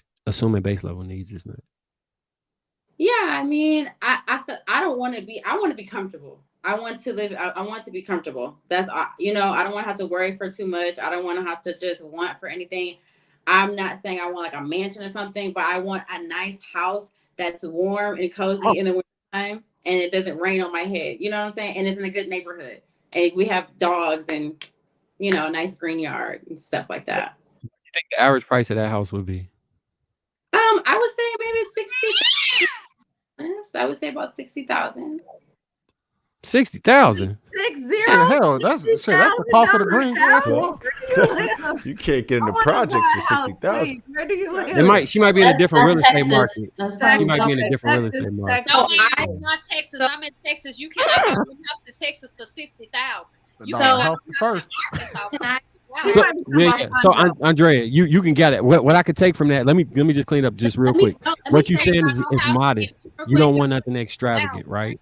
I don't need you to. Yeah. What I'm saying. So after I inherited land from my mom, I sold the house and I bought a 3-bedroom house for $60,000. I don't have a mortgage. I paid it outright. This house is beautiful. It's a great neighborhood. I own it. I can flip it if I want to. I can decide to have someone come in here and live as a tenant. But this is a nice house, a nice That's 3-bedroom. probably not the value though. It's probably worth like 100 too. Somebody got the discount. Is it worth 60? What I'm saying to you guys is this. That's how much my house costs. And it's a nice house. So if I You can paid have, 60 cash? It probably was a foreclosure closure or so, or quick sale. I mean, I thought she said she inherited it. No, she inherited the land, but she used the money from the land to buy her house. I inherited a bigger house. And Congratulations on your deal. Thank you. The house was too big for me, so I sold it and I bought a smaller house for me and my dog. But it's a nice house. I live in Cleveland, and our I think you can say we have like a pretty decent housing market. So Yeah, Indiana the same way. They got a pretty. You can find a house that you can pay for 60 cash. Yeah, she ain't lying. Have you done an assessment on it to like see the value? I'm just curious because I'm sure it's worth more. I have. It's probably worth more now because I've added things to it. Like I've added. I'm pretty sure she can. I mean, she can discuss it off cam. Right. All right, so we got Karis and Paris. I mean, Casey and Paris. I done missed. I got Gin and Tonic over here. Karis, and Casey. I don't think I'm We're drunk. gonna get to them too, and then we're gonna go ahead and close it out, y'all, so we can We everybody. doing the after hour, JR? Anybody doing the after hour with us? I stay on. Oh yeah, they're going. Isn't this the after hour? I thought this was the after hour. Oh no. I mean, it is. I mean, it's After like hours. after hours. I mean, after hours is usually after 12 Central, 1 Eastern. So it is after hours. So if anybody got to go, y'all can go ahead. Andre, you sticking around? Yes. I don't know. Yes. What about you, Ali? You sticking around? Only if Andrea is and Nola. Andrea's sticking around. Nola and Andrea. And wait, and Paris. I won't leave y'all out. Okay, and Casey. If y'all You sticking around, ain't said you? it. No, you gotta I put the kids to bed and their hubby. Me and Ali, Andrea was in the after hours last week. I can't do it this somebody week. said in I the don't have comment a that what to do with you after what update I've had. I'm not staying. I'm not staying. We got off at about. I got off before Andrea last week. It was like almost 2:00 in the morning. I was like, somebody wow. said Nola, Andrea, and Ali should work for Diddy. Damn. That's But fucked up. but you see that, like, but then That's y'all want to fucked up. blame women for everything. I didn't see a lot of women attacking us. Anyway. I saw a lot of men. Hey, I got Oh, you attacked mean the whole how lot. you I know? got attacked the whole lot. I just didn't mention it, but yeah, that is still fucked up. No, No, but you this didn't. is Oh, this you is did. a You man. got Not called by a y'all, racist. but You somebody in kept the comments. interrupting. But You this is got a called man a who's female being because you accused. kept interrupting 20 times. On your 20th interrupt, they called you. That's the nature of the show, though. We all interrupt. Okay. I mean, I think that Casey, you ready? really funny, but at the same time, like we live in a world where like we do work for guys who can be completely controlling and overstep boundaries as bosses and employees. So I mean, who's to say that people aren't working for Diddy's right now? But I think the what makes that a disturbing statement is we are aware of exactly what's happening with this person, whether those allegations are true or not. Granted, this person probably has a mental illness and we can just, sympathize with them. Well, I think it's a tragedy to make fun of sexual assault on Black women and say, hey, since I don't agree with you and your stance, I didn't disrespect nobody. I didn't sit up here and say Black men don't deserve nothing. I just said, hey, we need to work together. And this guy told me I need to intern for Diddy so I could be sexually assaulted as a joke. That lets you know the temperament of our community. We make jokes out of a woman being sexually assaulted or abused. That you should place entirely on the Black community because What you bathroom? everybody don't share those same sentiments. Like, even with that, if you guys are offended, I can't tell you to not be offended, but I wouldn't make that one particular thing synonymous with the Black community because we've all seen that there has been mass people in support of the adverse. Like, that's not a Black community thing to No, say. it is because this is Well, okay, you're right. I deal with the Black community, so that's why I happen to speak on it, and because I identify as Black. But you can't. Other communities, I'm not saying that other communities don't do this. No, I'm not saying that at all. I'm saying that in our community, because this is what we're talking about, this is not okay. You brought this. This is not okay. I am talking about it. It's not okay for a Black man to tell a Black woman to go be sexually assaulted as a joke. But you excuse, but didn't you excuse? Go ahead. That's not what was said specifically. That man said go work for Diddy. Again, if you guys were offended, I cannot tell you to not be offended. My issue with what you stated was you used that one person as an opportunity to merge it to the Black community. No, I can use other instances. I am a part of the Black community, and I don't share those sentiments, and people that I know don't share those sentiments. So you can't merge and marry the Black community to you do. For what one man said because he disrespected you. That ain't got nothing to do with me. No, this happens every day, sweetie. You just was in the you were just in the comments calling me delusional. You stupid. I feel that way. I feel like you're stupid and your wig is bad. Okay, come on. Up on your line. Let them have it, y'all. Let them have it. Let them have it. Nah. Come on, y'all. Hey. You need to get your shit Hey, relax. Yo. Hello. Got the red light on, yo. All right, let us understand that we came together in peace, happiness, and tranquility. We just want to see everybody prosper. We want to give an enjoyable show. And I know Paris and Ali actually do care for each other. The way they express themselves sometimes may get a miscommunication. But at the end of the day, we want to work together and have a peaceful conversation. It's all love. Can me and Casey finish? I want to go to bed. No, I'll be stupid like your wig. So can we attribute that to the Black community as well? I just want to say that all Black women's hair and their natural state is beautiful, and that if it grow that way, it go that way, and that because all living things grow towards the sun, that's what your hair does. So any hair you got on your head is perfect. So I got a question. So is it okay for people like Trev or Marcus to come out and say, see, you see the way that they're behaving? I told y'all about these Black women. All they are is argumentative and want to degrade one another. And all that. Like they ain't nothing but a bunch. Like, would that be fair for us to do that? You do that. Would it be fair for men to come out? I'm not asking if we do it. I said, would it be fair to say that about Black women and attribute that behavior to Black women in that way? So listen, I said that because this happens every time I'm on the panel. I'm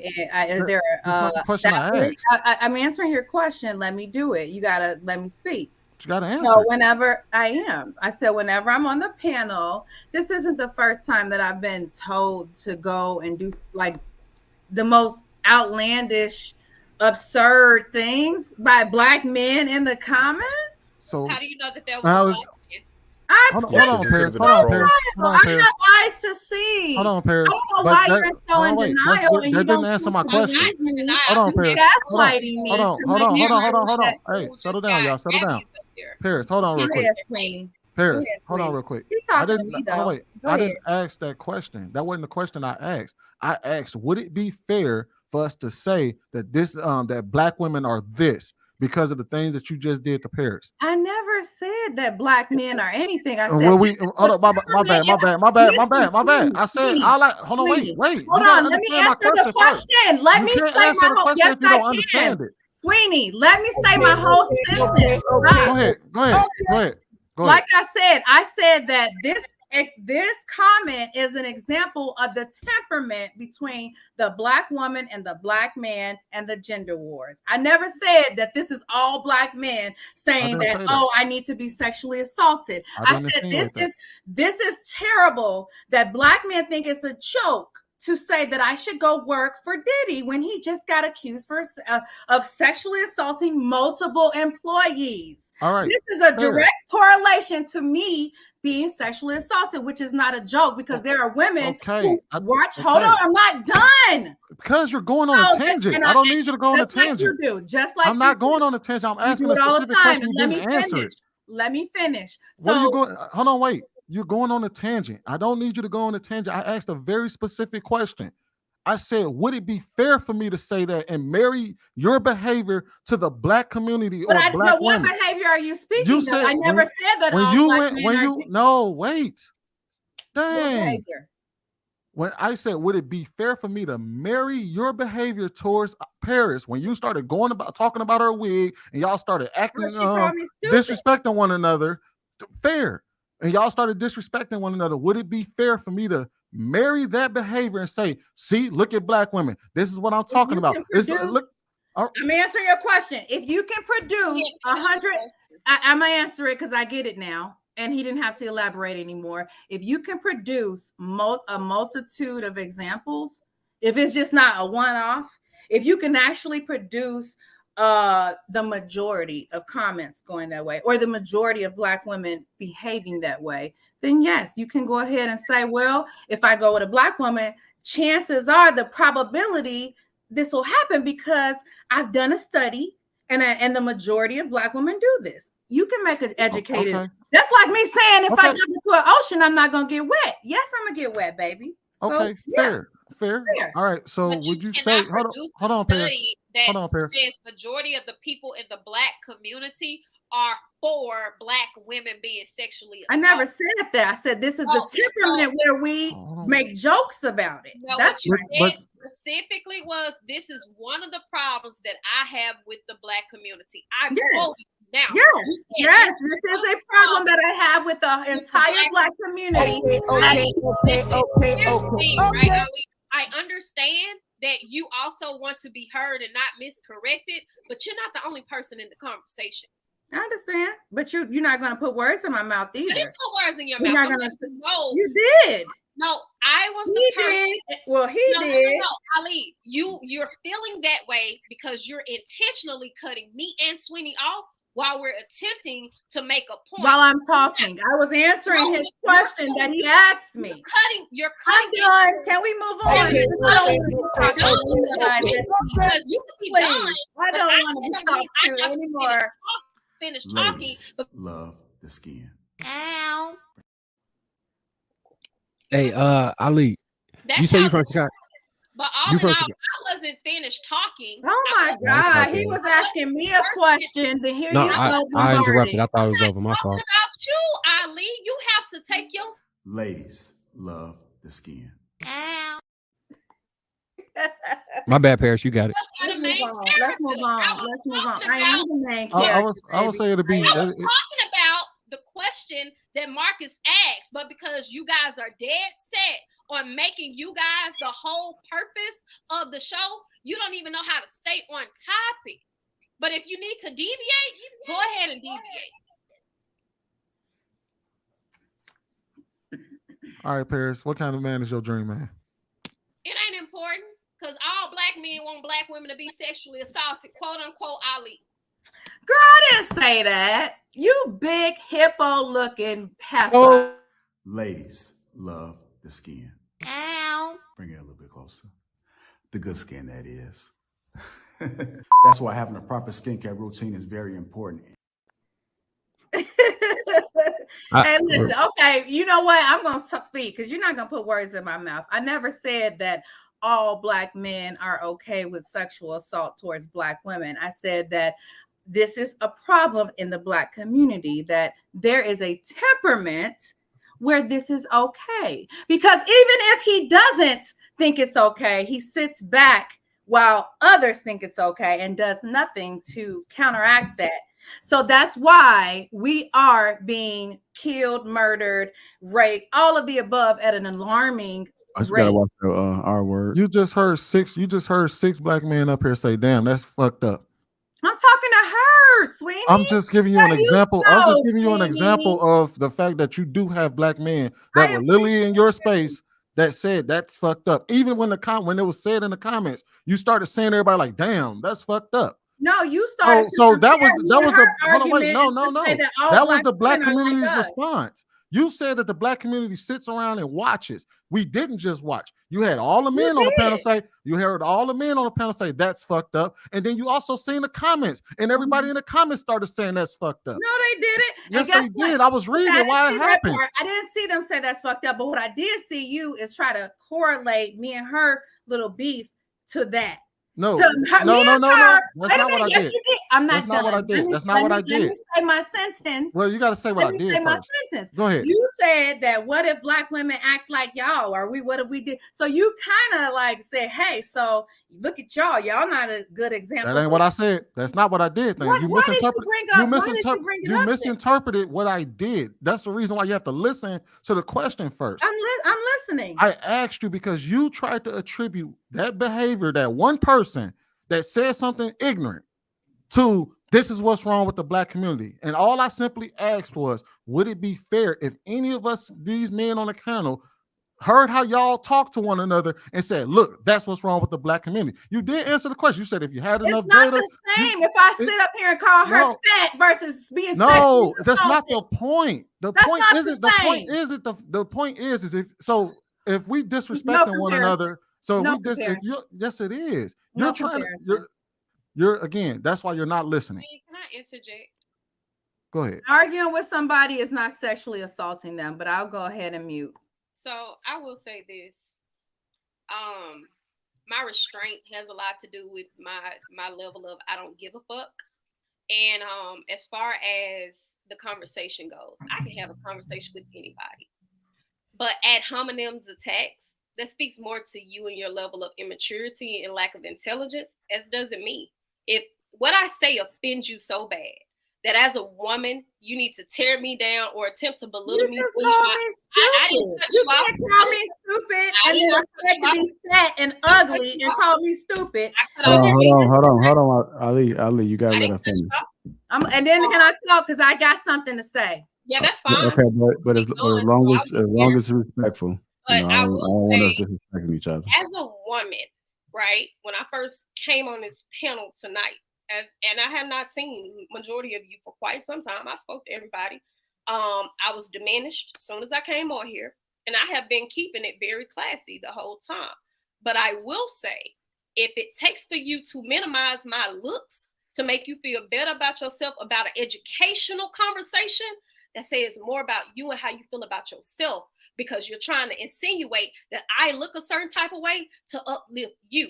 And I'm going to tell you, as a woman who is younger than you, you need to work on that because you're ugly on the inside. Y'all have a great night.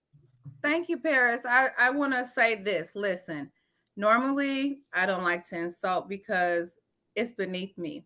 But when a person when a person that looks like that from the inside out, that constantly attacks everybody on the panel and no, I disagree with this, I disagree with that, and then you call me stupid. Oh, you open the floodgates, big mama. You could leave all you want, but you need to get that wig fixed, baby. And that's not even, listen, hold on. Listen. Call me stupid. Listen, she's not here, Ali. I don't care. Like she just left. Right. Okay, but I'm tired. She said what she had to say. She said that I have notes. I understand, but okay, but I can't. Yeah, you gotta mute her. But I'm not even going to level. I'm not going to. Ali, go ahead. Let's go ahead and try to close out. I mean, Trigger Mike Cam. Trigger Mike, you got some of that? Actually, no. I just wanted to say what's up to the panel, man. No way. Come on, Trigger Mike. You got something on your mind? Nah, man. It was a dope convo. Shout out to Nola. Haven't been on a panel with you before. Hey, Andrea. Ali, still working on her decorum, I see, but you get there. Excuse me, you need to work on your decorum with your horrible comments about women. You think that you can say anything and be derogatory towards women and then get no repercussions. I'm sorry, sir, you have met your match. I have something to say. I'm not going to sit back and let you say anything to me. So you can call it decorum all you want, but this ain't a panel for decorum when you all are calling women children and laughing about sexual assault. So this ain't decorum. Literally nobody on this panel. Nobody did that. Nah, not one person. Not No, one I person. can go to your comments, Trigger Mike. So don't You even. can. And you can. So You go would pull not up my see any comment. comment of him laughing about Y'all love sexual to jock. assault. Y'all jock. Do y'all on the same podcast or something? Yeah, sometimes. I What's the see, point? because you can't. So what's let the him point? speak. He a man. He's You're a saying man. I'm a woman. Let him you speak for said himself. He don't need you to defend him. you said that You don't we need to laughed pull out about your it. gun You for got a to provide woman the to proof. protect a man. You have to provide proof. You have to provide proof. If you're gonna accuse somebody of laughing about sexual assault, you better at least have proof of it. I'm talking Nobody about on this men in panel. the comments. Nobody in the you. comments laughed. You know what? What are you No, talking you about? just said I did it. No, you Then said I said did it. I Trigger need Mike proof did. now. No, you said something else derogatory. You Okay, said pull it up. something else Pull it derogatory. up. Where the receipts at? Where the I don't receipts really at? care.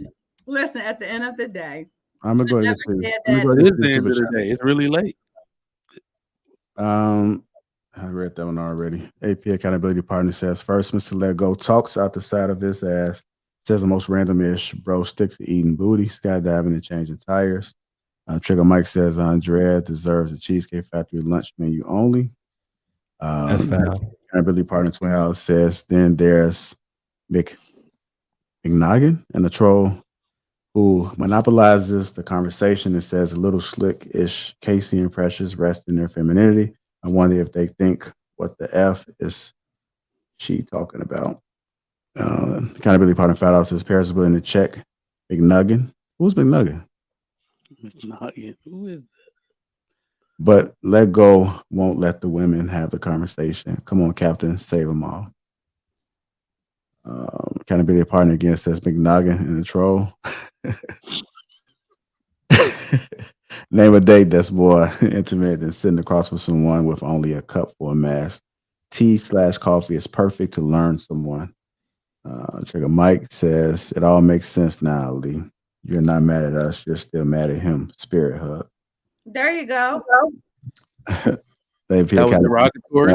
Last thing I will say, the coffee/tea park walk will determine if we can graduate to skydiving, helicopter tours, French Quarter, blues trips, and mountain resorts. We have to start the courting at a conversation. Accountability Partner says, Paris for the win, checkmate. B. How can you grow apart when you are supposed to be growing together? Trigger Mike says, this is Cap because a woman that truly likes you will go anywhere you want to go. If I say we're walking around a lake, put your yoga pants on. F out of here. Ink in the Basement says, ain't no woman as safe for Mr. Lego, aka Pac-Man. And lastly, Ink in the Basement, $2 says Thursday energy is real. That's all. I want to thank everybody that has contributed to the platform. I think HR is going to be pretty busy, it seems like, tomorrow. Nola, hopefully your experience is, hopefully you'll come back. Hopefully it wasn't tainted too bad. I know I ain't coming back. I know you're not coming back. Listen, I own 2 businesses in the Caribbean community in Brooklyn, New York. That's all I'm gonna say. That means she coming back. That actually means she's coming back. What she just told us is this ain't nothing, and she deal with much worse. Don't worry about That's TikTok. literally what she just said. She was like, "Y'all What's ain't the Caribbean community? y'all ain't I pull a like buck you. 50 I out." wish you come back all the time. You Thank speak you. up Which for Caribbean women. community? I don't You're think not she a like you. pussy. Yeah. Thank you. Can we accept the fact that I had to ask Ali this question. You know me and JR from the city, right? You and who from the city?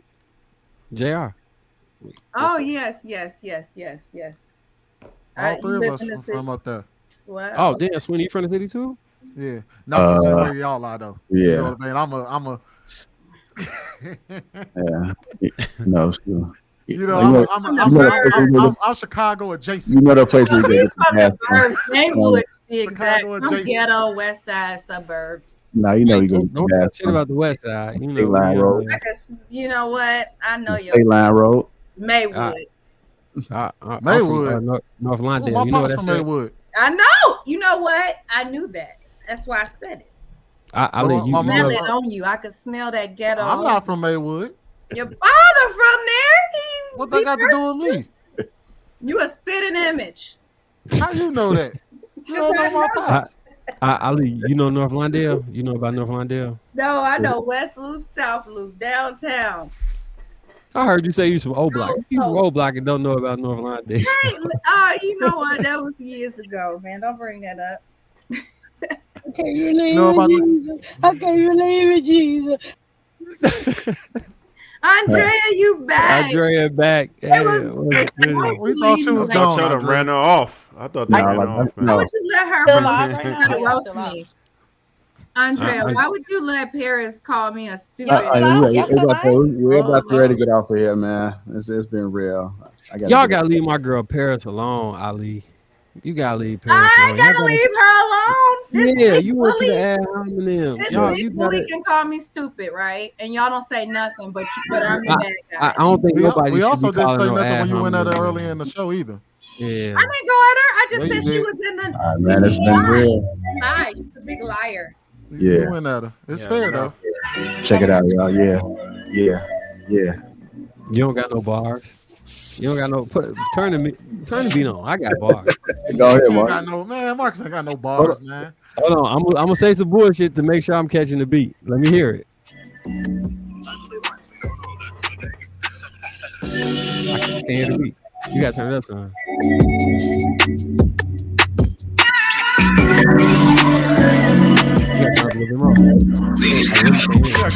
He ain't got no snare in his headphones. That's loud as hell in my Andrea, you dancing? Damn.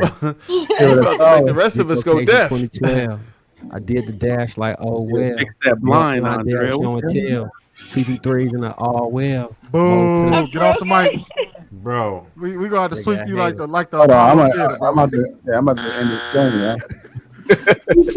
Look, you ain't even catch them bars, nigga. I said Rico case in 2012. I did the dash like We don't need you to well. repeat it. It was bad. It was bad. If you gotta repeat the bar. It was bad. You a hater. Hey, we can't turn it up. Like shit, I ain't gonna be able to hear you. Turn it up. No, I literally can't hear the beat. You heard everything else tonight, though, Mark. It's clear. For some reason, Yeah, it sounds Marcus, like that's in the back. You was McDonald's, doing all tissue right. box. Marcus, you was doing all right all night. You just ruined it. Look, I swear to God, y'all catch this nigga funny as hell. Now y'all turn